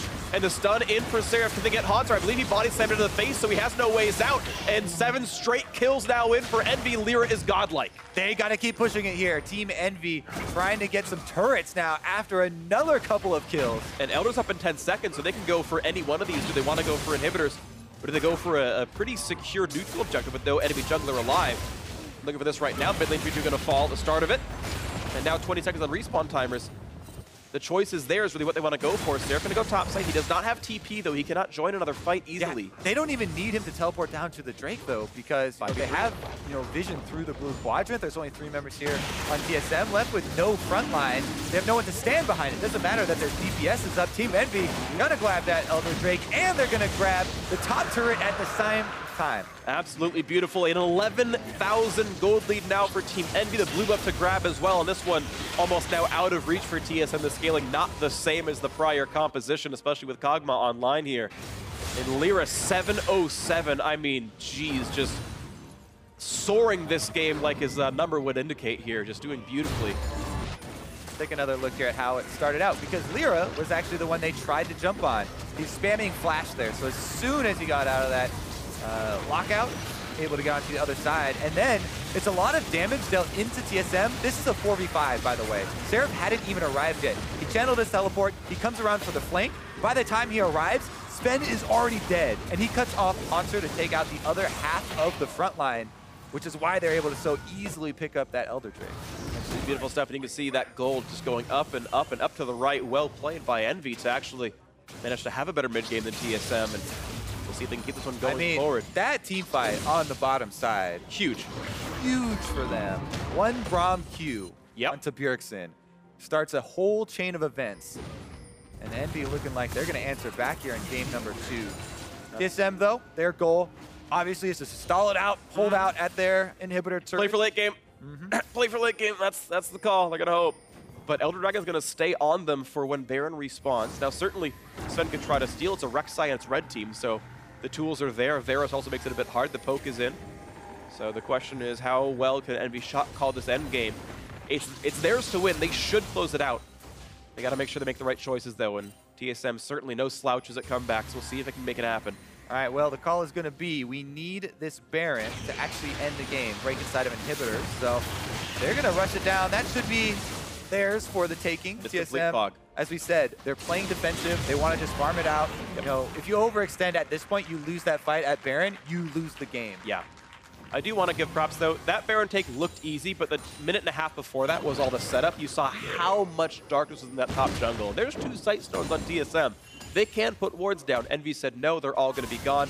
And of course, the threat of fighting was too much to reward, so that was a nice setup. If you want to know how to easily take Barons when you're winning by a lot, might be a VOD you want to rewatch for the last 2 minutes just to see how Envy did it. Either way, looking pretty solid on this one. The Baron is on, and again, the question is, can they just close it out cleanly at this point? Answer is likely to be yes. Yeah, I mean, I think Niski actually, they're chasing Seraph, so Niski can take an inhibitor turret for this. Yeah, that's a decent trade. Flash for an inhib turret. They're going to keep going on the top side of the map. Here comes the rest of TSM that they want. Niski not quite going to land on Bjergsen, though. The rest of the team come and join soon. Hanser and Seraph still scoring off on the bot side. 3 spheres out available for this Bjergsen Syndra. not quite going to land the stun. That should be enough to knock down the inhibitor itself as Sven's going to be pushed away. Good damage on Lyra, but Seraph actually is going to die out. The two-man squad roams down and picks him off, so TSM maybe buying a bit of time because a 5v4 is maybe a threat.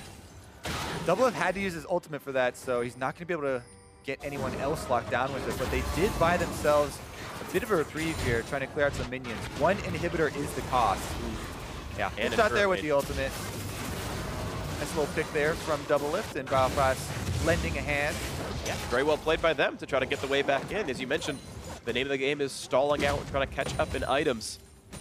You know, the Doublelift's only half an item away from fully completing his build. I mean, he's got the same slots really as Apollo right now. His champion's not quite as good in late game team fights, but certainly has abilities to do so. Deathcap and Void Staff both in for Bjergsen, so these tools are here to a certain extent. All right, Niski 13,000 and difference. Team Envy trying to keep up this pressure. Mid lane inhibitor turret is extremely low. They have half of the Baron buff left, so they can definitely push this ahead. Use this minion wave to try and topple that turret. Absolutely. Seraph is in base, but he has teleport in case anything crazy goes down. Sven's safe for now. Lyra's transitioned to his tank build. He's actually full on items now, so Envy's jungler cannot scale any farther in this game. Level 18, all the items are in. Zhonya's there to make sure it's a bit safer. Bjergsen wants in, looking for a stun. Here comes the TP flank as well. Haunter's into the mix. Repel to buy a few more seconds. He has Zhonya as well if he needs it. He's going to pop that to buy a few more time. Here comes the rest of Envy. Ulti comes across, going to knock up Bjergsen. Here comes the team fight on the front line. Looking for Svenskar. A lot of damage out of him. Gets a quick redemption heal, but is it going to be enough? Buys a second longer with the ulti. Kiting back at his stay alive with the shields, and Niski nearly dropped down, has to kite away. Low on HP. Haklo rooted soon as well. Gonna kite back though. 5 out of 5, but Envy low on health. Lyra's got no more escape tools. But Apollo going back in for round number 2. He wants to knock down Hansel. Can't quite do it, but both teams now on very low health bars. Neither team with an Ocean Drake to regen back up. Yep, but TSM have their fountain to go heal back up. They so do. They're going to rush back to that one. Envy keeping up the pressure here with the Baron buff, though. The only real health, the damage that's going to stick is on Lyra, who's on the Elise, and he can just go into the jungle to heal it up. There you go. A little bit. Jesse got as many minions as he could, but now he's back onto the mix here. Down only to 1,300 HP. That is a bit dangerous. Bjergsen's ulti up in about 12 seconds as well, so something to watch for. That's definitely going to come in way before Malva Mortius does. All right, round 2. The Syndra ultimate is coming back off cooldown, as is the Varus. So Team Envy are a little bit cautious right now, but they know that there still is a timer ticking away on this game. Trying to utilize their advantage while they still have it. Baron buff, one more minion wave. Last one to push in. Lyra's got to be careful, though. He's going to get knocked into Apollo. They blow him up. Huge play out of the front line now. It's a 5v4. The chase going to continue for TSM. Looking for the flash out of Hakuo. Can they find the next one in? Svenskar dispels blood. He wants Seraph. Pops the randos. Doesn't land a slow out of it, though. And no chase to be continued in, but that kill on Apollo was absolutely massive. Not only was that kill massive, but his flash used as well. That won't be available, and that might actually, the single kill, the single play right there, might be the turning point here. TSM heading right down the base. Monster doesn't have teleport, but Apollo's off the board for 30 seconds more. And here comes a cannon wave. It's going to be a little bit harder to clear than most other minion waves would be. Let's see if they can get it to happen here. TSM looking for the inhibitor turret. They know it's 5v4, and they know Envy won't really fight them for it. So despite being down 13,000 gold a minute ago, they're using this 5v4 to knock down an inhibitor. Again, they should not be too afraid of the re-engage as long as the team is around. Inhibitor will fall in one more auto. They're going to fly in Seraph a little bit. Back and forth, back and forth. Now the slow up Biofrost forces the flash. It's got to be a little bit testy, though. It's a 4v5, and Envy re-engages maybe ill-advised. They don't go for much more. They get TSM to run away. They get Biofrost flash. Whew. Mission successful. Inhibitor down 1-1. Envy don't want to let him get away with it, though. They're going to chase him right back up the entire map, straight down mid lane here. One Nexus turret's pretty low, but the target is inhibitor number 2. If you can keep, kind of exchanging those ones, the extra line of super minions are able to buff each other up. Helps a lot with the pressure. And the second spawn of Baron. 1 minute and 30 seconds left on that one. All right, Envy round 2. All the major magic introductions are back available for them. You've got the Michaelas, you've got Face the Mountain, you've got Locket for Hakuo, and Apollo's Hexdrinker, and USS back up. And again, this is still an Envy gigantic gold lead. Now, if Lyra's holding on to too much, it's risky because he, again, cannot scale any farther in this game. But they are still generally ahead right now. So I went back to check on that play just because that one might be, what breaks this late game. It was Hansel not even set up by a Bjergsen stun. He just straight up threw his cast out of that brush to get Apollo into the team and find that pick and buy some time for TSM. Well done, Hunter. Yeah, definitely well done, because, you know, the travel time was changed on the ultimate. It's definitely one of the more difficult ones to pull off if you're not set up by something else.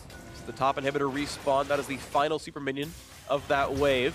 And you're going to look for the mid lane as a result of the wave clear out of Doublelift, but he returns to the team quickly enough, and the minions are all gone. Looking for Seraph down below half HP. Cold of Chaos brings him in a little bit. Can he stay alive? He's going to try to as Braum holds the front line. And it's a battle of who has more damage as Hako forced to run away. Big damage out of Bjergsen picks up one already. Double! And with the re-get to the backside, yes, they picked off the Doublelift kill. And now it's Seraph going back and forth, looking for Bomb Rush. Flashes double kill for Nisqy. 2 huge pickups there to 4v3 in the base. Envy can try and take another inhibitor, if not pressure ahead, even to try. Oh, Bjergsen wants the 1v4 here? Yeah, no ulti though. He can't get Apollo very easily. So 4v3, the payoff is in, and there's only one carry left. And ultless Bjergsen is not likely to work here against these 4. Envy should get double inhib. Yeah, there's big rewards here for Envy if they could keep up the pressure, but they're going for Baron, I think. They're chased off over to the Baron.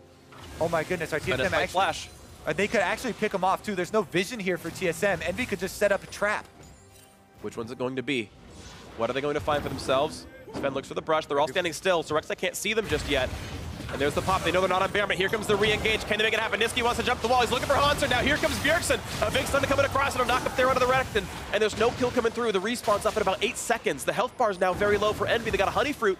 They've got a Scuttle to attack, and I don't think they can go for Baron just yet, so Envy There's another Honey Fruit. They could go up and grab that one. And they're not going to go for it, though, so they squander the 4v3. They try to get the pick, but TSM plays it well enough to buy a few more minutes. It definitely was one of those really tense situations. I actually would recommend, if you go back and watch it, a replay or something, you turn on the Fog of War and try and like play it re-through from their perspective, because that is such a scary thing. At 46 minutes into the game to try and go face check a Baron 3v4 this late, where, you know, someone being caught, or if they had actually set up that trap in a different brush and, you know, surprised them, got that kill, it could have been the entire game. Those are the types of, you know, high intensity situations that people who have played a lot of League of Legends have become used to and kind of enjoy, but also kind of dread. Kind of stressful, but Envy, they tried, and I can't fault them for the effort. And I'm going to try again here onto this one is Doublelift is fighting an Elder Dragon right now, so it's on Sven. Does he risk his life for a Baron steal? He might try. He's going to throw the Q. He's not going to go for the smite, and I think that's actually wise. I think dying is not worth Baron this stage of the game, but Doublelift does trade for a 2-stack Elder Dragon. Baron probably still more powerful. Looking for Bjergsen now. He's going to get stunned, though. Now he's going to disengage away from Nisqy. Ooh, necessary stun there. That also procs the Storm Raider Surge, able to walk out after that one. So the trade with this extra Elder Dragon burn here for TSM might actually be enough for them to scare off Envy. The idea is, all right, you have Baron buff and you can end the game if you can fight us first. And now they've got the extra team fight power with the Elder Dragon burn. Yeah. Well, the durations are 1 minute separated, so there will be a 1 minute timer where Envy will have Baron and TSM won't have Elder Dragon. As said, it's a pretty small window to use, and TSM might be able to navigate around it. And as we go farther and farther in this game, that gold at the top starts to matter not at all. I mean, it's already here. There's only a very small couple of components. Svenskar's not quite full build, and that's pretty much it. That's the only difference, is that Svenskar and Alira have slightly different items. At this point, it's basically... We have arrived in the late game, my friend. We do. All right, TSM making actually the first move here onto the top side. And Envy with Baron buff, they would win. Ooh. They would definitely win a base race, so TSM would have to answer here. There's the recalls. Now, of course, top inhib is open. There's no backdoor bonus for inhibitors, but bot lane and the Nexus itself would not die before TSM could recall. TSM crash a wave into the top side, but they don't go for turret kills off that. A blue steal comes through for Nisqy. And it looks like Envy are playing brush baits right now. Maybe someone tries to flank Seraph, but now the rest of the team joins in. And again, there's just subtract 1 minute of that Baron buff timer, and that's the Elder Dragon right now for TSM. Yeah, we'll see as well, because the big difference in these team fights has been the extra crowd control from TSM. Bjergsen's multiple stuns, line stuns that hit multiple people, have really been turning these team fights. You know, as we get later and later into the game, Hakuo, he's trying to get in there with the Braum, you know, gets his ult down and tries to get up the Unbreakable, but other than that, it's been difficult for Team Envy to navigate the late game team fights. And they're really looking to you know, catch someone out of position again. That's how they got their big victory in the bottom half of the map earlier, where they caught Bjergsen with a slow. They're doing it again here. Not quick in the slow. Not easy to chase the Rek'Sai anyway, so Sven stays safe. Doublelift back in the mix. Let's see what comes in. Biofrost on half an item left. Same for Hakuho and same for Sven. Looking like TSM wants to fight this one again. They've got 30 seconds left on Elder Dragon, so it's one of the better times to find a fight. Hakuho blocks out the damage and doesn't mean much as Seraph keeps splitting. Yep, Envy trying to play to the buff that they have. Baron helping out with that split push. He's got a huge wave. That's going to go hit on top side. As we said, though, Team Envy have to be so wary of the extra CC that TSM are bringing to these team fights. Hauntzer, Sven, Bjergsen, Doublelift, all, with these layered engages. Yep. And at a certain point, you start getting into luxury items where you can really just fine-tune your build and say, do I want more safety? Do I want more damage? Do you sell boots for damage or not? All right, this is it. All right, Baron buff on, no Elder Dragon. This is the window where Envy is more powerful. A stun on the Hauntzer, kites back and forth, looks for a little bit of play on Alira. Again, this is a fairly squishy Elise. Only about 2,400 HP on that champion means she can definitely be killed. And that's one wave secured, but Seraph, of course, reasonably safe top side, has to not be picked off by Hauntzer. He knows he can die against Doublelift. The inhibitors are all back up right now, so it's 2 open inhibs that Envy could push, but only 20 seconds left on Baron. He's going for a little bit of a trail here, but Seraph has that ward inside the TSM base. Not going to be caught by surprise. It's, mid to top. You can see Envy playing a closer together competition right now, hoping to get back and forth between these plays. Seraph still splitting top side. Baron ending in 6 seconds, though, and nothing really gained off his Baron buff. Niski getting some free time. He's got to watch out for Hauntzer and Doublelift. Is there a body slam flash? No, he doesn't go for the play. Potentially could have tried, but didn't go for it. All summoners are available, so the outplay potential is high. Who can make the big plays? Death Arm is long enough, even though TSM's in their base. If they do it right, they can end the game off a good team fight. Hauntzer wants in, slowed by Seraph, knocked for the Renekton. Not really worth the ultimate, though. That's a big playmaking tool down. Lyra gonna get away from the stuns, looking for damage onto Sven. Definitely a good opening here for Team Envy without that Gragas engage now. And the top inhibitor is so low, Niski's gonna finish it off now. One more hit, he's gotta be afraid of Hauntzer though, and Sven. They can wait for a little bit longer though, because mid's also taking some damage. Lyra back and forth, Apollo, small chunks out of him. There we go, top inhib is gone. Mid inhib gonna follow suit quickly, but again, Apollo must be safe. Chains of Corruption misses. That's 2 ults down for TSM. Here's the engage on the front side. Seraph versus Sven. And there's going to be a kill in the front lane. He'll shoot enough. Redemption to buy a few more seconds. And the Rek'Sai going to fall off the map. It's a 1-for-0 favor of Envy. Double inhibs will be down soon enough as Apollo heals off the minions. 5v4. Oh, Envy with the big victory here. 2 inhibitors down. All right, Seraph's going back, but he has teleport, so they can actually keep up the pressure. They want to take advantage of Svenskaren's long death timer to end the game. Here we go. Elixir's up for everyone who can. He canceled TP. He wants a shorter cooldown on that. There is Baron in 130, so maybe they don't want to risk ending the game during this death timer. I really feel like that's a good window, but there is another Baron coming up, and then with the 2 inhibitors, they'll have that extra pressure. But I have to say, that team fight was a big victory for Envy because Hauntzer missed his big combo, Doublelift used his ultimate and didn't get anyone with that. And those are those crowd control abilities that we're talking about. 2 ultimates that found nothing in the team fights. Don't know if they'll get that again, but we shall see. Looks like they are taking the little bit more cautious route. If they really believe that Kog'Maw outscales to infinity and that he will always win any late game team fight, I mean, that's one way of looking at it. I'm not sure if that's really true, but it might be an explanation. They do have 2 Guardian Angels, though. Yeah, Renekton just picked up 1. He sold boots for it. Similarly, Lyra sold boots for GA. That is almost even bigger for the late game team fights. You get to jump back up after with a Guardian Angel. It's probably what Envy are waiting for there, and they're putting a little bit more effort into this. Yeah. Although there's no MR in Bjergsen's build, you could almost argue that Sorc Shoes is almost more valuable for Lyra, but certainly the Revive obviously is useful. And again, it comes down to luxury items. He chooses the Revive over technically burst damage. Envy actually now going to siege bot lane, which again, all right, they went. Ooh, a huge burst of damage out in Lyra and Niski. They've got to kite back off this one, so Sven wants in, ulti out of Hakuho. And here comes the team fight as a trade of Rek'Sai versus this Seraph Renekton. And on the wings, actually, Lyra pushed away by Doublelift. Out goes the kite, and a big explosive cast brings him in. Niski still has some time to free fire. Apollo the same, though. Who's going to kill frontliners first here? The GA going to be popped right now for the Renekton. The same for Lyra's Elise. And the fight continues with the Redemption heal. It's Envy forced to kite back right now. They don't quite have the damage. They got to wait for Bioarcane Barrage the second time around as Apollo can go right back in, and he finds the kill. Niski's dominating. A slow in the back line. He wants Niski gets it. That was huge out of him, and now that's one of the carries gone. Double force drop, but he could be stunned up. The chase is in for Nisqy. A triple kill out of the Lucian in the mid lane. They're going to go for number 4, a quadra kill for Nisqy. And it's only Biofrost left alive. It's going to be Envy pulling off the victory. Nisqy with 4. Are you kidding me with that flash forward over Bjergsen's W to get the kill? Huge team fight from Envy. That was even with the flank from Hauntzer. Incredible stuff out of Envy, the Guardian Angel frontliners, and big plays out of this. Oh my 11 God. kills on this Lucian. What an incredible one. 55 minutes.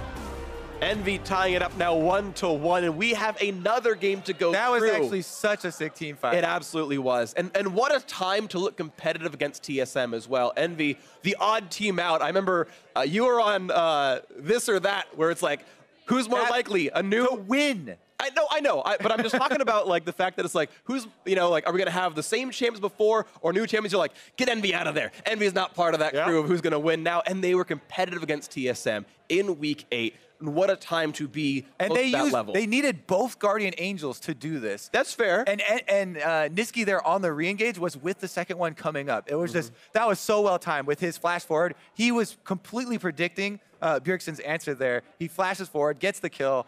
Just absolutely huge for them to end that out, because this is a super late game team fight with the early game oriented team. Yeah. Elise, Renekton, and Lucian mid. Like, those aren't insane late game champions, but they made it happen. Lear never died the entire game. Yep. Except for the time when he had a Guardian Angel. So yeah, which doesn't count. 0 death score. 0 deaths, beautiful stuff out of Lyra. Incredible game for Team Envy. They won that one. It was a nail biter and it was beautiful. Let's hand it off to Dash and Mark. Thank you very much, gentlemen. And yes, it was all of those things, Freak. It was, I already forgot what you said, but it was Who remembers Freak's sayings Exactly. anyways? Hey, but he thinks he's right, and he is right in this case. All right, team comps here, because they just talked about the late game team fight, 6 items, but Envy has the early looking comp, at least here, specifically on the top side of the map. The Lucian, the Elise, the Renekton, doing a lot of work throughout the Right, and they picked all those relatively early on. Take the Elise first, they had the Renekton showing, so it's obviously going to be a very strong dive on the top side. They also take that Lucian. Bjergsen takes a Syndra. It's a fine matchup, but for the most part, Lucian will have a little bit of an advantage there in the early game. So they're doing that while covering for a potentially weak bot side with the Kog'Maw Braum mostly looking to farm and scale out. The problem is you look at how TSM drafted and you have nothing but question marks, because I have no idea what they saw that early on to make them say, we want to take Varus right away blind, when they were having relative success prioritizing Tristana. Kalista was banned in the second half, so they could have taken that one as well. And for some reason, they decide Gragas Varus is their first rotation. I mean, why not just repeat Game 1's team comp?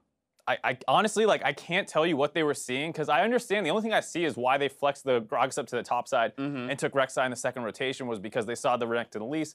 Very scary dive. You want to find some way to potentially just live through that. Shen, not quite as good for outplaying that stuff early on as much as a Gragas is, so I understand that part. But everything else is a big question mark to me. And to Kobe's point, we'll get to the final team fight in just a bit, but you have, yes, early game focused champions here, but you also have early game focused champions here. None of these champions particularly excel in that late game 5v5 engagement. So even though they were able to extend it to 55 minutes, it's still very much just whoever outplays the final fight is going to win this game. Right. The one late game scaling champion that's clearly here is just the Kog'Maw, and that's on Envy's side. And I mean, you just have to question mark TSM because once again, 0 power picks for the most part in this draft on 7-14. And I think this is one of the times it's finally come back and kind of bit them in the butt, because Varus, to me, looked pretty useless through most of this game. All right, another thing that bit them, though, was kind of a pretty big misplay by Hauntzer here in the bot lane. 33 minutes into the game, 5 for 0 in favor of Envy. But watch Hauntzer and his barrel here kind of serving his team up to Envy. More serving Envy up to his team these days. Here's the buffet. Go help yourself. We got 1 kill. Nice kite out by Double Lift early on, but then kind of hard to keep kiting when the enemy team ends up on top of your face. Braum gets the Q off onto him. He goes down early. Chase down for the rest of Envy was really easy. And this was actually a huge, huge mistake, because at that point, TSM had just gotten a Baron that they had forced down on their own. They were starting to grab turrets back, and even though they were behind for most of the game, this is like the moment where TSM says, we're the better team, we outplayed you on the map, and now we're going to take our advantages. Right. And Bjergsen gets called down off a mistake because he has no flash, and then instead of just being able to kite that fight out and keep the loss to 1, they get aced, and they lose a ton off of it. Very much so, right? Entirely concede the map control at that point to Envy. We saw inhibitors go down. TSM does a good job of defending those super minion waves, as well as even trading an Elder Dragon for a Baron at one point. But when you're constantly being pushed in, it's where you arrive to a late game team fight, and if you lose it as the defending team, the opposing team will be able to finish the game off of it. That's what happens here. The fight looks good for TSM at first, and then Nisqy comes up with a huge play here to turn it all around. Yep, and it's one of those things where you're doing a great job focusing down the front line, but Apollo has been untouched for most of this fight. He's done a lot of damage. A nice flank by Hauntzer comes in, serves up Apollo a little bit, but once again, they continue to kite out kind of front line. I mean, look, both PAs are popped. Things are looking good. Envy's on the retreat, but now eyes on Nisqy. Yep, Nisqy's going to find the right time to go in. You see he has to dodge out, and that Syndra stun doesn't actually connect onto him. No balls were in front of him, so he doesn't get hit by that. He's able to absorb the ultimate out of Syndra and then keep fighting forward because he has enough MR built up as long as all those Night Vows and stuff like that. So really nice play there. A very risky one, but I assume he was tracking the balls and knew there was no stun set up in front of him, so he'd have to make another one on the side of Bjergsen to outplay that. Yeah, dodges out the stun on the first one, flashes the Q that could have, popped him there near the end. And then, as you mentioned, the Night Vows coming in big next to both of the AD carries who can just put out enough consistent damage in those late game team fights to eventually eat through the opposing team. And it's one of those things where you say the enemy team had, you had a Tristana here, which is something that they've been playing and taking early on multiple times. I'm not sure what they saw out of just an Elise first pick that says you can't pick Tristana, and I guess, for some reason they don't do that. Now they're going to have to go back on the blue side and reevaluate what they're doing in the draft. Player of the game will go to Nisqy again, mostly for that final team fight, right? When it comes down to it, you're looking for the guy who's going to execute. He does exactly that, picks up a quadra kill to close out the game. As well as that culling on Bjergsen in that bot lane situation was actually a huge play for them. It set up that whole fight where, TSM's trying to kite out, and eventually they make that miss ball. And we'll give a nod to Lyra, though. His stat line in this game was also fantastic and definitely helped propel them to those early advantages. All right, moving on to Game 3. Is it all fixed in draft for TSM? I mean, it's hard to say that just because so far as them on 7-14, we haven't been like, oh yeah, they have a great read on, the Maokai and then the Cho'Gath and all these other strong champions. For the most part, they just feel like they pick what they want and they're confident that they'll outplay you. And they were really close to doing it this game, to be fair. It just didn't quite work out. And it's something that I personally don't like seeing that much. I'm fine if you have a higher priority on Tristana than Kalista. That's one thing. But when you start taking the Varuses out of nowhere, you start, taking Karmas and Lulus instead of what these strong support playmaking champions are right now, it starts leaving about a bit of doubt. All right, well, there's plenty on the line as we go into Game 3. Can Team Envy secure their playoff spot with a win here, or will TSM end their week in first? The questions to those answers are... The questions to those answers. Let's just start that one over. The answers to those... take him out of here, guys. Take him out. You need to answer those questions and more when we return. Get away from me. Go.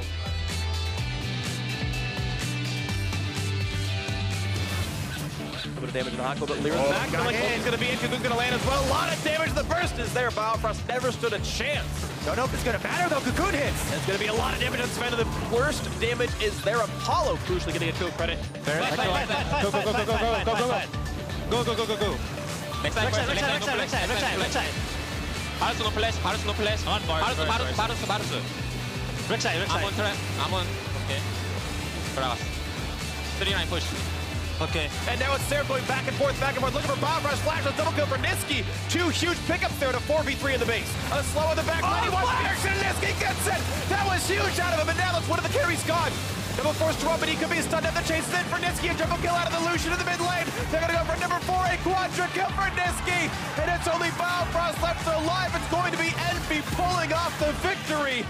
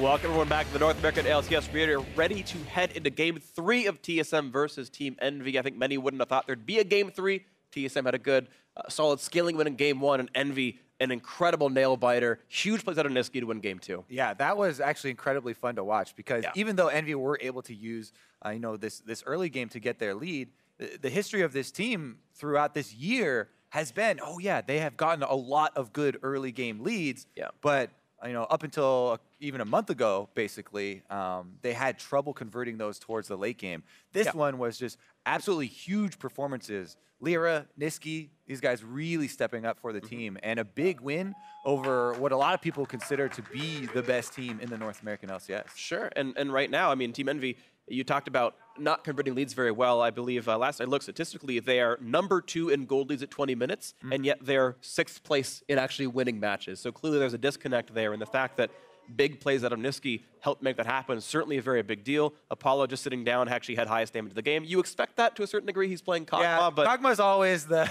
like it's gonna be there certainly, but still I think it's certainly an important part of this all. Nisqy made the big play killing the back line, but still getting through the tanks obviously relevant as well. And this felt like a team-wide win though, right? Big flashes out of Seraph, forcing that flash out of Bjergsen that got that pick. Haku there to protect the front line. I mean, Lyra managing to kite back and forth, getting all the early gang stuff. Like everyone had their part to play in that win. It was not like a 1v9. It was Envy playing better than TSM. Couldn't agree more. Team Envy looking to do it in game number 3 as well. The decider here, will they actually be able to push up? Because this is definitely one of the big victories. You were talking about it earlier when we were coming into the series. If they're able to grab this one, and secure for sure their playoff spot, as well as even maybe you look to get a better matchup in the playoffs. I mean, so you look at who they've got left to play in the season. Next week, Friday, 3 p.m., they've got Immortals. All right, that's another top 1 team. That's going to be difficult. And then afterwards, the very end of the week, they've got a battle up against another playoff team in Cloud9. So they're certainly, not only today, but in next week, playing off against their playoff competition. They're coming into this one match behind Team Dignitas. They may still be, depending on how that Dig Fox goes in the other stream. And either way, they know there's no bye. They know they can secure a playoff spot potentially. And then it's like, okay, well, can you keep beating teams like TSM and Cloud9 and Team Dignitas and Immortals and all these guys? And if they can stay on this form where they are clearly competitive with TSM and the entire team is playing well, then this is now a threatening team in the postseason. The question is, does this form stay in now that we're in the last 2 weeks of the split?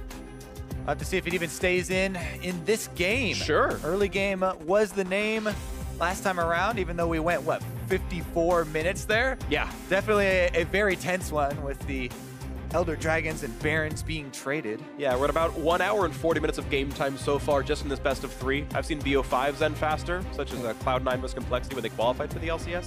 Wow, that is a throwback. That, yeah, it was like an hour and 5 minutes of total games or something stupid. It was kind of insane, but that was how dominant they were back then. Either way, we are about TSM versus Envy. Thresh, Elise, LeBlanc, all banned by TSM. Maokai, Caitlyn, and Zac off from Envy's side, and we'll see if TSM goes for more late game security this time around. They continue to put high priority on this Gragas. No surprise here. They have done this so many times, especially on blue side. First picking the Gragas. The flexibility definitely is there. Last time around, Seraph got an early lead over the Gragas, with that extra Elise pressure, and then kept it for pretty much the entire game. Well, this is interesting. A Cho'Gath grab right now. Of course, we still have the chance of TSM going for their Gnar or their Shen, two of which we've seen as common counterpicks here, or if they go somewhere else. But also, of course, Apollo blind picking the Xayah pretty early on.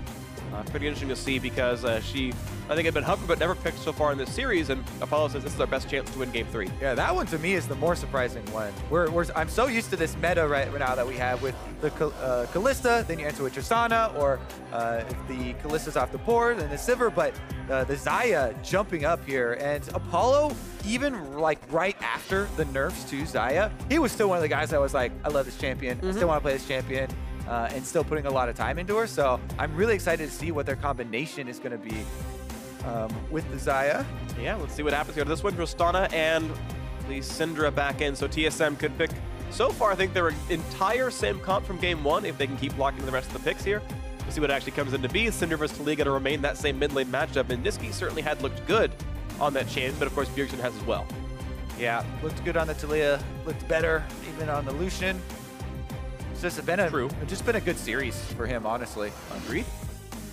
He's been pretty great. I think his overall scoreline is something like 14-2 and 12 or something across the series so far. He's been pretty great. There's the Gnar ban, the Rakan ban there as well. I agree. Rakan Xayah is an incredibly strong duo. I think you should always pick that one. If you've got one, you should get the other locked in. Hako gonna have to find himself another support here. Might go for the Braum. Gnar and Shen off the table. So Hauntzer, I think Gragas Cho, I don't know the matchup very well. I keep thinking things are Cho favored and they end up not being. But we'll see, of course. We're still in the point, too. I think it depends a lot on the players. Like, we're not at the 100% figured out Cho'Gath matchups for all matchups right now. Yep. And the varying degrees of experience for both of them plays so much into it. Blitzcrank ban going to come through as well. We'll see if TSM goes for that same Lulu or Karma as before. I would expect the same style. Lulu to come in, who I think would make a lot of sense here, but we'll have to see, of course. Picks to come through. Does Envy take the priority on Rek'Sai that happened in the first game or not? And they're actually going to grab, it looks like, Karma for Hakuho, even though I think TSM would happily go Lulu anyway. Yeah, if they definitely want to go with one of the Ardent Sensor late game supports with the extra shields, which they have been doing, so it wouldn't be a big surprise. They still definitely can do that. Just because I'm curious and I like to look up solo queue stuff just for reference, like with very large sample sizes. Right, kind of helps out with matchup stuff. And the new Cho'Gath. Kled is also one of the options that has one of the more decent win rates into him. So he's got percent health damage.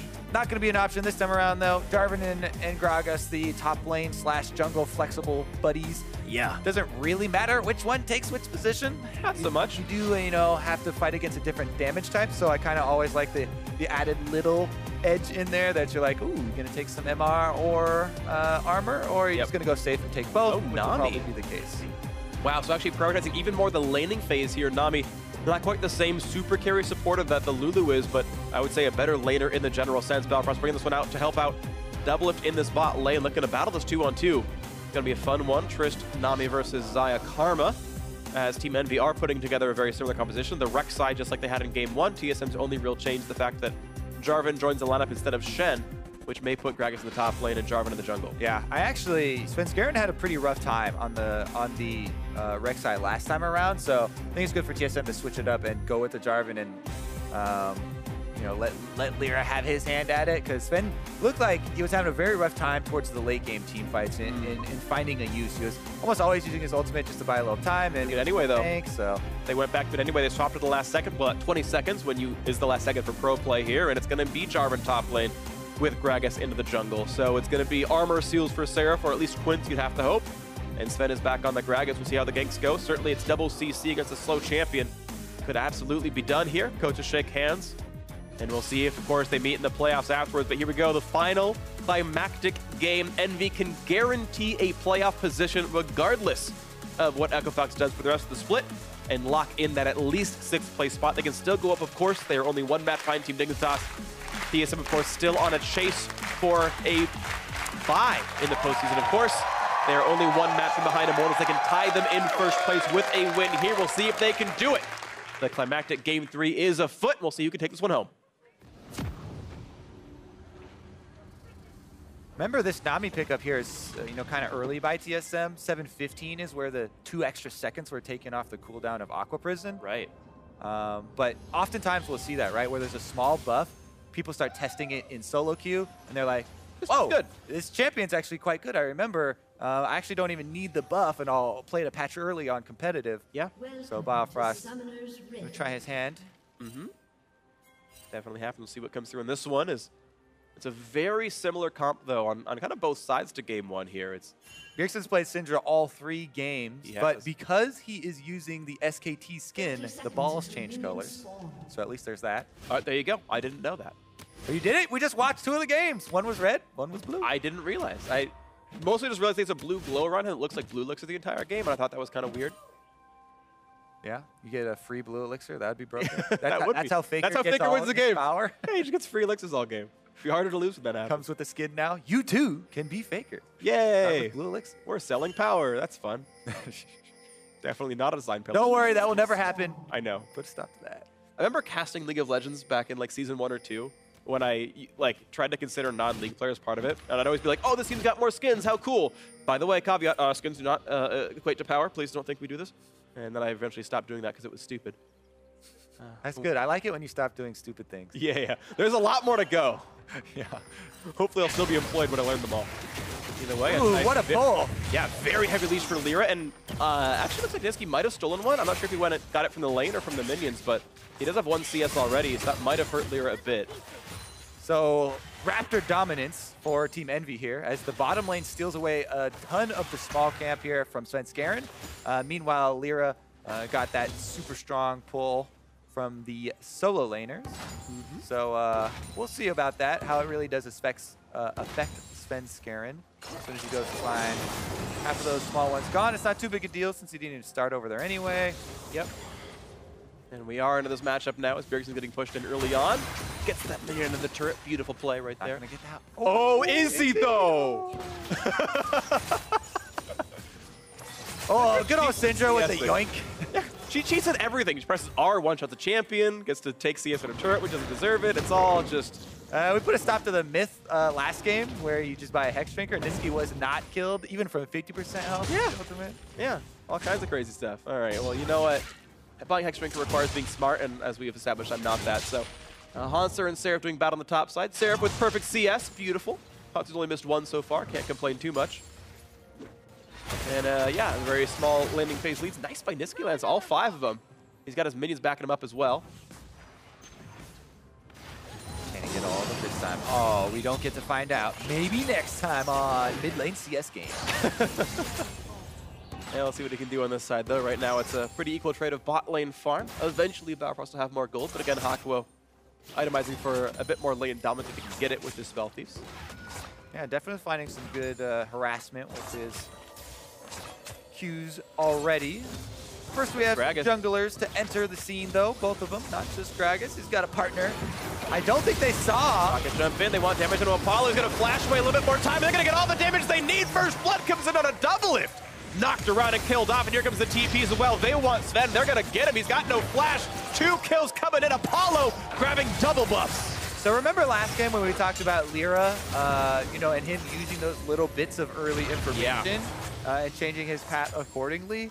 What a superb counter gank from Lyra here. I hear he's good at League of Legends. Yeah, definitely showing up here on the Rek'Sai, and Doublelift and TSM did not expect him to be ready and waiting in the lane. Huge turnaround there for Team Envy. Not only is it first blood, but both kills and the extra summoner advantage. Anyways, here it is. They have Lyra waiting. He bides his time until Doublelift goes forward. Didn't even have time to use his own flash. And then Lyra uses his flash to secure the extra kill and double puff. Feed over to Apollo. Just, whew. And it was perfect out of Apollo. He flashed the body slam flash and then got the blade collar to actually root up Doublelift, I'm almost certain. So, I mean, it couldn't have been better from almost everyone on Envy there. Really well played in the 2-on-2. Yeah, they're really starting out strong after, you know, ending last game in that very long, kind of high-intensity neutral objective trades and long skirmish. Here we go, though, top side. Seraph. He's in a bad spot. He's going to go for minions right now. Rupture's going to land, but he's really got no way out. He's going to flash anyway, and of course, he's going to get away. Sven didn't have flash. He gets away with it. All right, Seraph, well done, buddy. He's got no way out. Oh, wait, he's already out. Yeah, more things I'm wrong about. As, yeah, Seraph just lives to fight another day. He's still TP-less. The invade here, though? Yeah, he wants to fight Sven. And all right, he plays that one well, and he's going to walk back to his lane when he can. He's still potentially zoned out by the Jarvan. He's going to TP back to lane, and we'll lose some dominance as a result. Speaking of dominance, double buff Xayah with the Karma here, zoning off. He gets the minion, but takes about 200 damage. Yep. Q, auto E, and it forces Rocket Jump out of Doublelift where he would have been rooted. Red buff still means damage, though, but now the doubles have timed out. The end result is, of course, this Coalfield's Warhammer being done and the 9 CS lead, so we'll see if it pays off any further. The fact that Apollo's up items should mean it could even pay off more. They're going to look for round 2. Double just barely got his Rocket Jump back up, but it could be a root coming through if he's got the cooldown. Going to get some damage on Battleprost. Takes a turret shot, undoes some of it, but still some attacks on Doublelift there. All right, Svenskeren actually is pathing down to the bottom side again on Gragas. There's plenty of wards here for Team Envy, though, so they should feel pretty comfortable in continuing to pressure this duo matchup. And Lyra, once again, mirroring. He's going for the Scuttle Crab. Whew, look at that harassment there. Yeah, really nice stuff out of that one. You can see they're pushing TSM to their limits, hoping to get rid of these minions. This should be, now this one could be denied unless they set it up, and beautifully done. Well played to Balfrost and Doublelift getting those casters. The CS lead only 5. Level 6 already here for Lyra, so they want to take advantage, but he walked over a ward, and TSM are waiting. Svenskeren is in the brush, waiting for him to blast cone over. Doesn't do it yet. Niski could ult down. He's gonna cue the brush to look. He's not. Is he gonna? He's gonna ward. He can't ward for Seraph. There's actually only 1 TP for TSM. Here comes Niski though, looking for a 4v4. Damage to the Bifrost. Runa's in. Kill's gonna come through to Apollo. Gonna kite back. He's gotta watch out for Bjergsen. But he dropped the turret dagger, and no one's gonna land that wall. Oh, Niski to make sure they were safe. An eloquent dive out of Team Envy, and another kill comes in. Wow. Even though they ran into a little bit of a speed bump there with Svenskeren in the brush, Niski just walks on by. They finish off their kill. And they actually even get Hakuo out afterwards. Niski with a very nice wall there to close off any sort of chase from TSM. Yeah. No kills given over. And I think the Hunter never could have TP'd because he's in range of Cho'Gath the whole time. Yeah. All right, so Niski walks into Svenskeren, gets stopped up here, but flashes out and then uses the wall to cancel any sort of chase. Even denies CS from Doublelift. What can't he do? Jeez, just insane stuff. So now BF sorted in for Apollo. I feel like the Xayah has more items right now. Some of that is, of course, Double hasn't recalled yet, so we'll match closely, but that's actually pretty good stuff. As well. Yeah, that was his first recall. Did he start that? Okay, no, he was recall. Yeah. He got forced out pretty early. And here we go. A quick opportunity grab by TSM. He's able to match BF Sword, but it's still that same Warhammer to Cole, which is obviously Envy's favorite in this squad. 1,700 gold lead, gonna feel good for them. We'll see if they can keep paying this forward. Top lane, a small lead to Hanser. Props to him for some good play. Of course, Sven gave him a gank, which helps. Still, nicely done by the TSM top. Yeah, as Cho'Gath, since you don't have any of your own mobility spells, after your flash is blown by a gank, got to play a bit more careful as well. TSM. Yeah, they're going to look for the top side, but I think Envy's going to be a bit faster to play. The question is, how good is the race going to be? BF Sword up on both means the damage output's not that different. Interesana's quick at killing turrets, but Envy have a head start. Yeah, and Cho'Gath, there's a possibility you could long-range Rupture maybe to delay a little bit, but he really has to get out of there. Svenskeren goes in, and so you have to worry about those dives. Don't even want to get in range. Hakuo steals some of the local gold. They actually had plenty of time. He could have walked away, but he decides he wants the money for himself. He'll rush that Ardent Sensor or whatever else it's going to be. Doublelift will get local gold for himself on this Tristana. Shouldn't be too bad. That's the answer, though. Even though you are probably not going to win that race, want to get out of that lane. You were talking about the inventories and how scary it was getting with Apollo on Xayah here. Look at the one who got 2 of those kill credits. He gets Blade Caller. That's a nice route. Do they want to ult from Lyra? Not quite going to go for the dive, but it was maybe a threat. But bot lane tier 2 could fall. It's about 3 attacks away. There's just so much threat that they can't go for it just yet. But imagine if Seraph ever gets a lead down here. That turret's falling. Yeah, that is a ridiculous amount of pressure. They annihilated that turret very quickly. Calling all TSM members down. Bjergsen even had to rotate from mid lane. Don't think he'll miss too much. Yeah. Yeah, pretty much perfection on a Doublelift. Or sorry, Bjergsen right here. Shouldn't be any issues. Yep, the entire wave goes down to him. And Bjergsen sits on a nice, solid 14 minion lead in the mid game, in the mid lane even. 10 minutes in. That's with Niski roaming down once, but Bjergsen is definitely out laning here, as he did in the first game. Certainly a stellar player in his own right, but there's more to the game than just laning, and TSM still have their work cut out for them to come back in this one. Let's see what the next step here is going to be, because there's so much vision from Envy as well around the bottom side where they just took the turret. And you talk about getting back into this game, they want to find space for Doublelift to actually farm. So TSM actually, their duo lane pushed up pretty far to get that minion wave all the way to the turret. They don't want to get starved out much more. Right now, though, Envy starting up the Drake on that bottom side. As I said, they have so much vision to work with. Turn on the Foggle. Well, right now, they've seen Doublelift and Bifrost for the last minute, just walking that circle around the bottom side. They feel very secure stealing away the Cloud Drake here. And if Niski is ever able to roam down a bot lane, that tier 2 is going to fall. Tier 2 turrets, I'm almost certain, do not have health regen on them, so it's going to stay at that 112 health mark or whatever. 279, I was kind of close, but that does not take very much to knock down. So if Niski ever gets free time, nice body slam into the ulti, nice knockback. Niski does not have flash available. Ulti in for Bjergsen. barriers there if he wants it. He's not going to pop it just yet. Just going to go down to this last little bit of damage. Sven getting the kill credit, forcing Haunter away. And the top side is Seraph. Looks safe. Labs here from Team Envy, but I think they've escaped no problem. Yes, Bjergsen did have to use the cleanse and his ultimate, but that is about it. Nice gold for him. And it looks like, actually Svenskeren the one who got the credit this time around. Yeah. Not the ideal spot for your money to go to. Still not the end of the world to get the kill, of course. It's still great. Niski pushed down, and it means now the 20 minion difference. Could get worse from here. Doublelift now going to be attacked, though. Cloud Drake means the fast roams, and Hakuho wants in. Oh, he went to the right-hand side. They found him. And he's burned Flash, he's burned Rocket, he's burned ulti. There's no way out, except for the fact that his team is coming. So Hakuho can't win the 1v1. Now they go. The way out is back towards space. Yep. He bravely runs away. Good combo there from Svenskeren. Yep. He knew, I believe he knew, they were tracking the cooldown of that Flash. So that's where you see him have the freedom to go for the auto attack afterwards. There's no big rush to get his ultimate out. And nice little combo there. Good damage out of Niski. Certainly can look pretty scary again. He's going for that same build as game one. The Merc treads into the eventual Banshee's Veil, but Bjergsen off to a healthy lead right now. Morella Namakan already done. A stack in the Dark Seal as well. Lyra now playing for this bot side of the game. Looking again to get that bot lane tier 2 if they get the chance. Doublelift and Biofrost though. Pretty safe in their defense of it. Yeah, TSM just want Doublelift and Biofrost to be on farm duty right now. They're like, Doublelift, we'll see you in 10 minutes. You know, pop your coal, farm up some items. Let Bjergsen really be the center of most of the TSM plays here in the mid game. They don't want him to be any sort of big plays at the moment, just maybe little skirmishes around mid or top, and just allow Doublelift a little bit of time to catch up.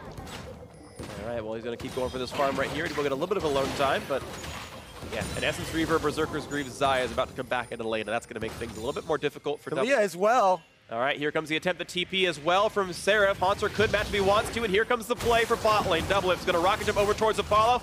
Definitely going to go down. Blade Caller in.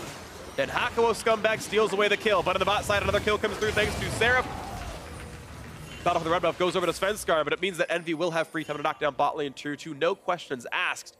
And there's no top outer to kill anymore, so really nothing lost on the other side of this. Yeah, I mean, that is a bottom lane that's half a map out, you know, with no defenses. We talked about how many wards Envy left behind in the red quadrant. There are a lot for Seraph to choose from. Pretty good collapse there from Team Envy to get some more kills off of this really heavily struggling bottom lane. And Doublelift has a long ways to go before he can farm up back into it. Yeah, TSM with 4,000 gold to go. It's been quite a while. Nice knock up. Right for Lyra. They're battling for this really 2-on-2. Body Slam's in the knockup as well. Seraph forced to flash away. No feast, no flash anymore. And he's got to buy some time. Bjergsen there in the mix, but here comes Niski as well. Look at a trade blows back and forth. Ulti coming across. Barry just barely keeps him alive. He barely lives. And it's going to be Lyra walking back away now. And out they go. No kills quite picked up, but a lot of summoners down. Envy losing a fair bit, but they get the red buff at least. Trying to decide if I allow that one. I don't think you should repeat it. It was okay. Yeah. But it'll be cleaner next time. I'll repeat it when it's not with you. Attempt number 2 always goes smoother, right? Yes. That was a rehearsal. All right. Let's take a look. Oh, God. We don't need to take a look at this again. Teleport in. Go roam down from the mid lane. As he said, Doublelift was just trying to get some money for himself. Biofrost was there helping out. And Envy, really good job of continuing to snowball off their huge point of power in the bottom lane. And it continues to be a source of gold for them as they increase this lead. Yep. You know what? 3,000. I find it really weird that Jurassic Cho'Gath actually grows when he eats champions, because there's no like stomach or anything to like actually digest. It should just fall out, right? You eat it and it just goes out the rib cage. Somehow it just makes his bones bigger. You can't explain that. I don't understand. It's weird, but Seraph's making it happen here. He's got Righteous Glory. He's ready to engage next time he finds someone. Svenskeren wants to fight for the top side. Envy sitting on this 3 and change thousand gold lead plus the Ocean Drake. Infernal up in a minute. You know Envy wants that. We'll see if they can keep their members on the correct side of the map to do so. Right now, Lyra's on cleanup duty in the top side of the map as they keep Cho'Gath down to the bot lane. Niski and Apollo, I mean, because they want to have TP up for the Drake spawn, they kind of can't play for top lane easily. Unless they time it right. I was wondering what Doublelift was doing with that Red Tail. It's like, he's not going to be able to solo it. Nobody's really coming to help him, so Just a little target practice. He's upping his damage per minute stats. I mean, I know we all look at damage for champions, but you know there is a just damage dealt. So maybe he just wants that one to look better. I don't know. Practicing is Keep at it there, Detective Freak. You know, sometimes it's worth it if you're like healing with Warlord's Bloodlust, but that wasn't what happened. Started at full life and left a little lower. He did the Regardless, opposite. Team Envy are going to roam down to mid lane down. They actually don't stay up and take that top turret. I thought they were going to stick around and just push down that outer turret on top side, but they roam the rest of the team back here to mid, so maybe they want to actually force on this Infernal. All right, can they make it happen? The wall is going to try to cut them off. Not going to be beautiful at that. Seraphon somebody's cut off. And Leroy actually knows he's going to find the one on the Hanzo. He's got Flash, he's got the Flag and Dragon, he gets away. But all 5 alive on Hanzo now at 2/3 HP. A little bit of a chunk on a Bjergsen as well. Feast still up for Seraph. That should be a pretty easy to secure Infernal Drake. Mid lane priority though goes to double if he knocked him the way first. If he does it on the Infernal, he won't have it for the team fight though, and it is, you know, a decent part of team fight damage. We'll see. Is he going to feast? And he is. 800 health left. No chance for Sen to smite. Timed well by Team Envy. They grab it. They got to fight for mid now. And he could see that there was no way TSM were going to do the fight afterwards, so he was free to use his feast because Doublelift was in mid lane hitting this turret. And he's going to keep hitting it as well as they've zoned out the team, and it will be the best possible scenario for TSM, trading mid lane tier 1 for that Infernal Drake. I got to say, the best TSM could have gotten. Well played. Yeah, Envy able to get their Infernal Drake for later, but TSM gets something back for themselves. A little bit more gold there to fuel the end game goal. Doublelift Infinity Edge is done now. Still doesn't really feel that great till you get some, you know, Static Shiv or whatever your Zeal item of choice is, but it's definitely something there. And you can get extra lucky with 2 crits in a row or something. Sure. Surprise somebody.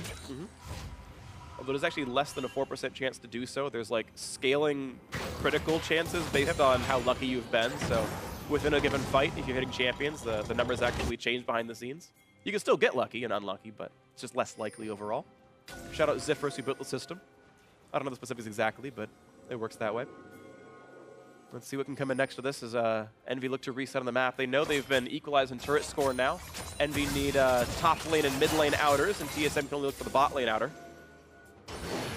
2,500 gold lead still puts Envy in a good spot, plus that double Drake. Yeah. The other thing about that too, as far as which ones TSM are actually looking for, is more of a reactive situation, right? Whenever you're kind of behind like this, you are super happy to take the trades, but you also kind of have to let Envy make the choice, and you're like, okay, you choose, top side or whatever. Now we will go get bottom or whatever. You kind of have to wait on them. Exactly. Because if you pick the same side of the map, you lose the team fight. And here we go. It's TSM who say, yeah, you went top and mid. Cool, we'll go for the bot lane right now. Envy going to grab Rift Herald, and Nisqy should grab top lane outer. So again, it's a minor 2-for-1 on objectives. We'll see what the Rift Herald actually turns into later on to this one. They grabbed it with 15 seconds to spare. We saw one despawn early in the LCS this week, and here comes the play, though. TSM wants tier 2. But they kill off Seraph, though. He's going to look for the play on this one. Cataclysm is in. A lot of burst damage available. Can he chop down Hanzo? He's going to try. This could be a trade kill. Not quite. He barely stays alive. Health bars, of course, are low. Could there be a re-engage? Yeah, can he get out? Lyra's coming through the jungle. TSM need to escape right now. Not going to actually close the gap here with Seraph down 25 more seconds. TSM get out with it. Wow, what a play right there. Positive trade, absolutely. Yeah, extra kill, extra turret picked off. Envy going to answer mid lane outer only. Yeah, this one probably is going to go down here with the Rift Herald. Bjergsen's in the area, but the charge takes out almost all the rest of it. And Envy are able to at least even up those turrets. But again, they use time taking that Rift Herald, so yeah. End of the day, it's better turrets killed by TSM anyway. They got a tier 2. So they go for this dive. They have vision of 3 of the other members of Envy, so they're fairly sure there's no backup here. Even so, Seraph almost answers his kill back. Yeah. Doublelift had to use his heal to save Hanser. And TSM very narrowly get out the extra kill and a turret that they did not immediately assume they were going to be able to get. Yeah, but it was solid, all said and done. So the game now only within 2,000 gold. TSM clawing back pretty well. This was definitely in a worse spot earlier. We'll see if they can keep this one, the forward momentum going for them. Second major items almost done for both the marksmen. You're seeing Doublelift just the combined to go for his Shiv. And Rapid Fire already done for Apollo here. Looking at maybe a play on Nisqy, but he's kind of aware of how unsafe he is, so no 1v3 to be had. And Doublelift back into attack these minions down. It is a little bit curious how, you know, Envy had such dominance over Summoner's Rift for the last 5 to 10 minutes or whatever, but their vision is kind of lacking for a team that had that much control for that long of a period. A lot of those wards have timed out, and since they've been trading turrets, they haven't really got a chance to replace a lot of them. So even that defensive vision wasn't quite there, and unable to catch the movements of TSM. Now they catch Svenskeren, but he's on Gragas. Can navigate quite easily around the enemy team. It's interesting what you mentioned before, though, about the fact that they were on the map for so long, because every 2.5 minutes, your wards all are gone. And if you've been trading with Nexus for a while, you've got to reset the entire vision game there. Looking at maybe the mid lane here, Biofrost with the rest of the team. Apollo forced to run away. It's one of the reasons, one of the other reasons that teams that are behind often want to go for these extended objective trades. Haunter, though, wants to trade nothing back for Seraph this time around. Bjergsen's coming down. He just wants to slow him around for the Syndra. And now there's no minions around to deal damage to Haunter, so now he's locked into the combat 1v2. Ulti coming across, plenty of damage there, and there's just no way out. Nice kill picked up. Bjergsen getting the credit. And no re-engage to be had for Envy, so TSM continue to be faster on these plays. Yeah, 2 more recent kills for TSM than they actually thought they were going to be able to get, but that is some useful gold for them. This one, was that Bjergsen's? Yeah, so they did actually finally get kill credit onto Bjergsen. And 2 more stacks for his little ring there. 6 AP more. It's getting huge. Second item done as well. Luden's Echo for Bjergsen. It's very interesting because we've definitely seen, I think, different builds come out of Syndra. Some would go for a Void Staff earlier on or something else, and he's got a bit more burst into this, a bit more roaming power as well. He's done, and now moving on towards the Haunted Guys plus more CDR for Nisqy. I'm a pretty big fan of the 3rd item, Void Staff. Times up with a lot of the magic item, completions for the enemy team. Maybe he'll go for it. Right now, though, Mountain Drake is alive. See if Envy are actually going to make their stand here. They do have a bit of positioning. They also have the vision of the Scuttle Crab, so they're well aware that this is about to be a site for a little bit of a fight. Let's see what happens. Half of Envy's gold lead has not been spent by Apollo right now. Now for the play onto the Drake. They're looking for Haunter, who does burn the flash to get out, and Sven actually is going to body slam out as well. Chop's going to come in. There's a clean enough pick up there. Another feast for Seraph means they secured Mountain Drake, but again, TSM first go back to the mid lane. Yeah, and that one, it kind of reminds me of, was it the first game where TSM were able to sneak the Drake? In a similar situation. It kind of felt like they were just trying to do that again. They weren't ever really intending to, take that 5-on-5 or to try and smite fight it. They were more looking to try and burn it down and get it out of there beforehand. But Envy, you can see them correcting even within just this series for some mistakes that they made earlier on in this series. Yeah, they short up here. They're not going to let it happen again, and they secure this Mountain Drake. Oh, they found the dunk, though. It is Apollo in a dangerous position. Has to flash away from the body slam. Gets away with it, but that's 2 flashes down for just the Cataclysm of Haunter. So well played in the TSM top later. 1,800 gold apart, and TSM looking to play for Baron control. Holds on to the ultimate for himself, so maybe he'll use it here as TSM are starting the Baron. Big wave on top side. They want to have 2 points of pressure. That wave is going to hit the turret while they do this, but they immediately pull they got Apollo, and he completely gives it away, and that's going to be a 5v4 now for the chase of TSM. Can they find a bit more to this one? He definitely got caught out beautiful by Svenskeren, lands the body slam flash. Ults afterwards, that's all they needed now. 5v4 to push 25 minutes in. Apollo gets caught before, doesn't use his ultimate, he flashes out. Okay, so you hold on to the ult, but this time around, Svenskeren just completely blindsides him and doesn't even give him a chance to ultimate. Huge pickup there as they turn it into a turret immediately afterwards. Absolutely huge. Now it's only a 700 gold difference, though, so TSM making it right back in, and Doublelift very nearly getting online here. 1,400 gold in inventory means a new Zeal coming in soon. Yeah, I kind of want to see this one even from Apollo's perspective, because he walks right up to that pixel brush. I don't know what he was expecting there. Should not have been first, that's for sure. Yeah, TSM happy to take it, though. That kill plus the turret goes a long way here. Double F Static Shiv is done. Second Zeal item is done, or second Zeal at least is done. And yeah, you've got Redemption in for Biofrost, his second Forbidden Idol, sorry. Forbidden Idol, which will build towards, we assume, the Ardent Censer. That you never know, there's other items he could buy. But yeah, the shield and heal power is definitely in for Biofrost. The team fight heal is in. And I think it actually makes a lot of sense considering how much AoE is in for Envy. They can keep the entire team afloat. Got the Titanic Hydra done for Hanzo so he can really just battle against this Was Jerk that an nice. attempt at a Nami association there, or did you just accidentally talk about floating with the fish chin? We're just going to move on and pretend nothing happened. All right. Svenskeren going to now start running away. A nice seismic shove, though. They might take him down. He's silenced. He can't get away just yet. The wall is there. The knockup as well from Lyra. Putting his flash to make sure it happened, and the kill comes through. So 5v4, no jungler alive, and Feast still available. All right, Nisqy once again here. Taliyah ultimate comes in. Pretty big pickup onto the jungler. Definitely gives them some more pressure around Baron.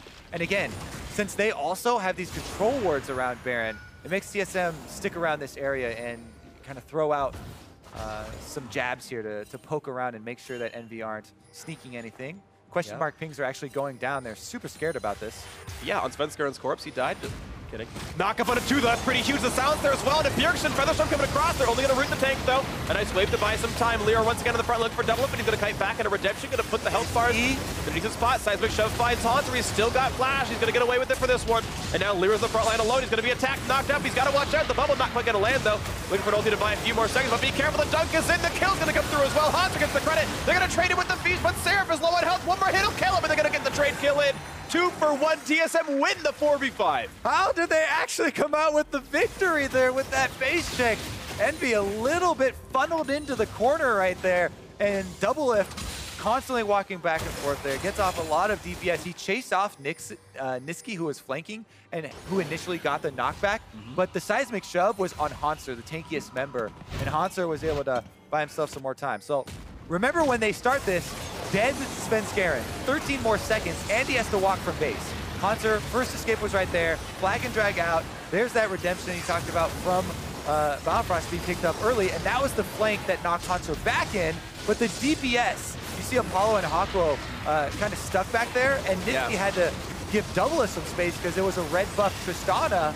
So some good little micro there by the TSM backline to actually ward off the threats, while then turning around to get shots in onto the tanks as well. Yeah, Bjergsen basically solo zoned Apollo there. He had the ult up until the very end, saying, if you go for this, I will attack you and kill you. And there's no Hexdrinker on that Xayah, so yeah, completely forced out. Well played by TSM, navigating the fight nicely.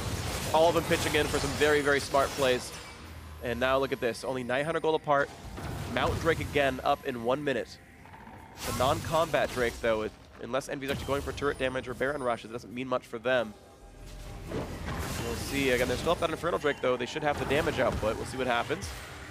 Full builds, or full crit builds are done now for both the marksmen here, as Rapid Fire and Essence Reaver and Infinity Edge now done on all sides. Interesting. TSM are going to send 4 to go help Hanser with his split, rather than trying to use the split and the 40-second timer on the Drake to draw Envy over. Instead, it's so powerful now. Just burn it down here. They have Tristana. There's the 4 attacks, and there's going to be a little bit of damage to this turret. Down pretty low. Wall's going to knock off a few, though. This is a 3-2 split. They're all going to get over the wall, though. Every single one of them has a way of jumping it. Let's see what happens next on this one. A few cooldowns are down for TSM, but they kite away nicely. No really big poke out of Nisqy. Not going yet in this fight for anything much. Going to get a little bit of poke down. Seraph going to come back after knocking down the minion wave. Nisqy back into mid, though. This Drake is up in 6 seconds, and Envy wants in first. One spots him. Seismic Shove not quite going to land. They also now do not have that Taliyah wall. You're talking about cooldowns, and all the jumps are basic abilities. CSM, yeah, they're back. Had a little bit of time where they're scared maybe if there was a hard engage right after jumping the wall, but now that the wall is not up for this Drake, they just send Doublelift down there. He's soloing it on Tristana with the little bit of lifesteal he has. He can do it pretty easily. And Envy's trying to rush here. They know mid lane got pushed in already, and right now Doublestiff's taking this Drake down. He takes it out, and they actually know that Doublestiff is not part of the fight because of the global announcement. Early smite, here comes the Feast. They're gonna grab it. Now Baron in a 5v4. And Doublestiff in there in about 10 seconds, though. TSM must wait for this timer, but now the re-engage should come in. Sven's got no ult, but he's got body slam. He's got some damage to the Seraph. A big shield comes in. A nice knock up there for Hanser as well. Now how good's the fight gonna be on the front line? Seraph staying alive for now, but still taking attacks. Being attacked down, and Hanser getting the kill with the Cataclysm, a 1 for 0. And a Mountain Drake picked up for TSM. But Baron buff on 4 for Envy. Still, yeah, a very good reaction there by Team Envy. TSM did that before with Double Lift soloing the Dragon, and this time they immediately are like, okay, we're definitely trading you Baron for this. And yes, TSM did get a kill there, but Envy are very happy to have Baron buff on 4 members in exchange. But the push going to keep going, so now it's +1 kill, +1 Drake, and this turret to answer out this, and it gets the game again within 1,000. This is a Baron-empowered push-up mid lane there for Envy, though. Lyra, if he finishes off these Raptors and joins up with Apollo, they should also get the turret. Yeah, this should die. They actually know the recall timers of TSM, and they're a little gunshot. Red buff instead of the turret. Yeah, that's a Maybe. tough call. Maybe it'll mean something, but yeah. I mean, it's a 100 gold swing either way. You get 100 gold from them, and you get a red buff for the next fight. And considering they do want to battle with this Baron buff, maybe it really will mean enough if they think they get the turret later on. I think it's debatable. We'll see if it comes out to be the positive. Well, especially since Envy's red is also up. I mean, yeah, they'll have 2 now, but yeah, you're right. I am curious to see what's going to happen out of this one as the recalls come through. Last Whisper in for Apollo, not yet that gold for Double Lift.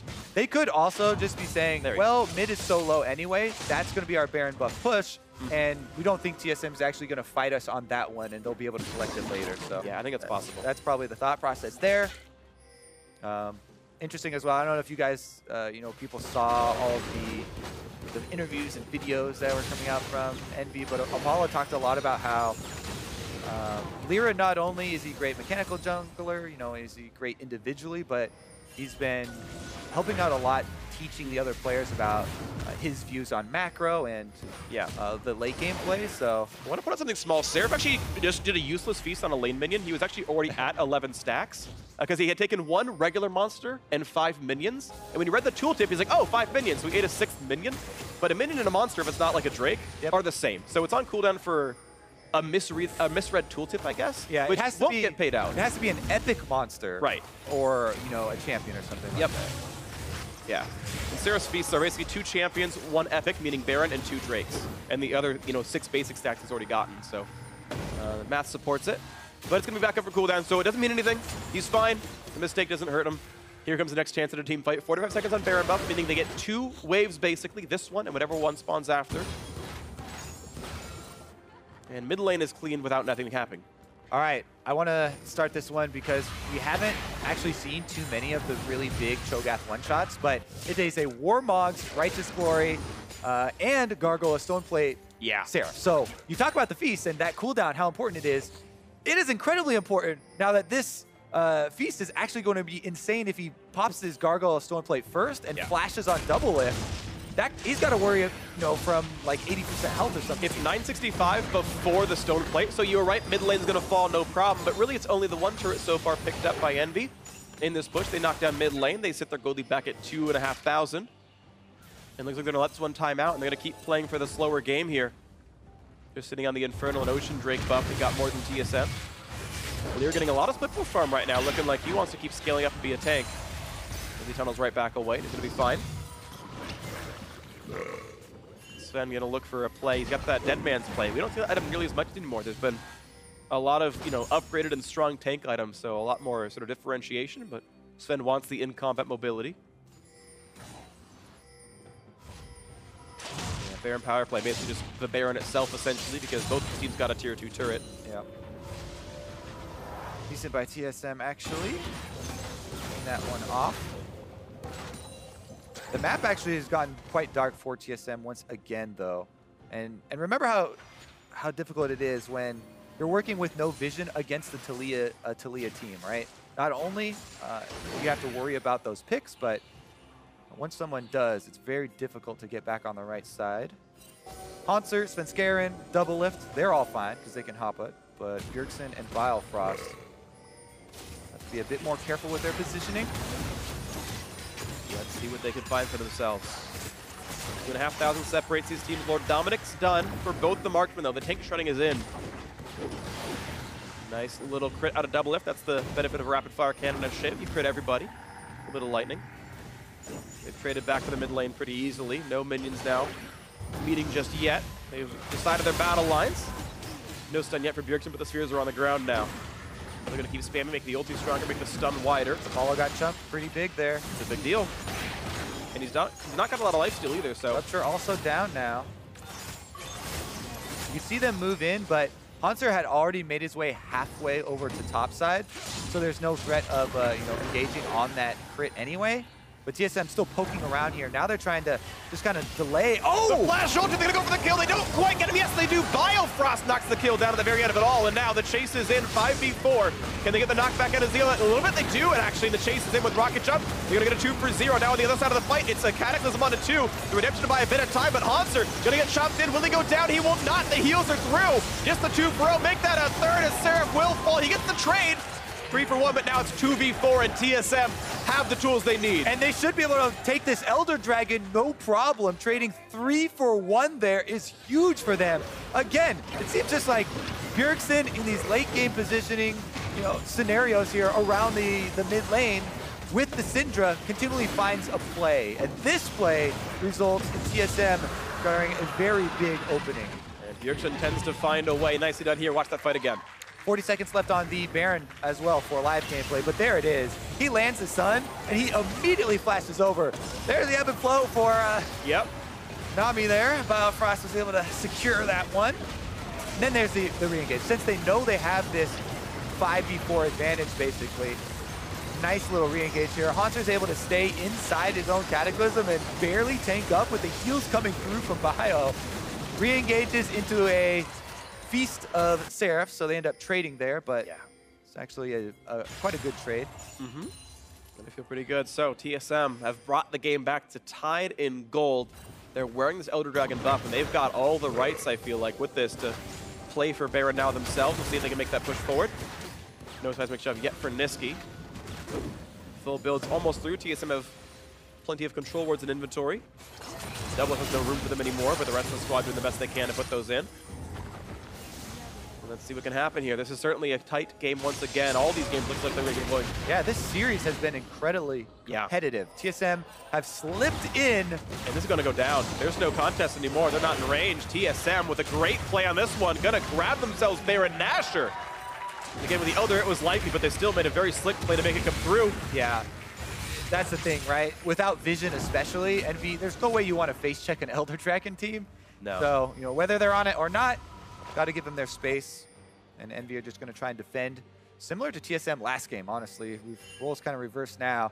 This, as you were saying before, though, this series has been, very competitive and a lot more than maybe expected coming in. But Team Envy looking quite good up until this point, though. Now, TSM have all the buffs. Yes, they do.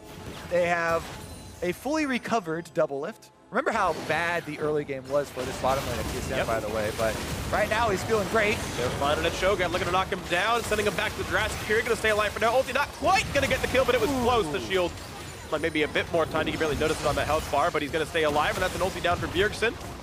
Seraph can heal up soon enough. He's got Warmogs plus a home guard pretty soon. But here comes top lane attack. Elder Dragon still on Baron buff in here, and we're going to knock this down very, very, very quickly. Seraph available, though, gonna go for the Rupture. Not quite gonna land much yet, but the wall's gonna knock him off. Now, can there be a fight? Sven kiting back once again, the damage on the Seraph, but he is very tanky. He's okay withstanding this. Looking for Lira, nice knockup for Hauntzer. Wall falls down, will they get more? Not just yet, but a seismic shove finds Hauntzer down to 2,000 HP. Nisqy back in for the poke now towards Svenskar. Double it back and forth, gets a nice chunk down. Apollo at half HP, and you can see this Xayah cannot get into the fights the same way Tristana can. Yeah, Yeesh doesn't have the range. Tristana scales range with every level, plus rapid fire cannon. That's why you can get those very, very... Ooh, Hauntzer actually, they might go for him. They're gonna get the Rupture for a little bit. Cutting back, Baron buff still on for 2 minutes on the longest members here on this one. One of them has Runic Affinity. Mid lane turret gonna fall rapidly, down it goes. Explosive Charge takes it. TSM getting farther ahead in gold. They've not yet to spend it, but still the Baron means they can keep pushing this 5v5. Bjergsen will be back up available. The wave crew is still slow from Envy. A nice double stun. Hako is a bit low. He's got to kite back on this. And 2 more attacks to knock the turret down, and it falls. Double if and destroyed the inhibitor. 2 inhibs down. TSM making great work of that Baron buff. Yeah, what a recovery from the early game there, where Envy were just blowing the game open really early on, but TSM now still have plenty of time left on this Baron buff as well. There's a quarter left, and with 2 inhibitors down, just return to that bottom lane, try and push in for the end game. Double Lift now level 18 as well. We're gonna range, or 700 range or so. I think 706, something like that. 669. Oh, right, it got nerfed, so it's 17 less than I thought it was. Let me wait for the rapid fire to charge up, though. 819 for rapid fire auto. In between the two of them. Something like that. Actually, either way, I was wrong. The numbers didn't add up in my head. It's okay. One more item left to go for Bjergsen. Double lift, of course, is full. The Bloodthirst already is going to be incredibly hard to kill off of these fights now. TSM look like they have what they need to play these 45-minute Tristana comps and beat Team Envy. This game, honestly, looking maybe like a more severe version of Game 1, but a similar trajectory all the same. I'm looking to knock this one down with a highly scaled 6-item double lift. And very important Bjergsen picks. No deaths in the Syndra. Certainly has had a very good series in this champion. Consistently finding picks in these late game scenarios. Bjergsen is usually the one to start it off. Looking for a couple angles now. Look at that damage on a double. If you could just like work with the Bloodthirster shield, take some damage, not care too much, rock jump the wall. It's been a half HP, doesn't matter, he heals up so easily. It's hard for Envy, right? Because they would have to get a really good rupture onto one of these high priority members, but Doublelift can jump. Bjergsen, all the summoners are available for all these guys. It makes it really difficult for Envy to actually start something here. Yep. Meanwhile, Doublelift puts Niski at half with a single auto attack if he gets an 80% roll. And down goes the turret. Envy really far back now. 2 hits already gone, and they're down 5,000 gold for this fight. A nice stun. They're going to find a bit of time on Lyra. More poke attempted. Not going to find it just yet. But at some point, Envy needed to actually find themselves a fight. Top lane's pushing in right now. Mid lane, gigantic wave as well, and Envy just have not found the inroads. And now Lyra knocked up, going to be stunned another time, and they're going to find for more burst damage. Not going to go for the ulti just yet. The heal not going to be much either, but they've knocked in Seraph. He's a big, tanky Cho'Gath, but the damage output is still there for Don't Be Wanting. Back and forth they go. Haunts are still taking the front line. Sven looking for the same. Explosive cast not going to be found just yet, and now it's Seraph running away. Lower and lower on health. The Xayah has fallen. Apollo dies despite the summoners being down. Another kill coming through. All the turrets gone as well. And it's going to be TSM amidst chants from the crowd. Taking it home 2-1. TSM will end the week tied for first place, looking for that playoff bye.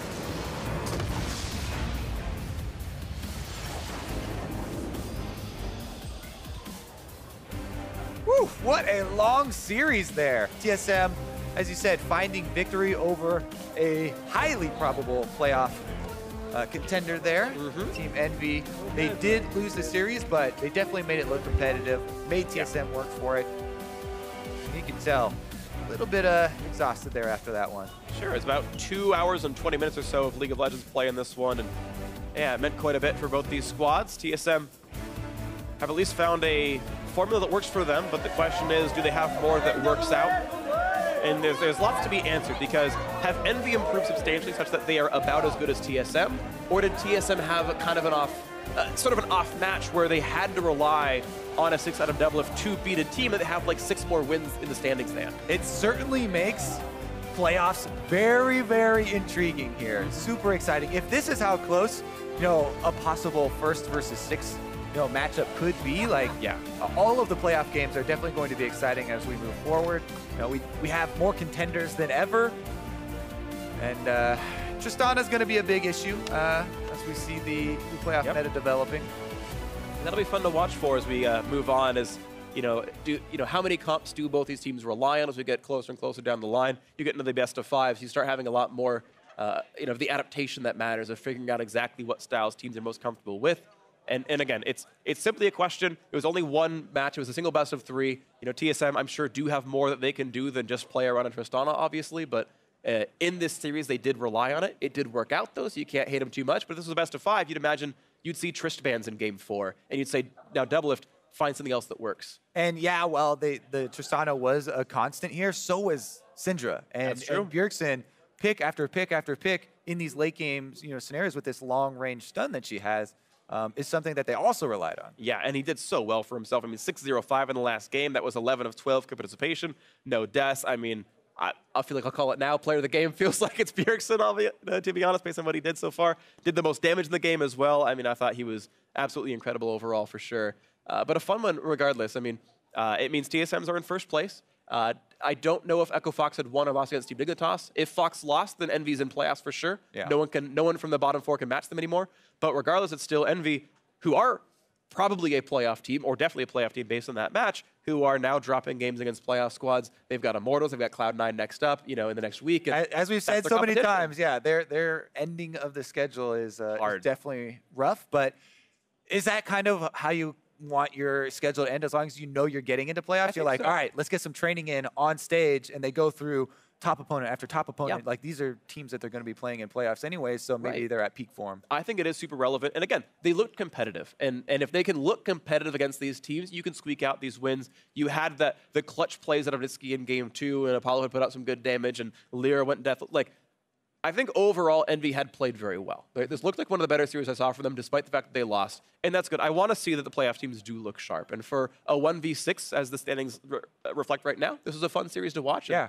It's going to be good. And even beyond like individual performances, because we had good performances from a lot of the players on the team, the decisiveness of a lot of the calls that they went for, right? There were instant answers there. Oh, TSM is on the Dragon, we're doing Baron. Yeah. Oh, they're instantly pushing this bottom side, and they go and trade turrets.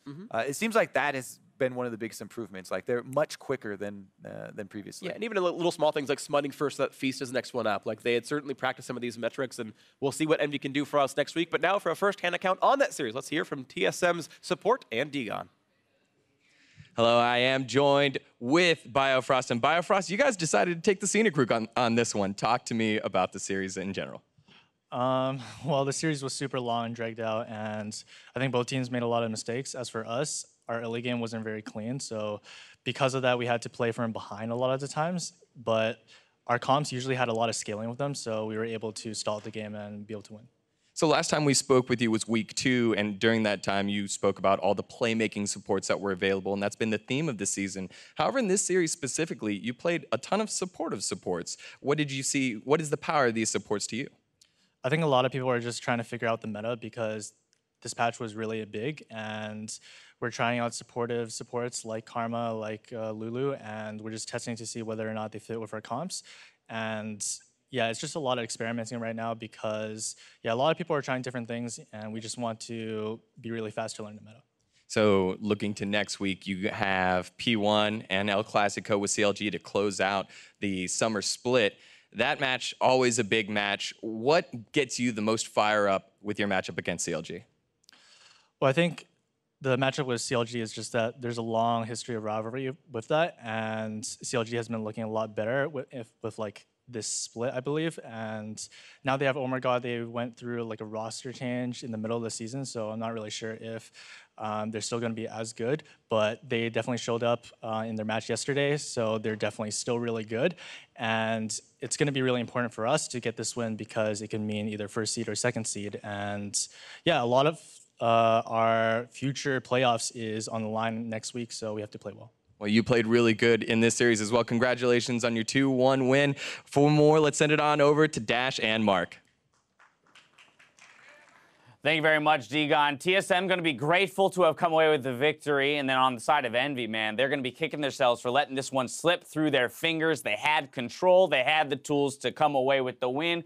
TSM finds proper fights, is able to strike back, and ultimately come out with the victory, tying themselves in the standings with Immortals. Yeah, I was going to say, CLG is probably kicking Envy too right now, because they were like, yeah, we're all going to be tied. Right, yeah. Like, oops. Yeah, TSM was like, I heard they have a storyline where if we lose, we're still tied with CLG going into the final week. Really hype Let's final week. ruin that. Okay, I mean, thanks a lot, TSM. For TSM, though, they were really at Envy's mercy at this case, because they gave up a Baron buff, and it was basically completely in Envy's control to win this game. They just lacked the decisiveness or the know-how of how to actually close the game out. Let's take a look at team comps, because when we get to those Barons that you talked about, we'll have some idea of how these teams could have utilized their compositions in order to close out the game. As I say that, we're welcoming those viewers over from the Dignitas game, who they just won.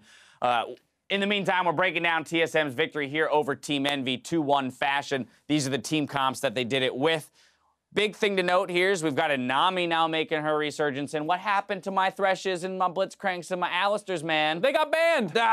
2 of them got banned. There's plenty of other doing playmaking that. supports. If you're not playing Tarek at this point, I feel like you might have missed him because you need to pick him up right now. He's pretty nuts. Rakan, I understand, was in and out of the meta a little bit based off the beginning of the split, but there's so many other things, Brahms and stuff like that you can easily pick up. And I don't particularly like seeing the Nami, and I didn't see much out of it this game. I gave it a chance. I was going to say it's one of those champions where it wins laning phase, that's good, and then out of laning phase, it really comes down to how good your bubbles and ults are. And for the most part, this was not one by any Nami play. It was Bjergsen taking over the game. Yeah, it has the potential to be impactful. It wasn't necessarily so in this game. The other major thing to take note of is that TSM did jump back to the Tristana away from Game 2 where they played the Varus and had some issues with scaling into the late game. Lo and behold, Game 3 goes into the late game, and you've got a slightly better team comp to kind of push through the damage at the end. I especially like the Jarvan as well, comboing in with that, just having that extra follow-up to be able to go in and really blow people up. The Shem was fine in Game 1, got banned out this time. I like the Jarvan in response. All right, now let's take a look at a replay. Well, you mentioned TSM was able to stab back into it, 3 for 1 in the mid lane. Baron off the back end. And up until this point, you know, TSM had been on the back foot. A great play out of Bjergsen, finds the first pickoff, and then you TSM... mean Nami doesn't do anything? You see that kill there? Oh, that was great, James. You're right.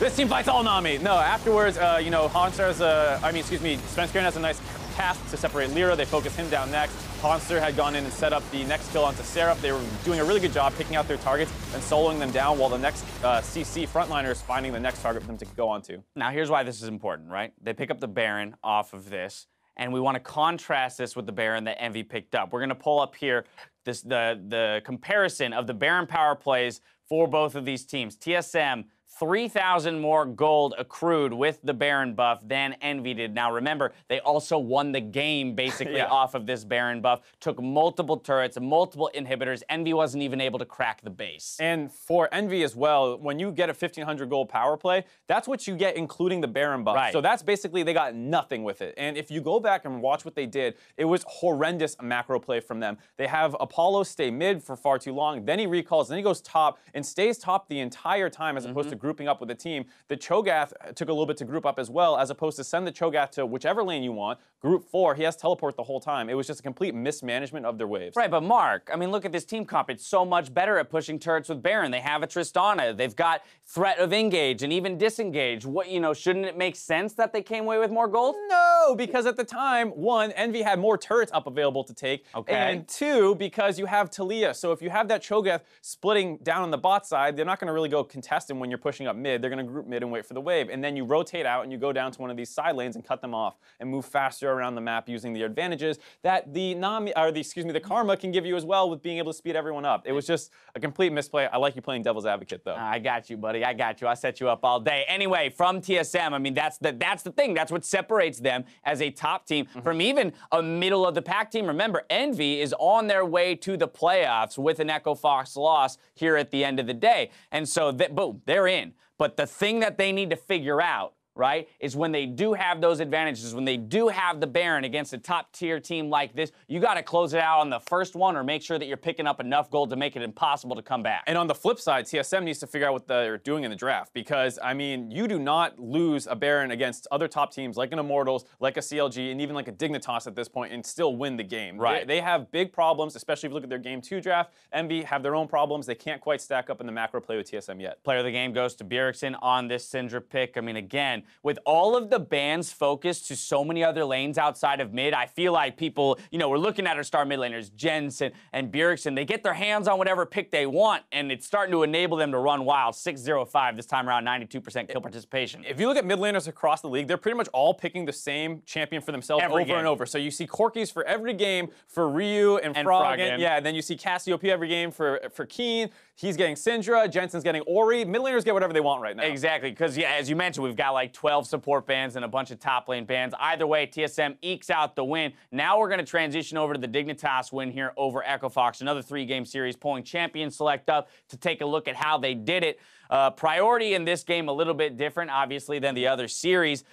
Blitzcrank pulled in following the loss on Soraka from Adrian. I think that's big because it is a signature pick, the Soraka for Adrian, but we had seen bans on the Blitzcrank against Dignitas in this last week or two, which kind of spoke to there must have been some tremendous success in Scrimblock. Yeah, and he was able to get it this time, and he shows why he was getting some bans on it. This play comes off the back of Dignitas getting a little bit too greedy actually here, where they try and finish this turret off, don't do it right away, and it's actually going to be Echo Fox who collapse and get a couple kills here. But prior to this play was the one that you were thinking of, where we did see that Adrian was able to set up a big play in the bot lane. Right, we saw some early action in the bot lane off of the Blitzcrank, but even here, it's like this. What this to me shows is this is the setup for what we're going to see after this, which is that, hey, Echo Fox got another lead. But the reason why Blitzcrank is so much more impactful than a Soraka is that you can end up in a situation like this, and as long as you get one crucial pull at one point in the game, you can completely turn the tide. It's a lot tougher for Soraka to be that impactful. And this is one of those situations as well where, yeah, you're melting front line to back line. Maokai's obviously not like, oh, I'm so glad I hooked him, but as long as you are not taking a ton of damage in return, and you're able to solo out a single member of the enemy front line, you can win that fight as well. Once the Maokai's ult, it's a relatively easy chase down onto Keith, and then they get another one onto Brandini, because at no point could Echo Fox group up and fight fully 5v5. Yeah, that Cassiopeia for Keen pushing out the damage there. Will get the Baron on the back end of that. And then, as you mentioned, Dignitas with the Baron, they know how to close, right? So I would point Team Envy to any of these other squads and say, start paying attention to what they do in that 3.5 minutes that they have a Baron buff and learn how to close out the game, because then they become a scary playoff team themselves. Right, they had a Dragon advantage for them, and they still couldn't do anything with that Baron buff. Here, Dignitas, if there's one thing we've known about them recently, it's that their objective control is so good. Game 1 was basically won completely off moving around the map better. This game was won off some nice vision control, getting some picks eventually, and having a good champion pool overall. I think I know what they want to do. The Soraka was a little bit out there, but, you know, it is Adrian. I'm fine seeing it once. Didn't work out, and they quickly adapted and said, fine, we'll go back to Blitzcrank. You mentioned it a little bit earlier today, and I'm just going to hit it as we award Keen Player of the Game, that perhaps this guy's been a little bit under the radar, a little bit underrated here so far this split, because in this last week or two, he has really shot up in performance and is standing out as a key player for the squad, in my opinion. We keep saying his champion pool has been shrunk a little bit, but that's true for most mid laners right now. As we were just saying, everyone plays whatever they want, and he wants to play Cassiopeia. He keeps getting the Cassiopeia, and they're able to consistently win with it. And it's such a great champion for him just because he is always a good late game team fighter. His problem is that sometimes he feeds a little bit in lane, but it hasn't happened in forever. He keeps putting out these monster performances on the late game carries, and even though, you know, Someday and Altec and Adrian are the ones stealing a lot of the spotlight narratively, he in-game has been a huge crutch for them. 2-1 for Dignitas. They continue their climb up the standings. Now, as we close out Week 8, let's go ahead and take a look at how the Player of the Game standings shake out before we enter the final week of the regular season. Solo laners came out big for their teams this week as Jensen, Pobelter, and Brandini each nabbed 3 Player of the Games, while Piglet and Omar God each picked up their first honor of the split. Now, if we turn to our split-wide leaderboards, it's still a close race. Bjergsen currently has 10 POGs, with that one added to the tally. Pobelter tied with Someday at 8, and Lyra and Darshan at 7. I mean, you only have so many games to get back up there and tie Bjergsen. I mean, we had that conversation about MVPs at the very beginning of the day, and we're like, well, Bjergsen's the quintessential best player, and then, of course, he's the guy with the most player of the games. I was really hoping that near the end of the split, we'd have someone making a case that the player of games against him. I still like the fact, though, that every team in the top 5 is basically represented there. I think C9 was the only one that we didn't see, which is pretty funny overall, just like how even this split has been. And what's also crazy is for how much we talk about C9 living and dying by Jensen, Jensen is not on that top 5 list. So somehow, right, we have this idea that they're only successful if Jensen's really going off, but that doesn't necessarily seem to be the case because there's more of an even distribution of player of the games on Cloud9. Well, I think sometimes it's like who stepped up alongside Jensen. So I know today Contracts picked one up for getting him going on the LeBlanc, and then you see the 10 kill, 15 overall kills and assist game, and you're like, oh my God, that's nuts. But sometimes it is the team that kind of gets him rolling. We talk about how resource heavy he is. So statistically, of course, he's going to put up good numbers, but it's sometimes off the back of his teammates' play. He's got a couple more matches. Maybe he can go crazy. That's the POGs. Let's pull up the standings themselves to see where the teams are positioned coming into Week 9. In first place, we have a tie between Immortals and TSM, while CLG are left behind in third with their loss today. Cloud9 and Team Dignitas remain tied at fourth. And despite their loss today, Envy have secured their spot in the postseason, giving us our 6 teams heading into the playoffs. That only leaves seeding to be decided for our top teams, which puts a lot of weight on the matches on Friday. First up, Immortals try to secure themselves a playoff bye when they face Team Envy, and then Counterlogic Gaming looks for revenge, versus Team Dignitas later in the day. I mean, this is a big thing, right? First of all 4 of those are playoff teams, so we're just getting a good first look. But again, Immortals in control of their own destiny. If they are able to take down Team Envy, they lock in a bye. I think that's the really important thing here is just how big Friday is in terms of seeding. And then, like you said, being able to see who's going to match up well. And I'm especially curious about CLG versus Dig.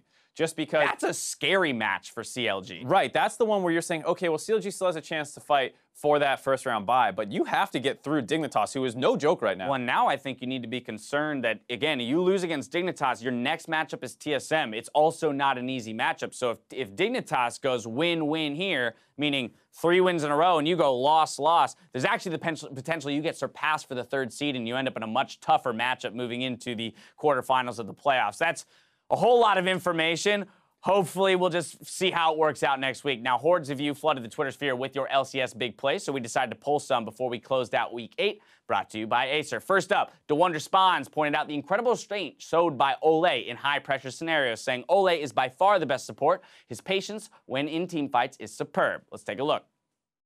Looking for the big old flank, but Ssumday getting in the touchdown! Saves himself from the Karthus ulti, using the Tempered Fate, and Ssumday gets blown to pieces. Ole, Smithy, you are amazing. And then Ssumday kind of missed the opportunity there. And that was just so well. Ole's Bard ultimates are disgusting. Already over the wall to try and save his opponent. Smithy dumps back in and Shrimp flushes out from under Ole, though. Still going down, but a great pull. He's maybe going to save him a little bit longer. Oh, he does a range jump! Low from the ulti, but that Swan caught its flame back into the rest of Dignitas. And then right there, that polymorph on the top side, Ssumday couldn't transform, couldn't get his W off in time, couldn't use his ultimate fast enough, and that was Ole making the difference in that fight. I mean, when we saw the first clip, we were like, I thought it was going to be the Lulu one, and it turns out it included both. It was both. Yeah, because Ole is just such a monster in the late game and in team fights. Huge playmaker for his team. Yeah, absolutely. No argument there. Next up, Ryan Payne couldn't ignore how huge the rookie mid laner was for Team Envy in their match versus TSM, saying Nisqy was insane in that final fight. Positioning and the flash to dodge Bjerg damage was so good. One more time. We gotta wait for Bioarcade Barrage the second time around as Apollo can go right back in and he finds the kill. Nisqy's dominating. A slow in the back line. He wants Bjergsen and Nisqy gets it. That was huge out of him, and now that's one of the carries gone. Double force drop, but he could be stunned up. The chase is in for Nisqy. A triple kill out of the Lucian in the mid lane. They're gonna go for number 4, a quadra kill for Nisqy. And it's only Bioarcade left alive. It's going to be Envy pulling off the victory. Nisqy with 4. Are you kidding me with that flash forward over Bjergsen's W to get the kill? Safe to say Kobe was impressed as well. Yeah, you could hear the voice cracks coming in. Oh, God, Nisqy is really good. The whole team of Envy is so good. I just wish they were that little bit better to really start taking. All right, you talk about underrated players, though, and we had pointed to Keen. I do think we got to look at Nisqy on Envy. He's also kind of flown under the radar, and maybe that's because it's a team that's always been able to build early leads, and so we've seen these things that we want to point to and say they're a good team. But he as an individual, in comparison to Pyrion, he's really starting to broaden that champion pool, right? And he's starting to give the team maybe a few more options, and I love his aggressive play as one of the younger members in the league. Definitely something to keep your eye on, just how well he matches up for some of those veterans. I think he has a lot of room to grow into that kind of carry potential because he's matched up well versus Bjergsen and Jensen so far in the second half of the split. All right, well, there you have it. Finally, Combat Jennings called out the carry performances from Cloud9 mid laner as Body by Jensen is in full effect. Let's take a look. I feel a little bit bad for FlyQuest as, I mean, they're diving almost the inhibitor turret. Oh my God, goodbye elimination. He's ripping through the back of this team fight. Balls goes down on the other side, but he does take down Sneaky with the ult turtle. Able to take down Impact, but Jensen gets that counter kill. Heal already committed. Good buster shot there, but Smoothie might still be able to weave a hook through. Minion's going to block that off, though. Flash in from Jensen, just going to let the ulti go. Goodbye. Jensen is going to stall back out from under the knockup by Jarvan. Lemon still the constant threat. Oh my God, Karma, I'm so sorry. I mean, the problem is that Jensen gets so fed on these champions that his plays start to look less impressive because of how easy it is to kill people. It's like, oh yeah, you're 13 kill LeBlanc, really nice QR combo. I can't believe you got a kill. Great Flash R Syndra, you know, like what the heck? But again, credit to him because he builds CS advantages in every single game. Contracts and Smoothie put great focus into the mid lane to help get him rolling, and then he does execute on it. And there's nothing more you can ask for out of a mid laner. I mean, when you're playing at the highest level, if you're able to make it look that easy, that should say something about how good you are. Absolutely. All right, ladies and gentlemen, that's going to do it for Week 8. So for myself, the casters, and the entire live broadcast crew, thank you for watching. Stick around after the show for NALCS Tonight, where myself, Kobe, and Isaiah look back on the week. Otherwise, we'll see you next week for more North American LCS. Good night.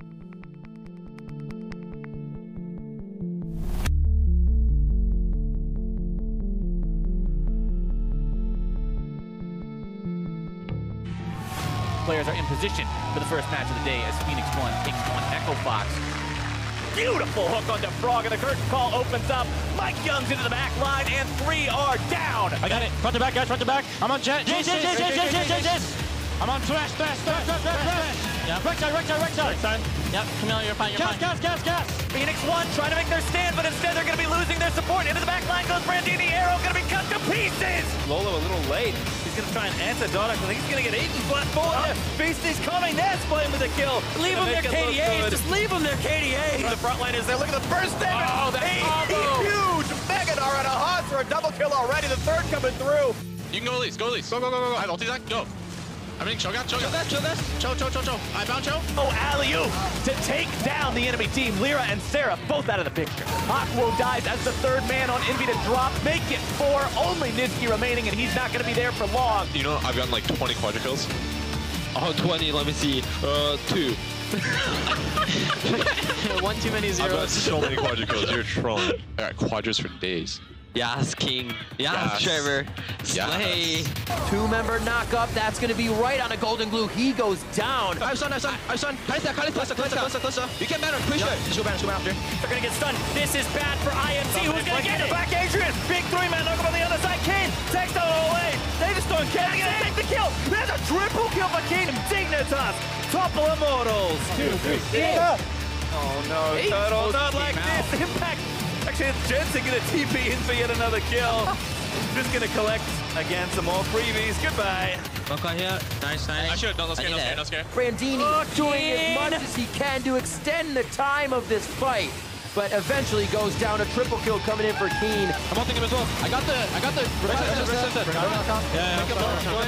Double force drop, and he could be stunned up. The chase is in for Niski. A triple kill out of the Lucian in the mid lane.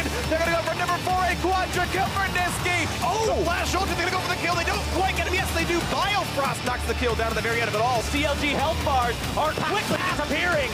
Arrow still jumping back and forth. The lock of the Iron Solarius pop. The double kill for the AD carry. From the ashes rise the Phoenix.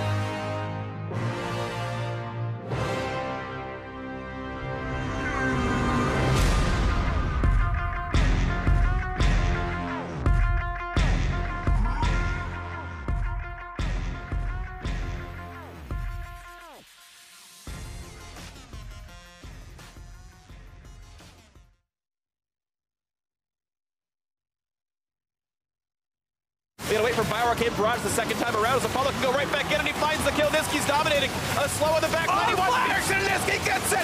That was huge out of him, and now that's one of the carries gone. Double force drop, but he could be stunned up. The chase is in for Niski. A triple kill out of the Lucian in the mid lane. They're gonna go for number 4, a quadra kill for Niski. And it's only Bifrost left alive. It's going to be Envy pulling off the victory. Niski with 4. Are you kidding me with that flash forward?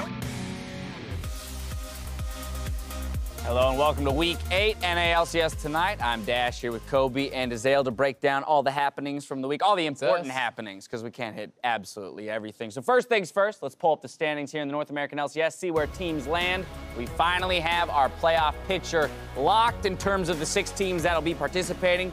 Some seeding still left to be decided, but those 6 teams are TSM Immortals, CLG, Cloud9, Team Dignitas, and Team Envy. But gentlemen, the talk of the town coming into today was the possibility with a CLG win and a TSM win to be back into that 3-way tie for first, and then TSM goes and, or not TSM, CLG goes and drops their series, makes it a 2-horse race. TSM's happy about that. They are very happy about that. No horse that we have to go against. One less horse. I mean, CLG, I think, they still have an opportunity because they are playing TSM next week. So, you know, they still have a chance to get back into the top 2 spots. You know, maybe the horse can re-enter the race. There you go. But I think the thing is, there's some growing pains for CLG, very obviously, right? It kind of sucks for them. Whether Omar God is going to be better for the future of the team or not, there's going to be an adjusting period. He is new to the scene, and they're not at the same level, I think, you know, of consistency that they maybe were before. Absolutely. Let's talk about some of the big ticket series from the weekend. First up, Dignitas taking down Immortals, that number 1 seeded team, in a 2-1 series. Yeah, I mean, this one, I didn't get to watch live, but looks like we got some good kills up here with the Gnar going on. Azael points to me like, how many horses are in this game? This one. I'm like, what? Well, I mean, the thing with Dignitas is that I should just start doing this show alone. Hey, don't blame me. This is we need the horses. We got the 2 streams here. Why is he even here? Oh boy! All right, Azael, take it. I think that has been improving a lot. For me, like I have been kind of trying to measure expectation because of how well they started. Did you watch the game? Yeah. Okay. Because of how well they started, and then you know they started 5-1, they go to 5-5. Yes, they make some changes. They've been doing well since then, but then they have a series kind of in the middle against C9 where it felt like they got slammed. And I do think that they have improved and they are a strong team, but it's still hard for me to say like, okay, this team is much above their standings. You know, like how good really are they? Are they a top 2 team? Are they just where they deserve to be, you know, because the roster has changed recently and they've shown such different results. I think that the bottom lane is just objectively better. All right, you know, the change for them has been 100%, you know, improvement. As far as how far can they actually go now, then that's still really rough because as we've been saying, the playoff games are going to be the most exciting that we have had in a very, very long time because of how closely contested they are going to be. Strict upgrade in the bot lane. Even Keen has been showing up quite a bit here in the most recent weeks, particularly on that Cassiopeia pick. The other big thing I think that we have to attribute to Dignitas is that to me, they feel like one of the top 6 teams that has the best understanding of the meta and seem to me to be the most dangerous in champions like this, especially when you put them across from a team like Immortals, who seems to be misreading the meta, right? Giving away the Maokai multiple times to Someday, not necessarily prioritizing those picks the way they might or rather should. And I mean, while misreading the meta is somewhat concerning, that's so much more fixable than like, you're losing all your lanes, or you don't know how to play macro anymore, right? So yes, it's not good if Immortals is struggling in pick and ban, but that is something that is fixable as long as you have a good read on it going into playoffs, right? And that is the key thing, and that is sometimes what we have seen Immortals fall prey to, you know, with the famous Lucian top and these sorts of things. You get a misread on the meta, you don't get another chance when you're in the playoffs. All right, now let's dive into that CLG Phoenix 1 series that happened today. Phoenix 1 coming out on top 2-1 off the back end of a couple of huge performances from Arrow. And I mean, the CLG, I think, while they have been at the top, it's always been somewhat inconsistent, and now Omar God coming in, there is an adjustment period, I think, for him. Yes, they got a 2-0 yesterday, I believe, or earlier this weekend. But I mean, P1 taking that series, it's good for them, but they still are like really, really struggling. They're still, fighting to not get into the promo relegations. Yeah, I think definitely the main story of this series is that while CLG yesterday, their win over Envy, it was mostly off of the solo laners, and even the bottom lane, like creating most of the stuff. Omar did fine in that series. He wasn't, kind of the driving force in the victory though. And the problems that they run into are when, the tower dives and stuff starts to come through. Like, those are definitely worrying things for them. As Azael was talking about earlier, this is mostly about building synergy for CLG and how quickly can they actually do this? Right. The other thing within that series itself, the 2 losses from CLG came off the back end of some really questionable early game plays, right? They gave away pretty large advantages to Phoenix One so early on into the game. And a lot of times when I'm looking at a matchup and I say this team is so clearly better,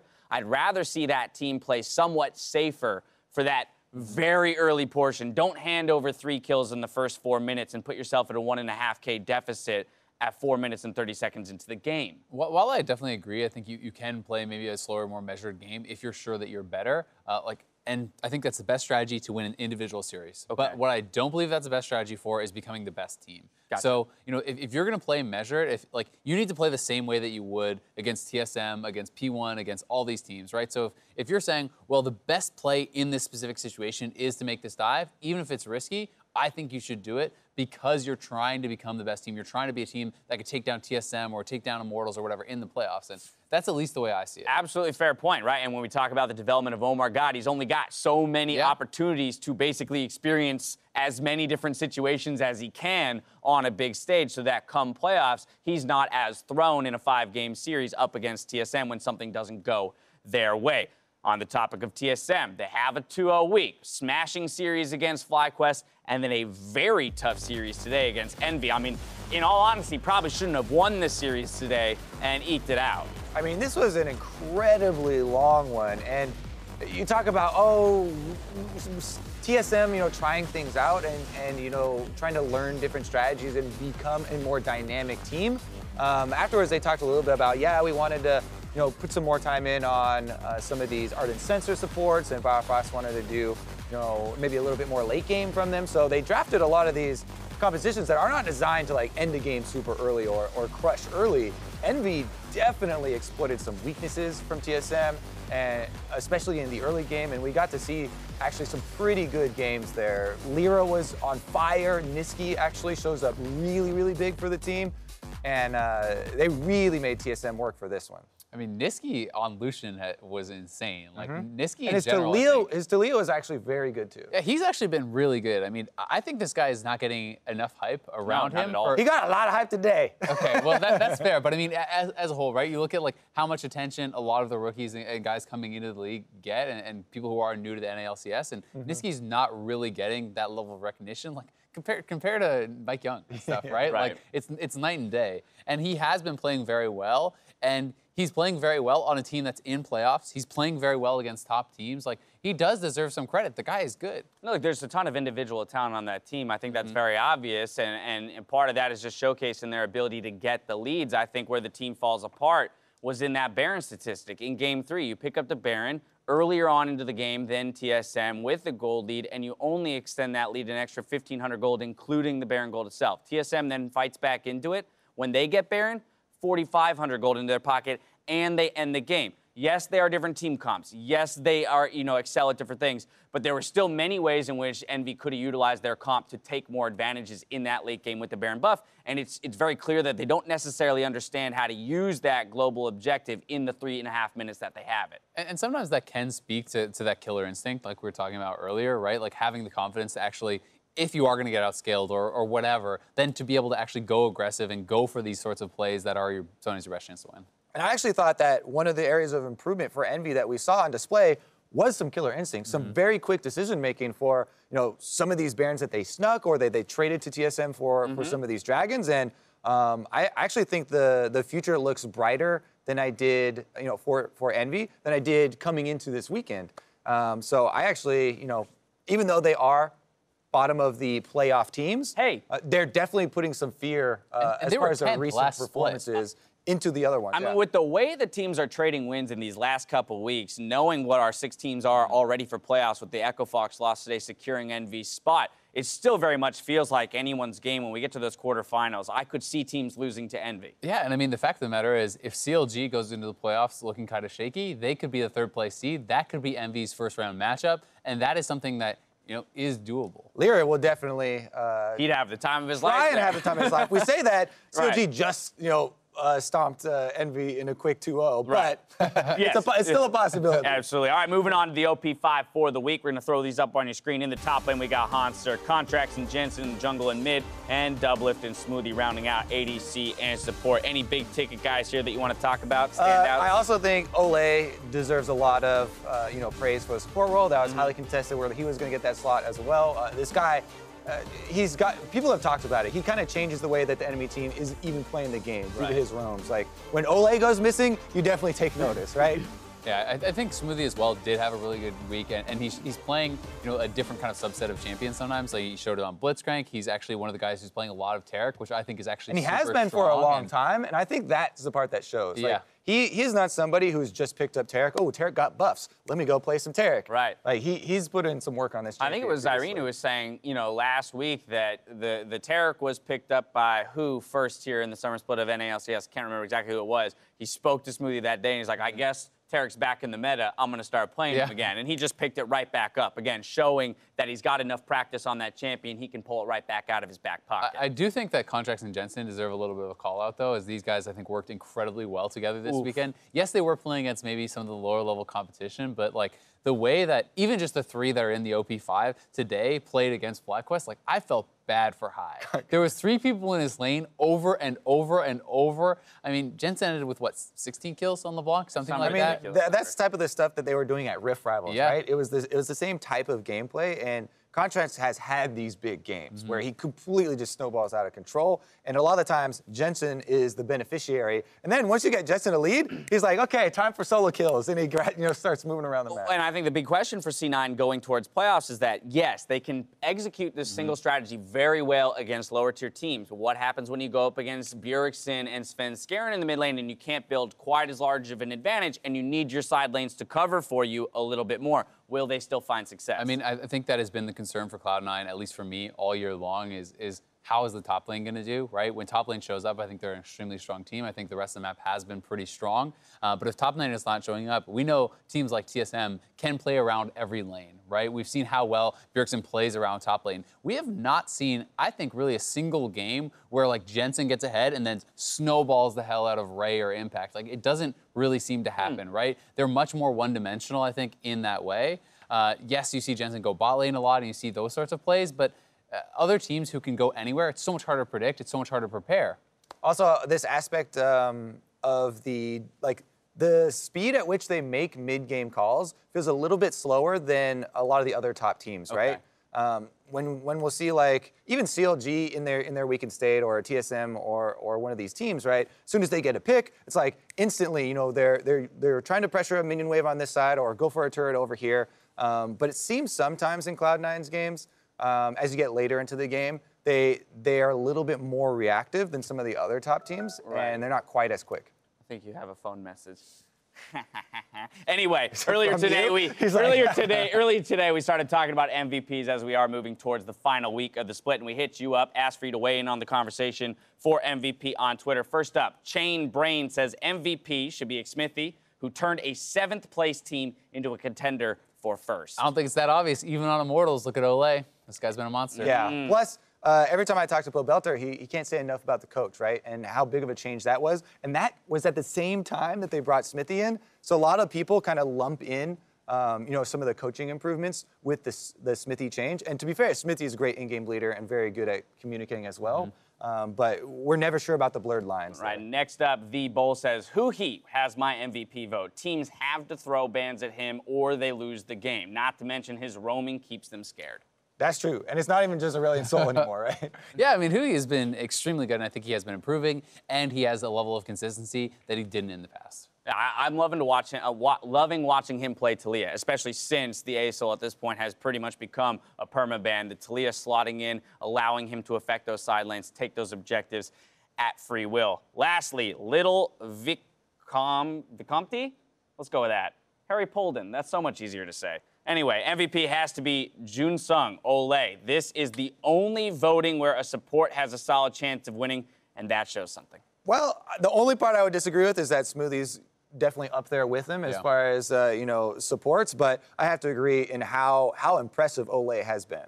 And I mean, honestly, MVP voting is going to be very interesting because I think there's like maybe 8, even 10 people who could be getting votes here. That's like pretty reasonable across a lot of different teams. Right. There's a lot of players I've heard people confidently speak of as a favorite, and I'm like, well, I mean, not everyone's the favorite. I got to pick your brain a little bit earlier today about some of your MVP targets, but what about you? Is there a player not on this list that you're looking at should be in the conversation? Not that you're casting your ballot now, but like that you think should be considered for MVP? Yeah, I still think even with the resurgence or the emergence of these new MVP votes, basically like Ole and some of the guys on Dignitas even. Right.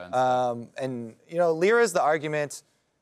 Okay, well that's a deep argument. But yeah, as far as junglers go, he's definitely for me #1 jungler. Okay. But as far as MVPs and the overall voting that you're talking about, I still find it hard for me to pry myself away from the guys that have consistently been there, like Bjergsen, Doublelift, these names that everyone just immediately will think of. Right. Because... And they almost get faulted for their consistency, because you don't see those hugely spectacular moments that depart from their normal play. Or people just kind of build up this feeling that they're like, I want change. Right. And we've had Bjergsen's too good all the time, so... Looking, for the hipster votes or whatever, but would you agree that this might be the closest vote for MVP this split than any previous split? That there are more contenders, maybe is the way I should word that? Yeah, more contenders, I would certainly say. Bjergsen, I completely agree. Doublelift, I'm not so convinced this time around. I feel like he wasn't as dominant as he was, in 2016 with TSM. So for me, maybe he's fallen off the list a little bit. And this is what's going to make the conversation interesting and the ultimate ballot totals that much more interesting. That's going to do it for Week 8 here in North America. Say goodbye to you tonight. We'll see you next Friday for the final week of the regular season.